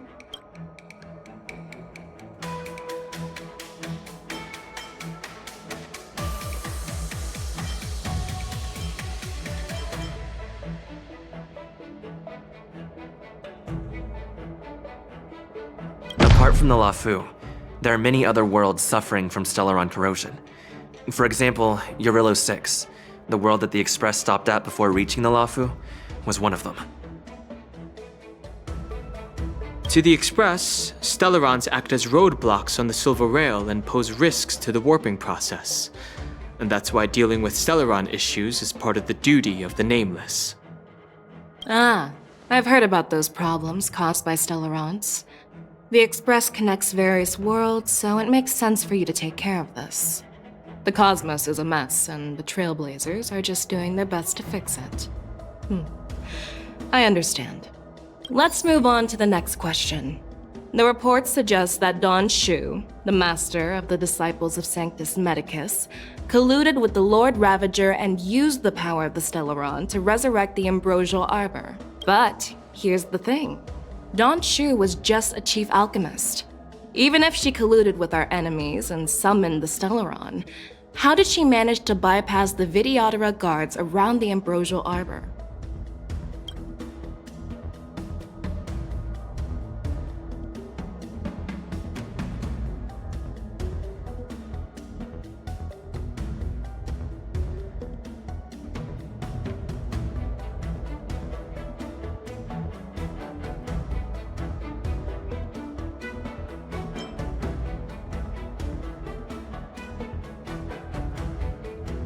I personally met Don Shu once. Her closest friend was killed during the war on the Fanghu, and she harbored deep hatred towards the Hunt. So she spent years making preparations in the Alchemy Commission, in order to take revenge on the Xianzhou. Revenge is also a form of the Hunt. However, that doesn't explain how she managed to bring the Stellaron into the Scale Gorge waterscape, which was guarded by the Video. Well, you should ask Don Shu herself for the answer. Unfortunately, Don Shu is dead, and even her corpse has crumbled into ash. That's one less clue we can pursue. According to the report, Lord Ravager Fantilia is the mastermind behind the entire conspiracy. She disguised herself as an ambassador of the Skyfaring Commission and traveled with you, only to vanish without a trace later on. It seems too convenient to label her as a scapegoat.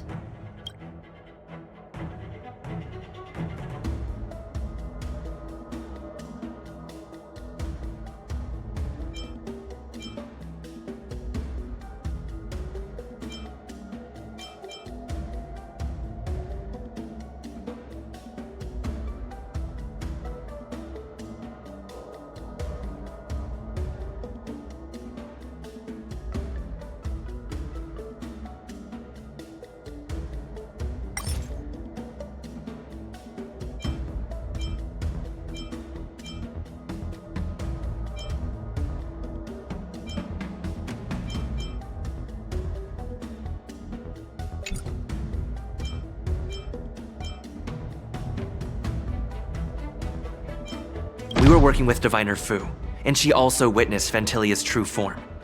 You're not going to doubt one of your own people, are you? Of course not. We can trust the testimony of Master Diviner Fu Xuan. However, even if she saw it with her own eyes, we can't completely rule out the possibility that she might have been deceived. After all, it's suspicious how the culprit just bizarrely vanished.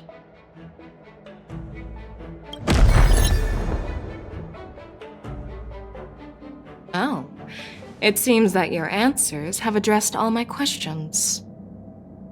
Generals, I am finished with my questioning. So, what do you think, General Fei Shao? Have the doubts in the report been cleared up? The two nameless have been honest in their answers. Even though there are some tricky details, my intuition tells me there is nothing wrong. However, the 3 questions I posed earlier were not just for the nameless, but for you too, General Jing Yuan. First, the Disciples of Sanctus Medicus grew uninterrupted on the Law Fu, yet the 6 charioteers were not aware of it. That was a dereliction of duty. Second, you believed in the Stellaron Hunter's prophecy and entrusted outsiders to solve the crisis, even granting them access to the Plague Mark. That was a dereliction of responsibility. Third, you insist on holding the war dance right after the Ambrosial Arbor crisis, putting the Lawfu back in the spotlight. That is a dereliction of wisdom. Merlin's Claw. Is this your line of thinking, or the 10 Lords? From the moment I walked in, I made it clear that the questions I'd ask might not reflect my actual thoughts. The disciples of Sanctus Medicus were deeply rooted and had been plotting for a long time. I admit it was my negligence for not noticing it earlier. As for the Stellaron Hunter's prophecy, I didn't believe all of it, but in the end, the Lawfu did survive the Ambrosial Arbor crisis. So, I think it's safe to say that Elio's prophecy about the future holds some merit. And as for the war dance, do you think I'm unaware of the risks? However, risks can also be opportunities. The Lawfu has lain low for too long. I believe it's time to stir up the dregs hidden in the depths and wash them away once and for all. Just as I expected from our sophisticated divine foresight. You have a way with words. I like it. But, unfortunately, ever since the report was submitted, the Alliance has been filled with rumors and speculation. Even within the Lawfu, there are people accusing you of neglecting your duties, resulting in the Ambrosial Arbor's resurrection. So what are your thoughts on all of this, General Fei Shao? As a fellow Arbiter General, I fully understand the difficulties of this position. Personally, I think all these rumors are meaningless drivel. Across the sea of stars, the divine foresight knows better than anyone else what happened on the Lawfu and the meaning behind it. Just as what happened on the Xianzhou Yaoqing recently. You mean the Xianzhou Yaoqing is also... The scouts of the Verdant Knights have sent back reports that Borisin are making trouble again. The Borisin packs that were once divided and scattered have started swallowing each other up, forming larger and larger packs. Moreover, there's an entity named Mongus behind it all. An entity? According to the report, this entity isn't actually a Borisin. It's a woman claiming to be the messenger of the Master of Immortality. She's described as having 12 faces and 12 pairs of fangs, as cruel as poison and as elusive as quicksand. The Borisin believe she'll give them a chance to rise again. That's Ventilia. That's right. You're lucky that I'm the one who came this time. If it were the Patina Justice or the Seer Strategist, this conversation might not be so friendly. I've always had faith in my instincts, so I don't doubt your good intentions. But the Alliance has its fair share of questions and doubts about the Lawfu. So, my plan is to come up with an acceptable answer to satisfy the Alliance. What's in this plan, General Fei Shao? General Jing Yuan, you already know what has to be done. But since you don't want to be the bad guy, I'll take care of it for you. You need the final word from the Ten Lords Commission to quell any doubts. And for that, I'll have to ask the two Nameless to visit the Shackling Prison. No, I'm not imprisoning you. While you're there, I'll ask a judge in the Ten Lords Commission's Interrogation Division to record a detailed testimony with the karmic mirror from both of you. We'll fill in the gaps that weren't covered in the report and silence any protests within the Alliance. I'm okay with that.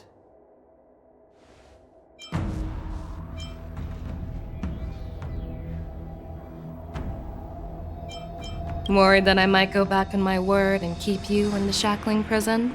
Relax. If I wanted to do that, you'd already be behind bars. Once you're done with your testimony, you're free to come and go as you please.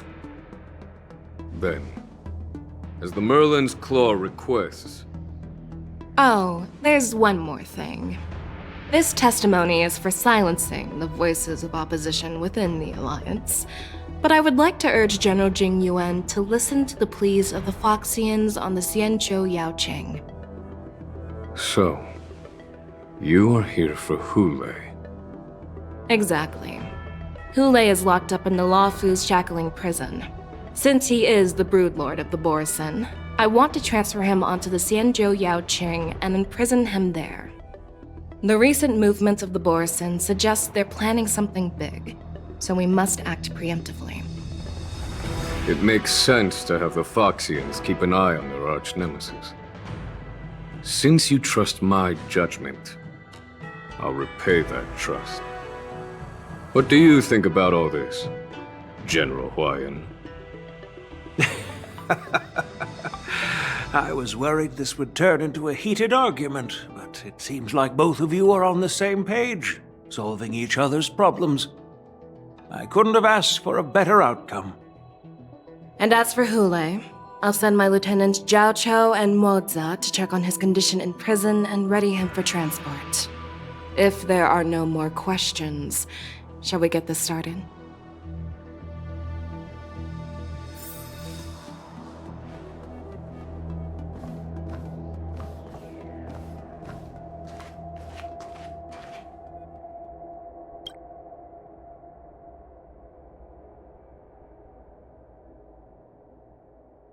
Do you actually believe in the Stellaron Hunter's prophecy?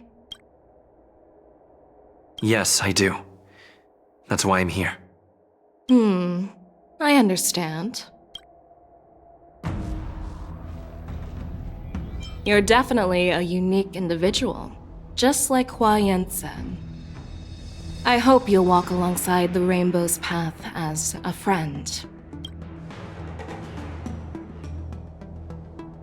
Well, I'm glad we managed to talk this out. I'm really sorry about all this. But the testimony in the shackling prison won't take up much of your time. I'll call for a messenger to take you to the interrogation division. You just need to give your testimony, and then you can head back. So no need to worry. As you wish, General.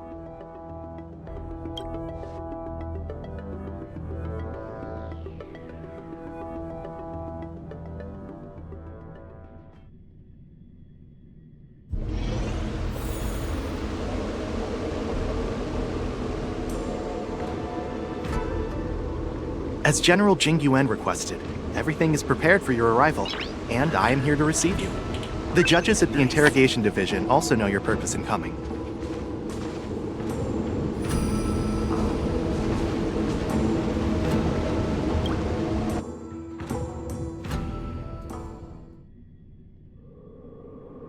The shackling prison.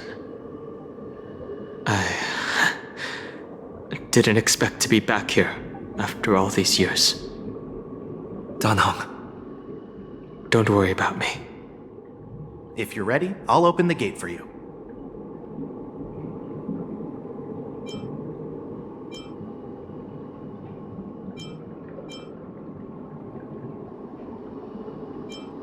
Well, technically, the shackling prison is spread out across multiple delves, and the ancient sea is just where they overlap.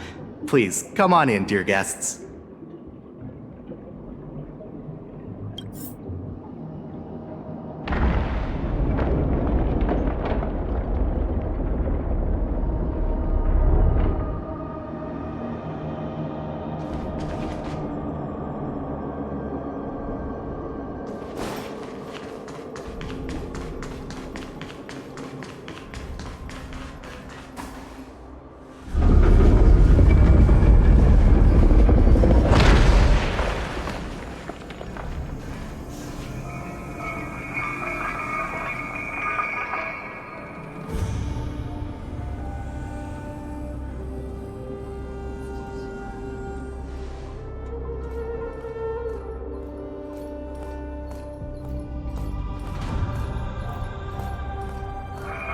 What are you looking at? The shackling prison on the Lawfu is completely different from the one on the Yaoqing. It's completely underwater. Whether it's in the clouds or underwater, breaking free would still be a piece of cake for me. Still thinking about your old jailbreak tricks, huh? Forget it. You're free now. Just don't do anything stupid, or the judges will throw you back in there and lock you up for a few hundred years. You'll see me again in just a few days. Taking Hule back to the Yaoqing means a lot to the Foxians on the ship, and to the General herself. So stay alert.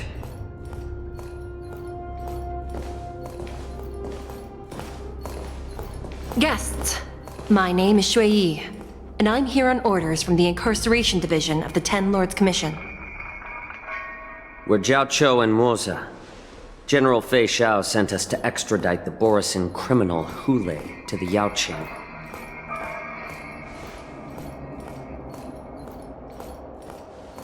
We're here to inspect the conditions of his imprisonment and make preparations for the handover and transportation. I assume you've been briefed, Your Honor. Your visit request has been approved. I'll be your guide for this trip. Prisoner Hule, the warhead and brood lord of the Borisin Abominations of Abundance and the arch-nemesis of the Foxians, is responsible for 2,123 wars of aggression and countless associated crimes.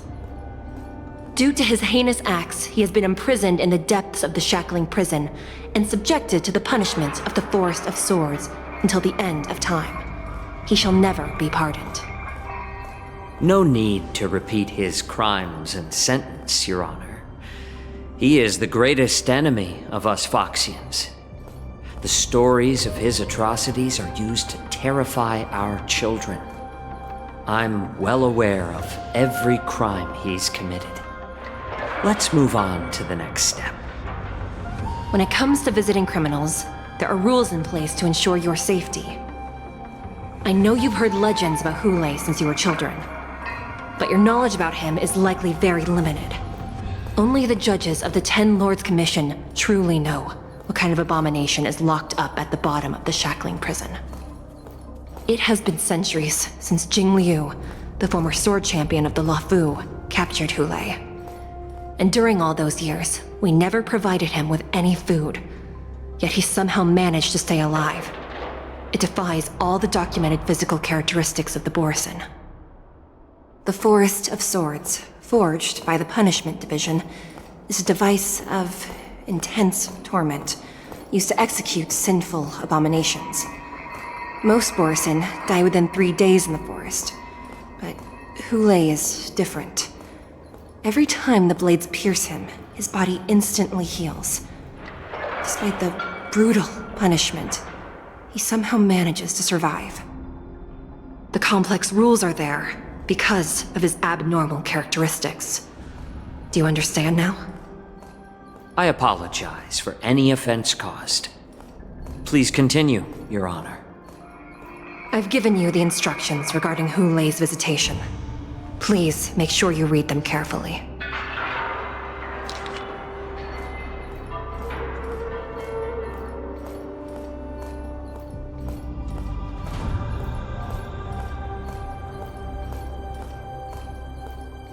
And please, take this pellet before proceeding. No, I'm not taking random medicine. Then you won't be allowed to visit Hule. Just swallow it already. Hule is like all Borisin. He can release a pheromone called lupatoxin that induces fear. Thousands of years ago, we Foxians were enslaved by the Borisin. Not because we were naturally weaker, but because of their lupatoxin. This pill is for our own mental well-being. I understand. I knew you were a reasonable person. Now that we've taken the medicine, let's proceed.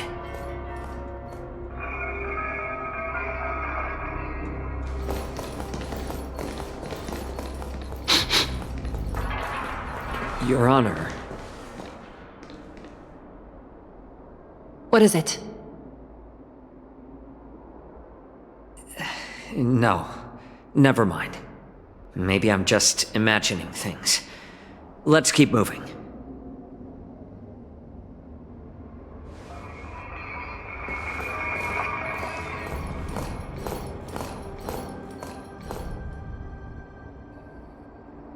Here we are. Her Honor hasn't arrived yet. Please wait a moment.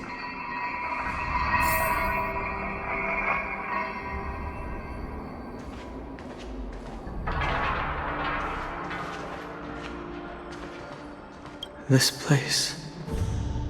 It's still as cold as it used to be.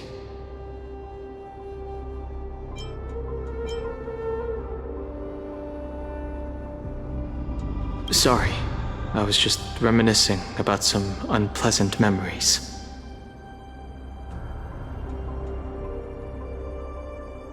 Thank you.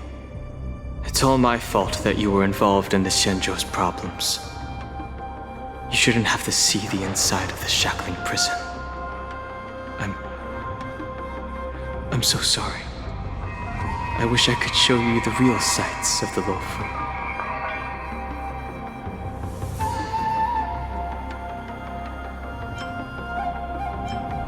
The 6 charioteers might have more power over the rest of this Xianzhou ship.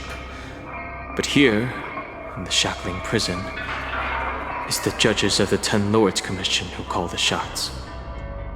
The judges will use a complicated interrogation device called the Karmic Mirror. It accurately tracks every physiological change during questioning and records it. Therefore, the judgment made here will be sufficient to convince the other administrators of the Xianzhou.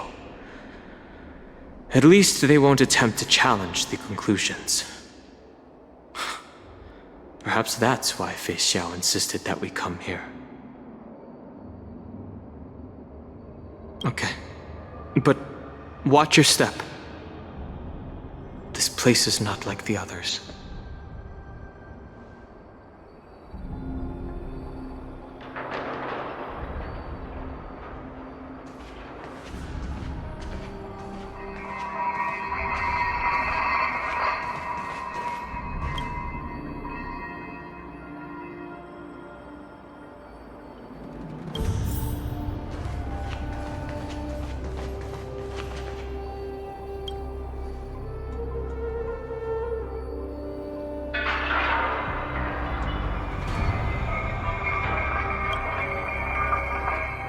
Welcome, dear guests from the Express.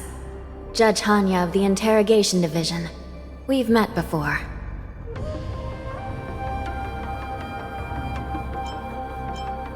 Glad to meet you again. Please allow me to express my gratitude to you again for subduing the demons in the Fixtral Garden. Looks like while March 7th and I were clueless, you already made many friends on the Xianzhou Luofu.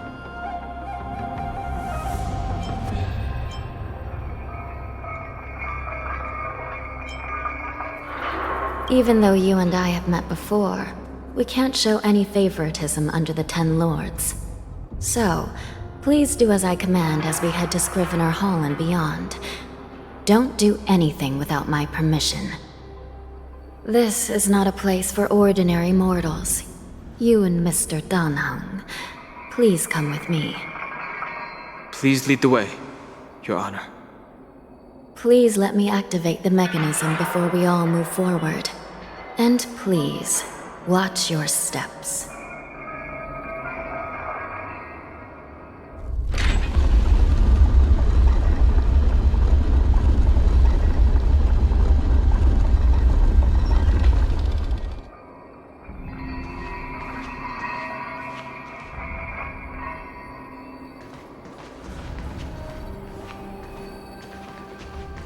Be very careful and watch your step as you make your way through. The terrain inside the shackling prison is treacherous. One wrong move, and you could end up plunging into the depths. And if you're really unlucky, you might be frozen solid or burned to a crisp before anyone can help you. But with your skills, I don't think you need to worry about that.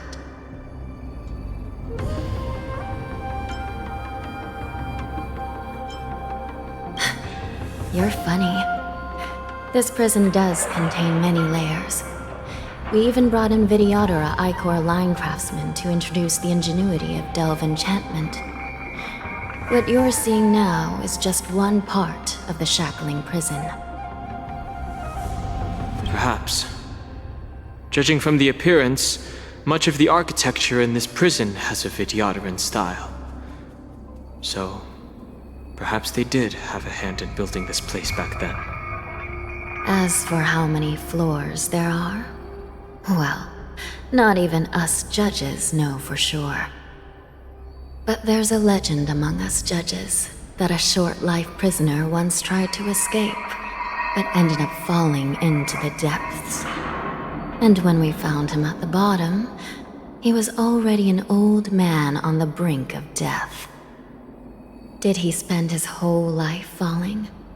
Or did some long-life prisoner drain his life essence?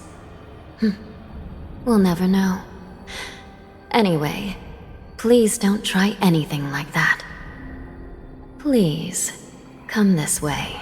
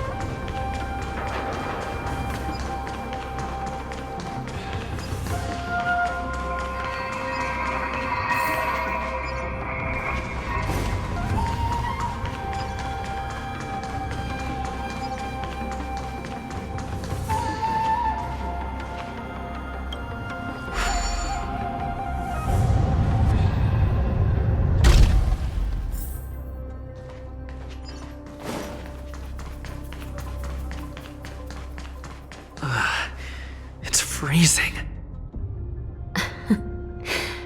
This place is filled with the cold air from the northern peak of the polar delve.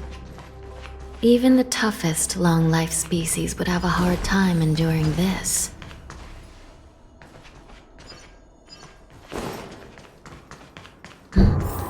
Did you hear something just now? Let me check it out.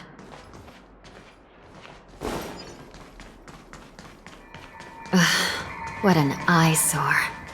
This place is packed with... These crates. They look oddly familiar. A few days ago, the Spiritfarers received reports about an IPC transport ship that was attacked by Borison. Then, a bunch of those abominations were dumped into this place. I had a feeling there would be trouble during the war dance, but throwing both the pirates and the cargo in jail? That's a new one.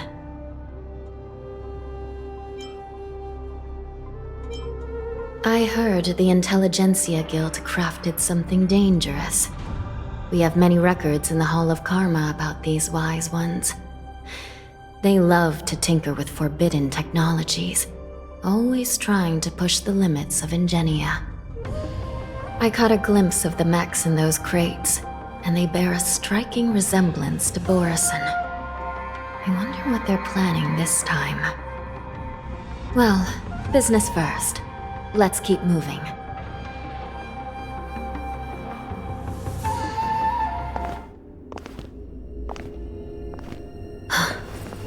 Strange. I don't remember checking the containment facilities a second time.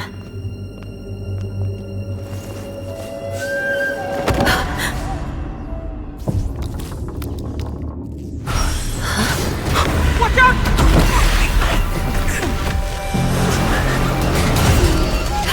Emergency! All wardens prepare for action! Emergency! All wardens prepare for action!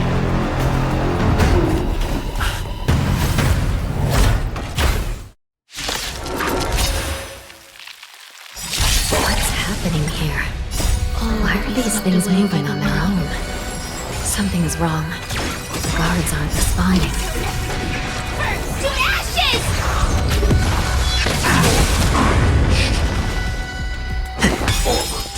Let the show begin! Eternal. Bust. Or maybe I'll take it all!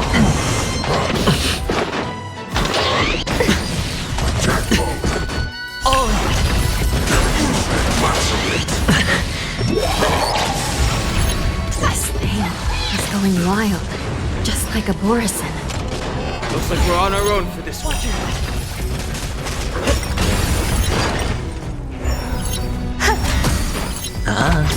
Set the seas ablaze!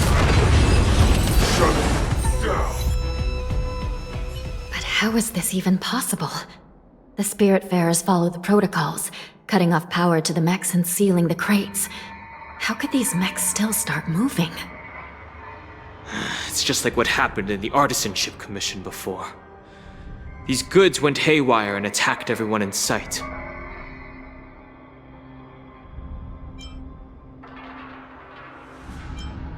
The Alchemy Commission members examined them and found some unusual structures within. These things showing up in the shackling prison can only mean one thing. A prison break. And whoever delivered these goods clearly wanted them to go through the Xianzhou's strict inspection process to show the Skyfaring Commission and Cloud Knights how dangerous they were. They wanted these mechs to end up right here, in the shackling prison. If these things already started taking action while nobody was paying attention, then the whole prison is in trouble, I'm afraid. And to make things worse, another group of visitors just entered the depths of the shackling prison, the messengers from the Xianzhou Yaoqing. And the prisoner they came to visit might be the target whom these wolf-shaped mechs were delivered here for. If that vicious beast manages to break free, it will be a catastrophe for the Xianzhou Luofu.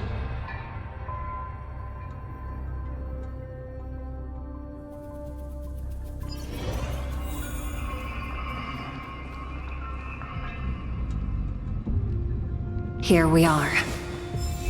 Have we arrived already, Your Honor? Shouldn't there be a cage here? The most notorious felons are locked away in the solitary delves, deep down in the prison. Those delves can't be opened without proper authorization. The blue bird paves. I've given you the diagrams for lighting the lanterns. Please take a look.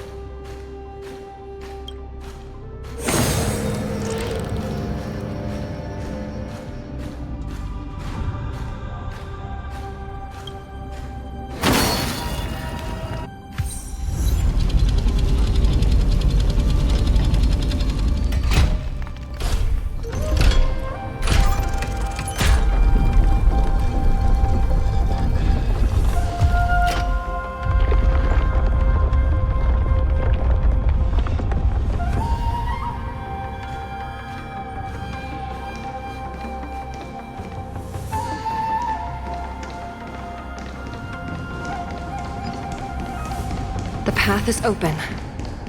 Once we descend to the bottom of the prison, please do not do anything reckless.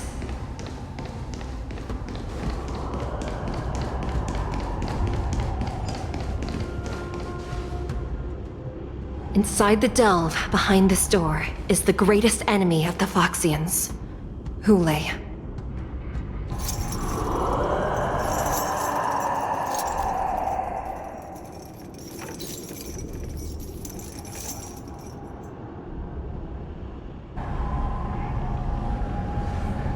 According to custom, envoys from the Yaoqing visit the Xianzhou Luofu once every century to check on this abomination's imprisonment and condition.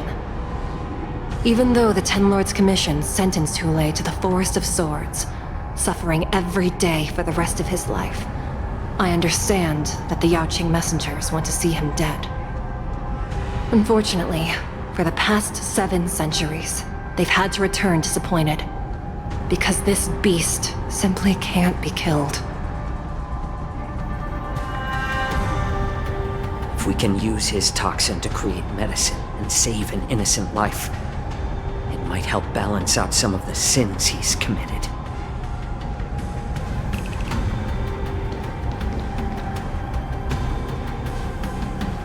Could you be the key to a cure for the General? Hule.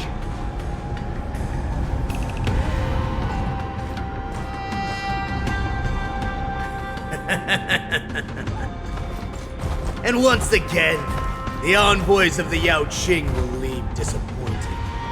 However, I won't say the same for me and my brothers. Who's there? I'm just a humble counselor of the Rhino Hound Pack. You can call me Mock Talk. Wardens, intruders on the lowest level! Send reinforcements!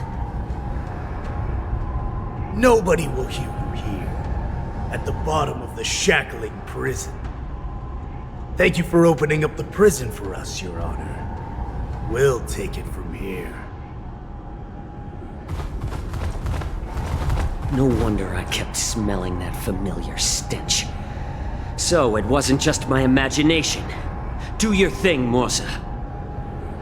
We mustn't let these abominations get any closer! Detestable things. There are too many of them. Once we were inside the shackling prison, we found soldiers available everywhere. Like fireflies until everything burns to ashes! Every petal in life's all will be swept away by the wind.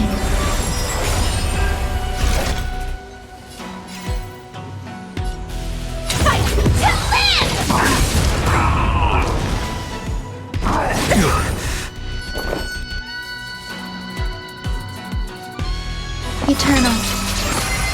How about letting the enemy strike first? I hit the mark.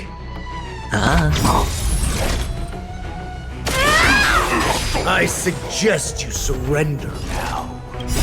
Of course, I'll still kill you. Maybe I'll take it off. But I promise it'll be sweet.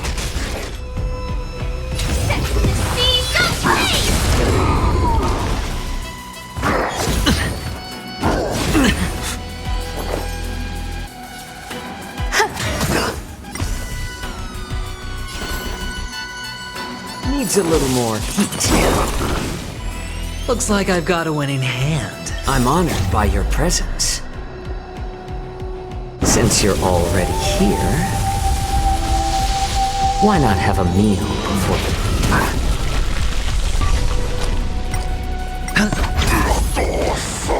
Fight to live! How presumptuous! Die now! Leave if you can, Morza. It's not time yet. Recalibrated! Watch your head. No dirty tricks already. Enjoying yourself? All will be swept away by the wind.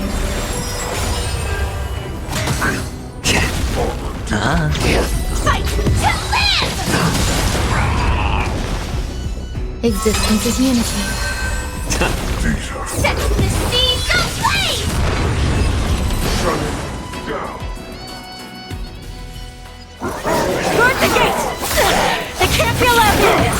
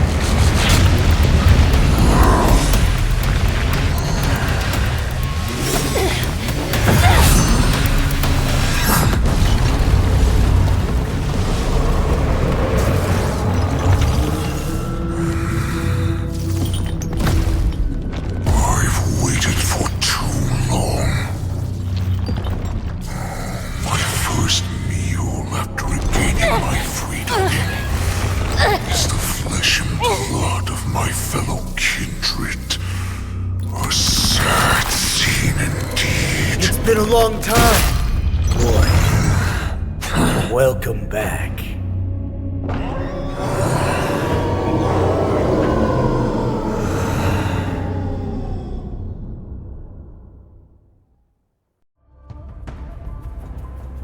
How many times has the old verdant home spun around since our last hunt?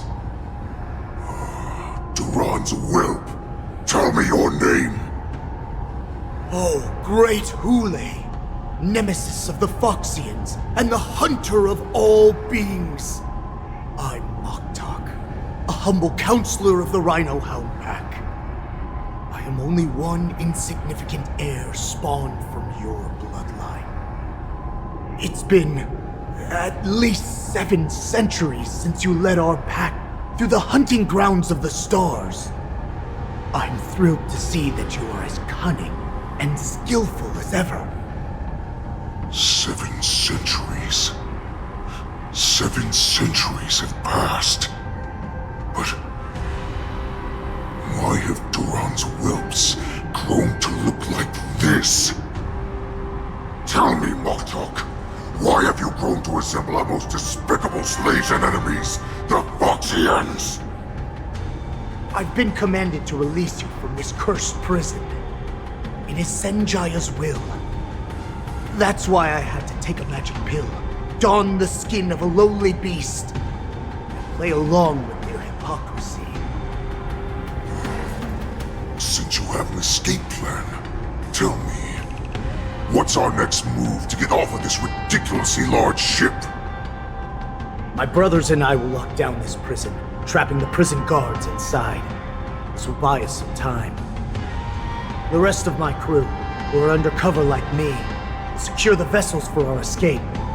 According to the plan, we only have a tight 2-hour window to get out of here. Originally, I intended to carry out the plan tomorrow, but they're planning to transfer you to the Xianzhou Yaoqing now. So I seized this opportunity to set you free. What a reckless plan, you idiot!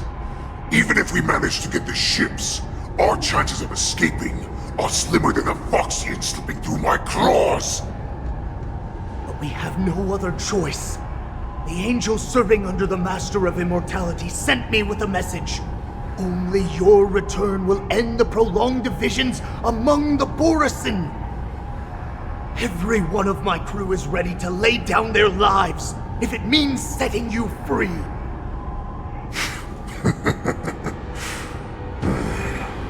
A sneaky weakling like you is actually showing some reckless bravery with this plan. Fine.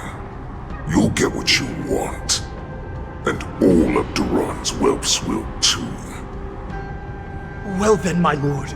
We should leave now. Before we go, give me one of those magic pills.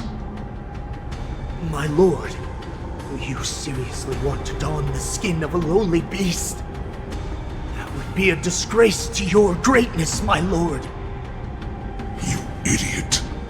Greatness means nothing without freedom. Once I get out, I'll need a disguise that won't raise any suspicion. As you wish, my lord. Is that Foxian slave my meal? No, he's an envoy from the Xianzhou Yaoqing. I plead you to endure him a bit, my lord, as he's more valuable as a hostage. Take him, guys! Time to move out!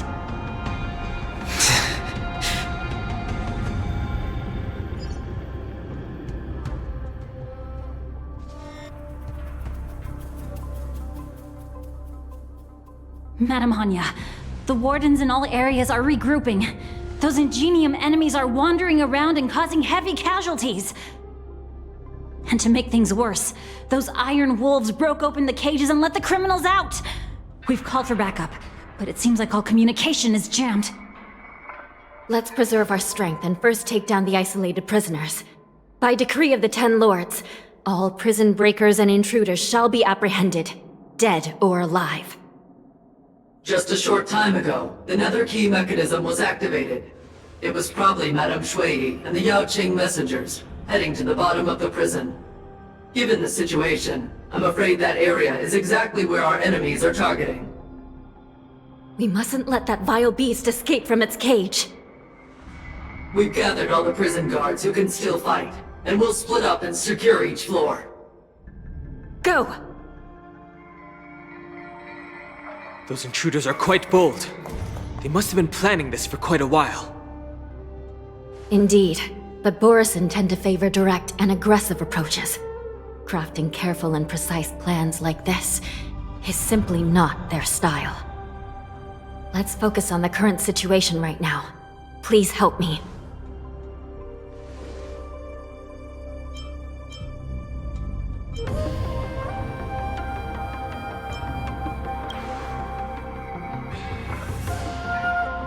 What's the fastest way to the bottom of this prison, Miss Hanya?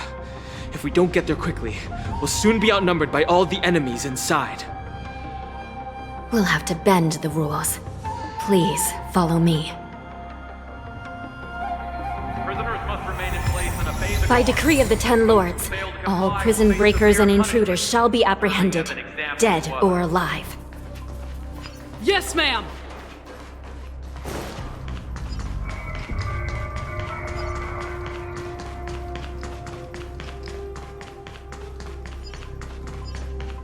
Hold your position here. Yes, ma'am.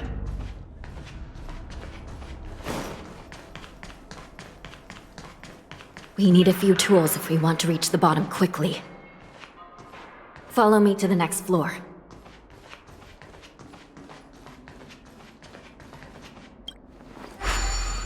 The path is cut off. Someone must have altered the mechanism. No matter. It'll just require a bit more work to get through.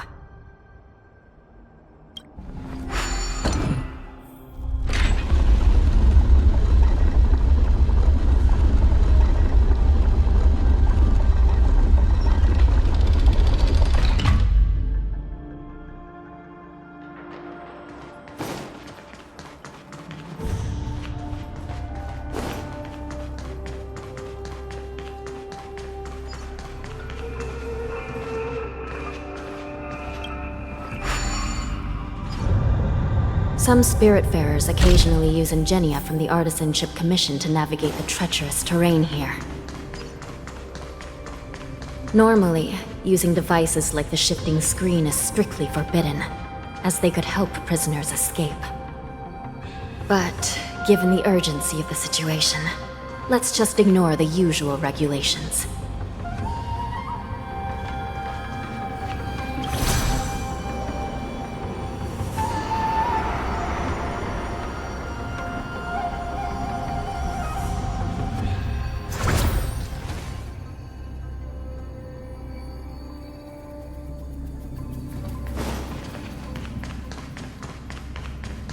The nether key has been activated. I hope we're not too late. Hang in there, sister.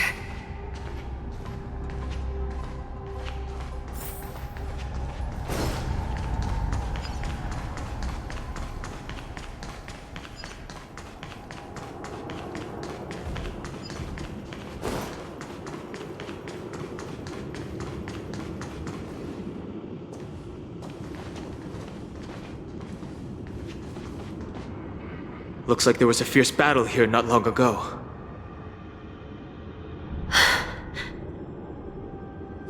The gate to the prison delve is wide open. Hule has managed to break free. Where are the Yaoqing messengers? And where's my sister? Are they still alive? Let's look around. Maybe we'll find some clues.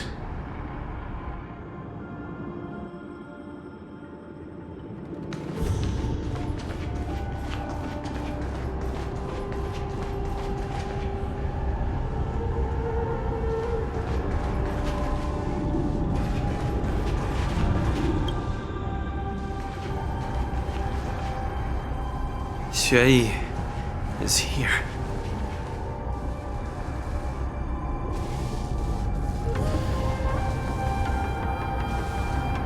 Miss Xue bravely sacrificed herself.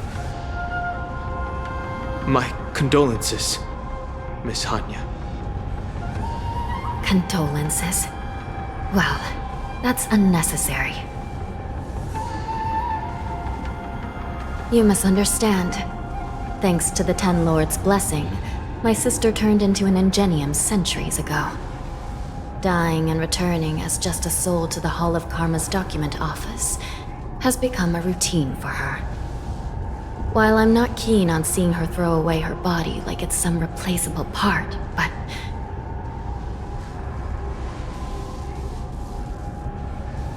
By the way, have you seen bodies that might be the Yaoqing messengers? One of them is a Foxian wearing exquisite clothes, and the other wears a dark cloak, like a fugitive. No. I haven't found any Foxian bodies. Only Borisin ones. So, the intruders and Hule are holding the Yaoqing messengers hostage. This is the worst situation. With hostages in their grasp, the prison guards can't do anything about the prisoners. If anything happens to the messengers, the relationship between the Yaoqing and the Luofu could be irreversibly damaged. We must rescue the messengers, get out of here, and spread the news. We mustn't give up as long as there's a glimmer of hope.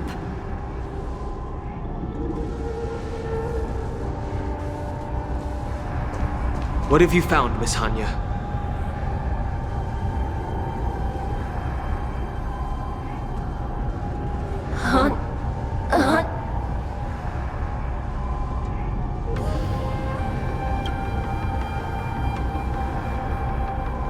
Reconstruct. It's my sister. Looks like her soul hasn't returned to the Hall of Karma yet. At such a critical moment, her death can give us information that we can turn into an advantage.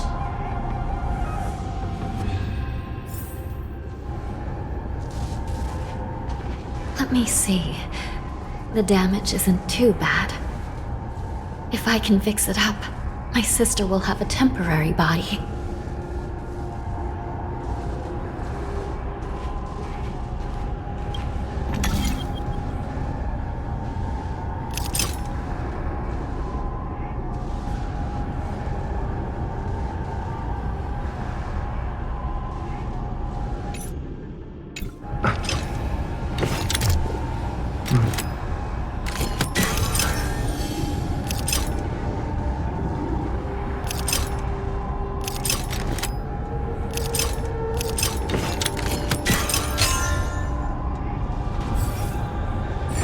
Hanya, I'm back. Welcome back, sister. I don't know what kind of expression I should have at a time like this. Happy? Tears of joy? Forget it. I'm used to you coming back in all sorts of forms.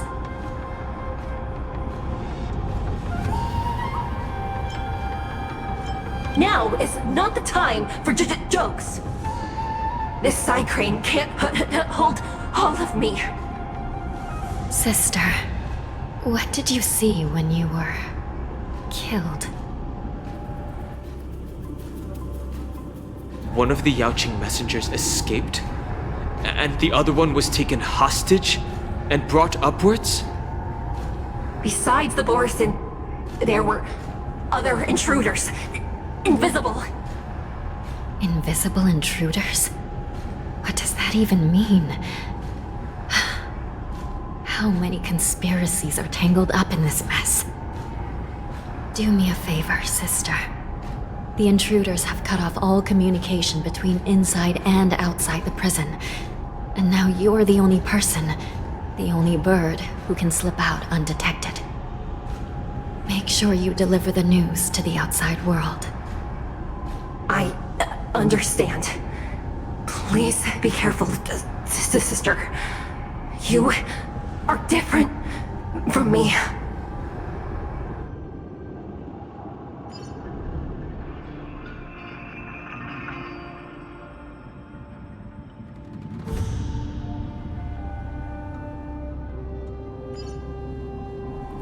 Time is running out, Miss Hanya.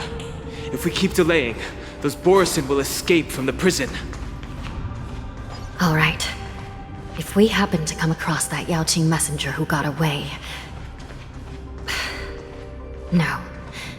Stopping Hule should probably be our top priority.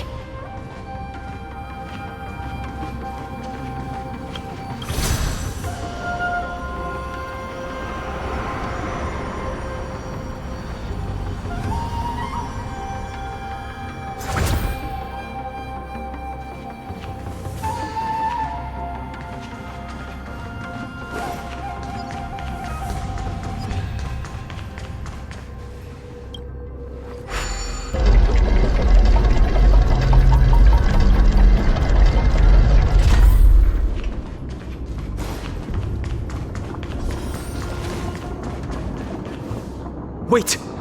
Something feels off. Something's approaching us.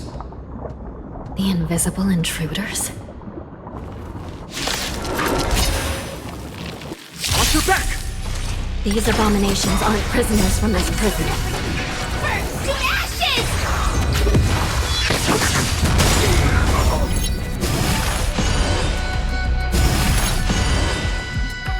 Let the show begin!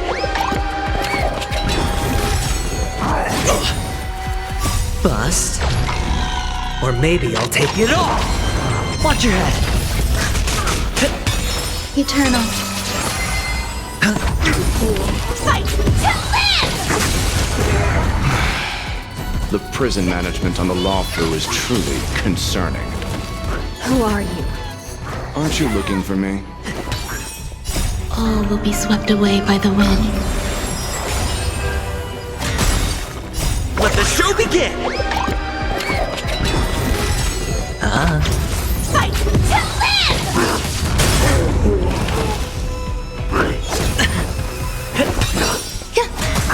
Set the seas ablaze! Just focus on the fight.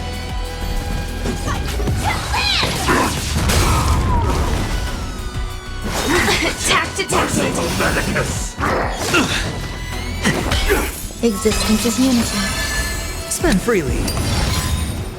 Bust. Or maybe I'll take it all! All in! Set the seas ablaze!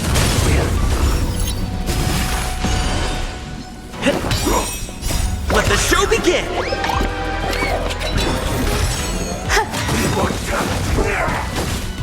All will be swept away by the wind. Fight to live!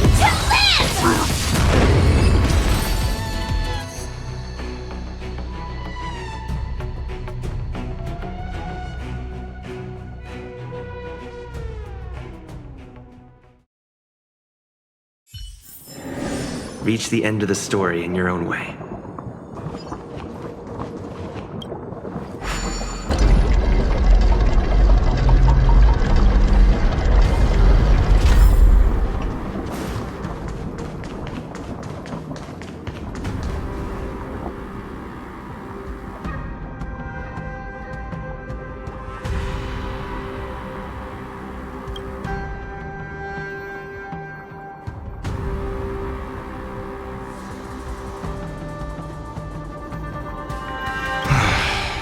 The prison management on the Lawfu is truly concerning.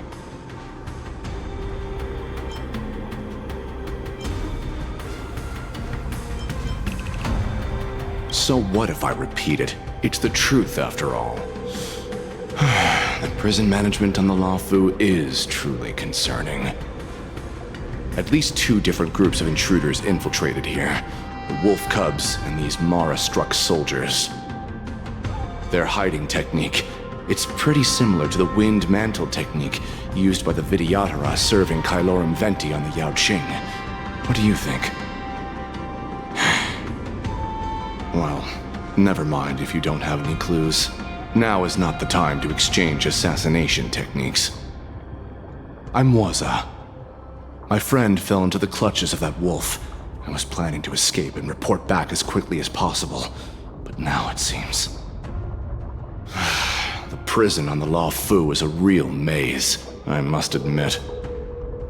Thank you for your help, Mr. Moza. We'll do our best to ensure your friend's safety. No, you can do nothing for him now, and you shouldn't be focusing on his safety at the moment. Your friend is in Hule's clutches and you're just going to leave him behind?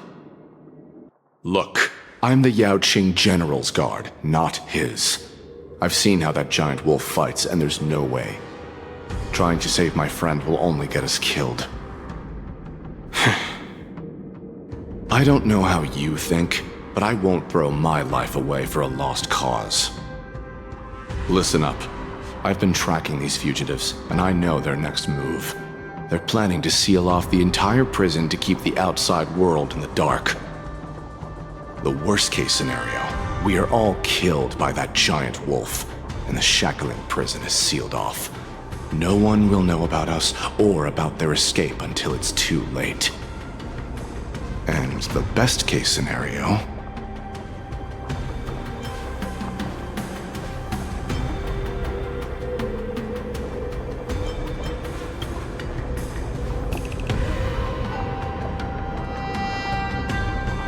The best-case scenario would be, we seal the gates and trap the enemy inside with us. We can't let that monstrous wolf escape. Hopefully, someone will eventually notice that something is off and come to help. As for whether we'll still be alive by then, it's not something we should think about. You sure have a way of comforting people, Mr. Morza. As a person of the Yaoqing, I've always searched for something meaningful to give my life to. I have to make it out alive. My companions are waiting for me.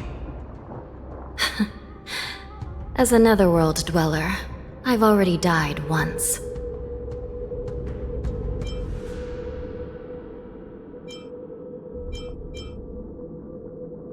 Yeah. We won't give up. Not until the very last moment. None of you are part of the Ten Lords' commission, so sacrificing yourselves isn't the right move. As a judge, it's my responsibility to guard this prison, and if someone should step up to stop Hule from escaping, it should be me, not you. Once we reach the gate, I hope you'll help me seal it. After that, I'll do everything I can to fight the Borisin, and you find a safe place to hide and wait for reinforcements. Now, let's proceed upward.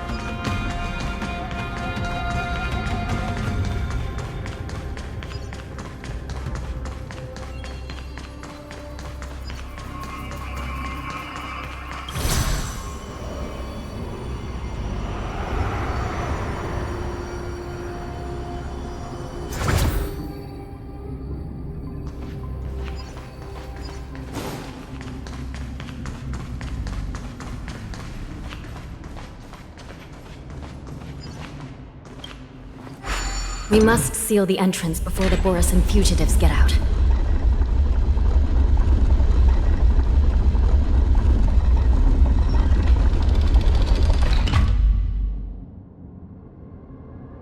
The prison wardens and mechanisms won't be able to hold them for long. Follow me.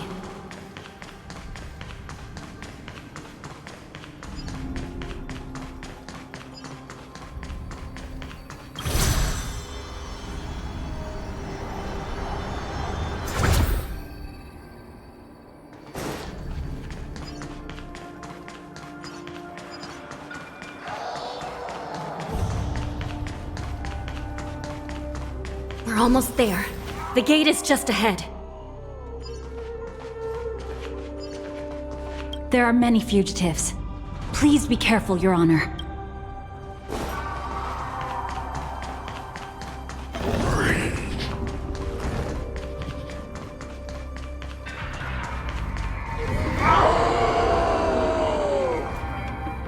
I will hold them back. Don't let Hule escape!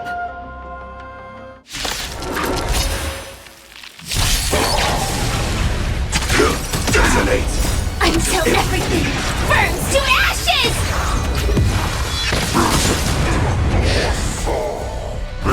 Recalibrating! Existence is unity.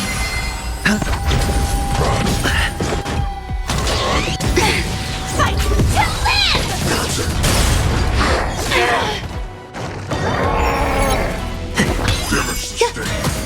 Spend freely. Set the seas aflame!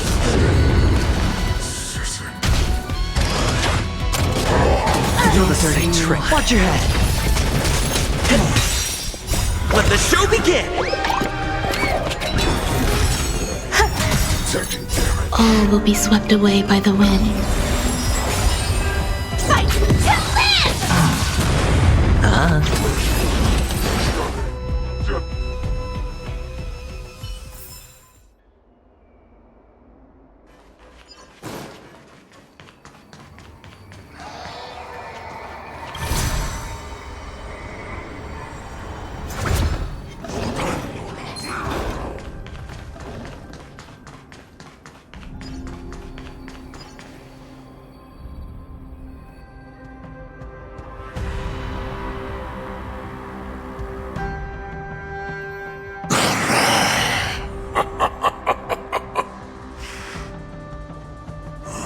This brings back such familiar memories. Memories of chasing, gnawing, and tearing. Oh, they're back. They're back. They've all come back. My lord, we're just one step away from freedom. As we pass through the gate, no one will be able to stop us. So this hostage is useless now. Kill him, Moktok. He's getting away. Do something, Jiao. It's just like the old days, you useless loser. Just do something! Maybe this Yao Qing messenger can strike a deal in exchange for his life. He can use his status to help us escape from the Xianzhou. What do you think, Mr. Jiao?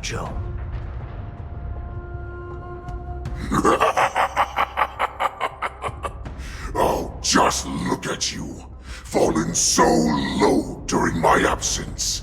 You're even negotiating with livestock. As far as I recall, no one from the Yao Qing would ever consider a deal with Duran's offspring. I've got to make this beast stay here, whether it's for the sake of Fei Shao or the Yao Qing.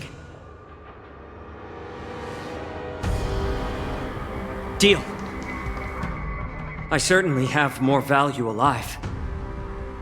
My identity, my knowledge of the Xianzhou, and my understanding of many things that your minions have no knowledge of. They'll all be valuable.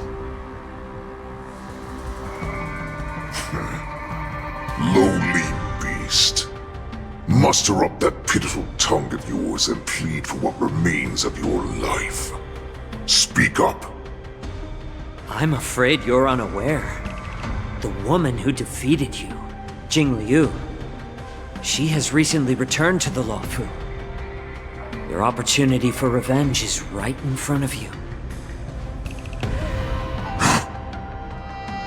My lord, this slave is talking nonsense. I've never heard anything about this. May I just kill him now? Silence, Moktok! And you, slave. From now on, you'll stay by my side. You'll only speak and move when I allow you to. Otherwise, I'll dismember you from head to tail, inch by inch. Got it? But my lord... We must stay here for some time, Moktok. Fear not. Because once I step out of the prison, it's the people of the Xianzhou who should tremble in fear. I'll show them what true calamity means. Now, Duran's whelps, follow me!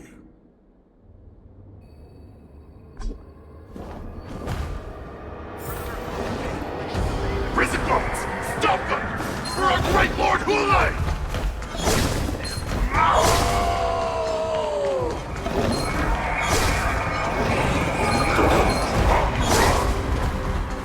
Prisoners must...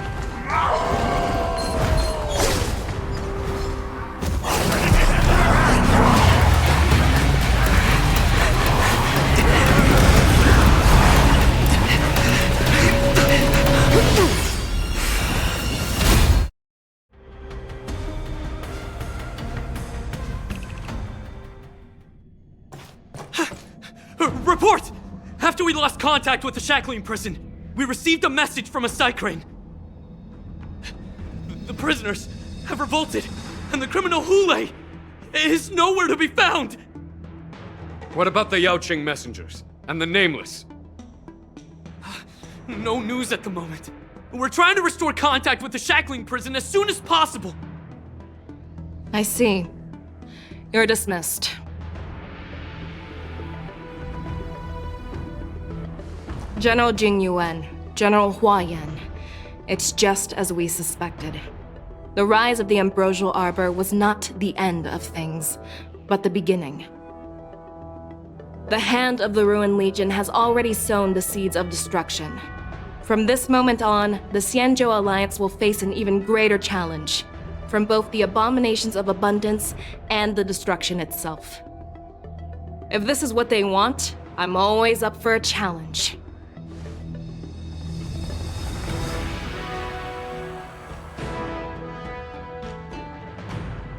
As the Marshal Special Envoy, I'll dispatch the Lawfu Cloud Knights to pursue Hulei myself. Looks like the hidden dregs have finally come to the surface. And as I said before, it's time to wash them away, once and for all.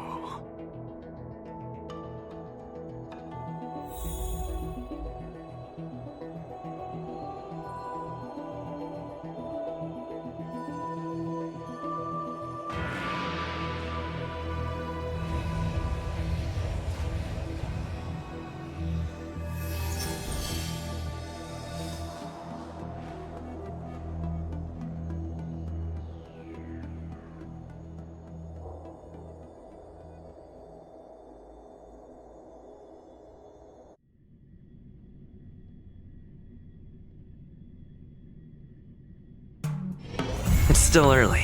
Where to now?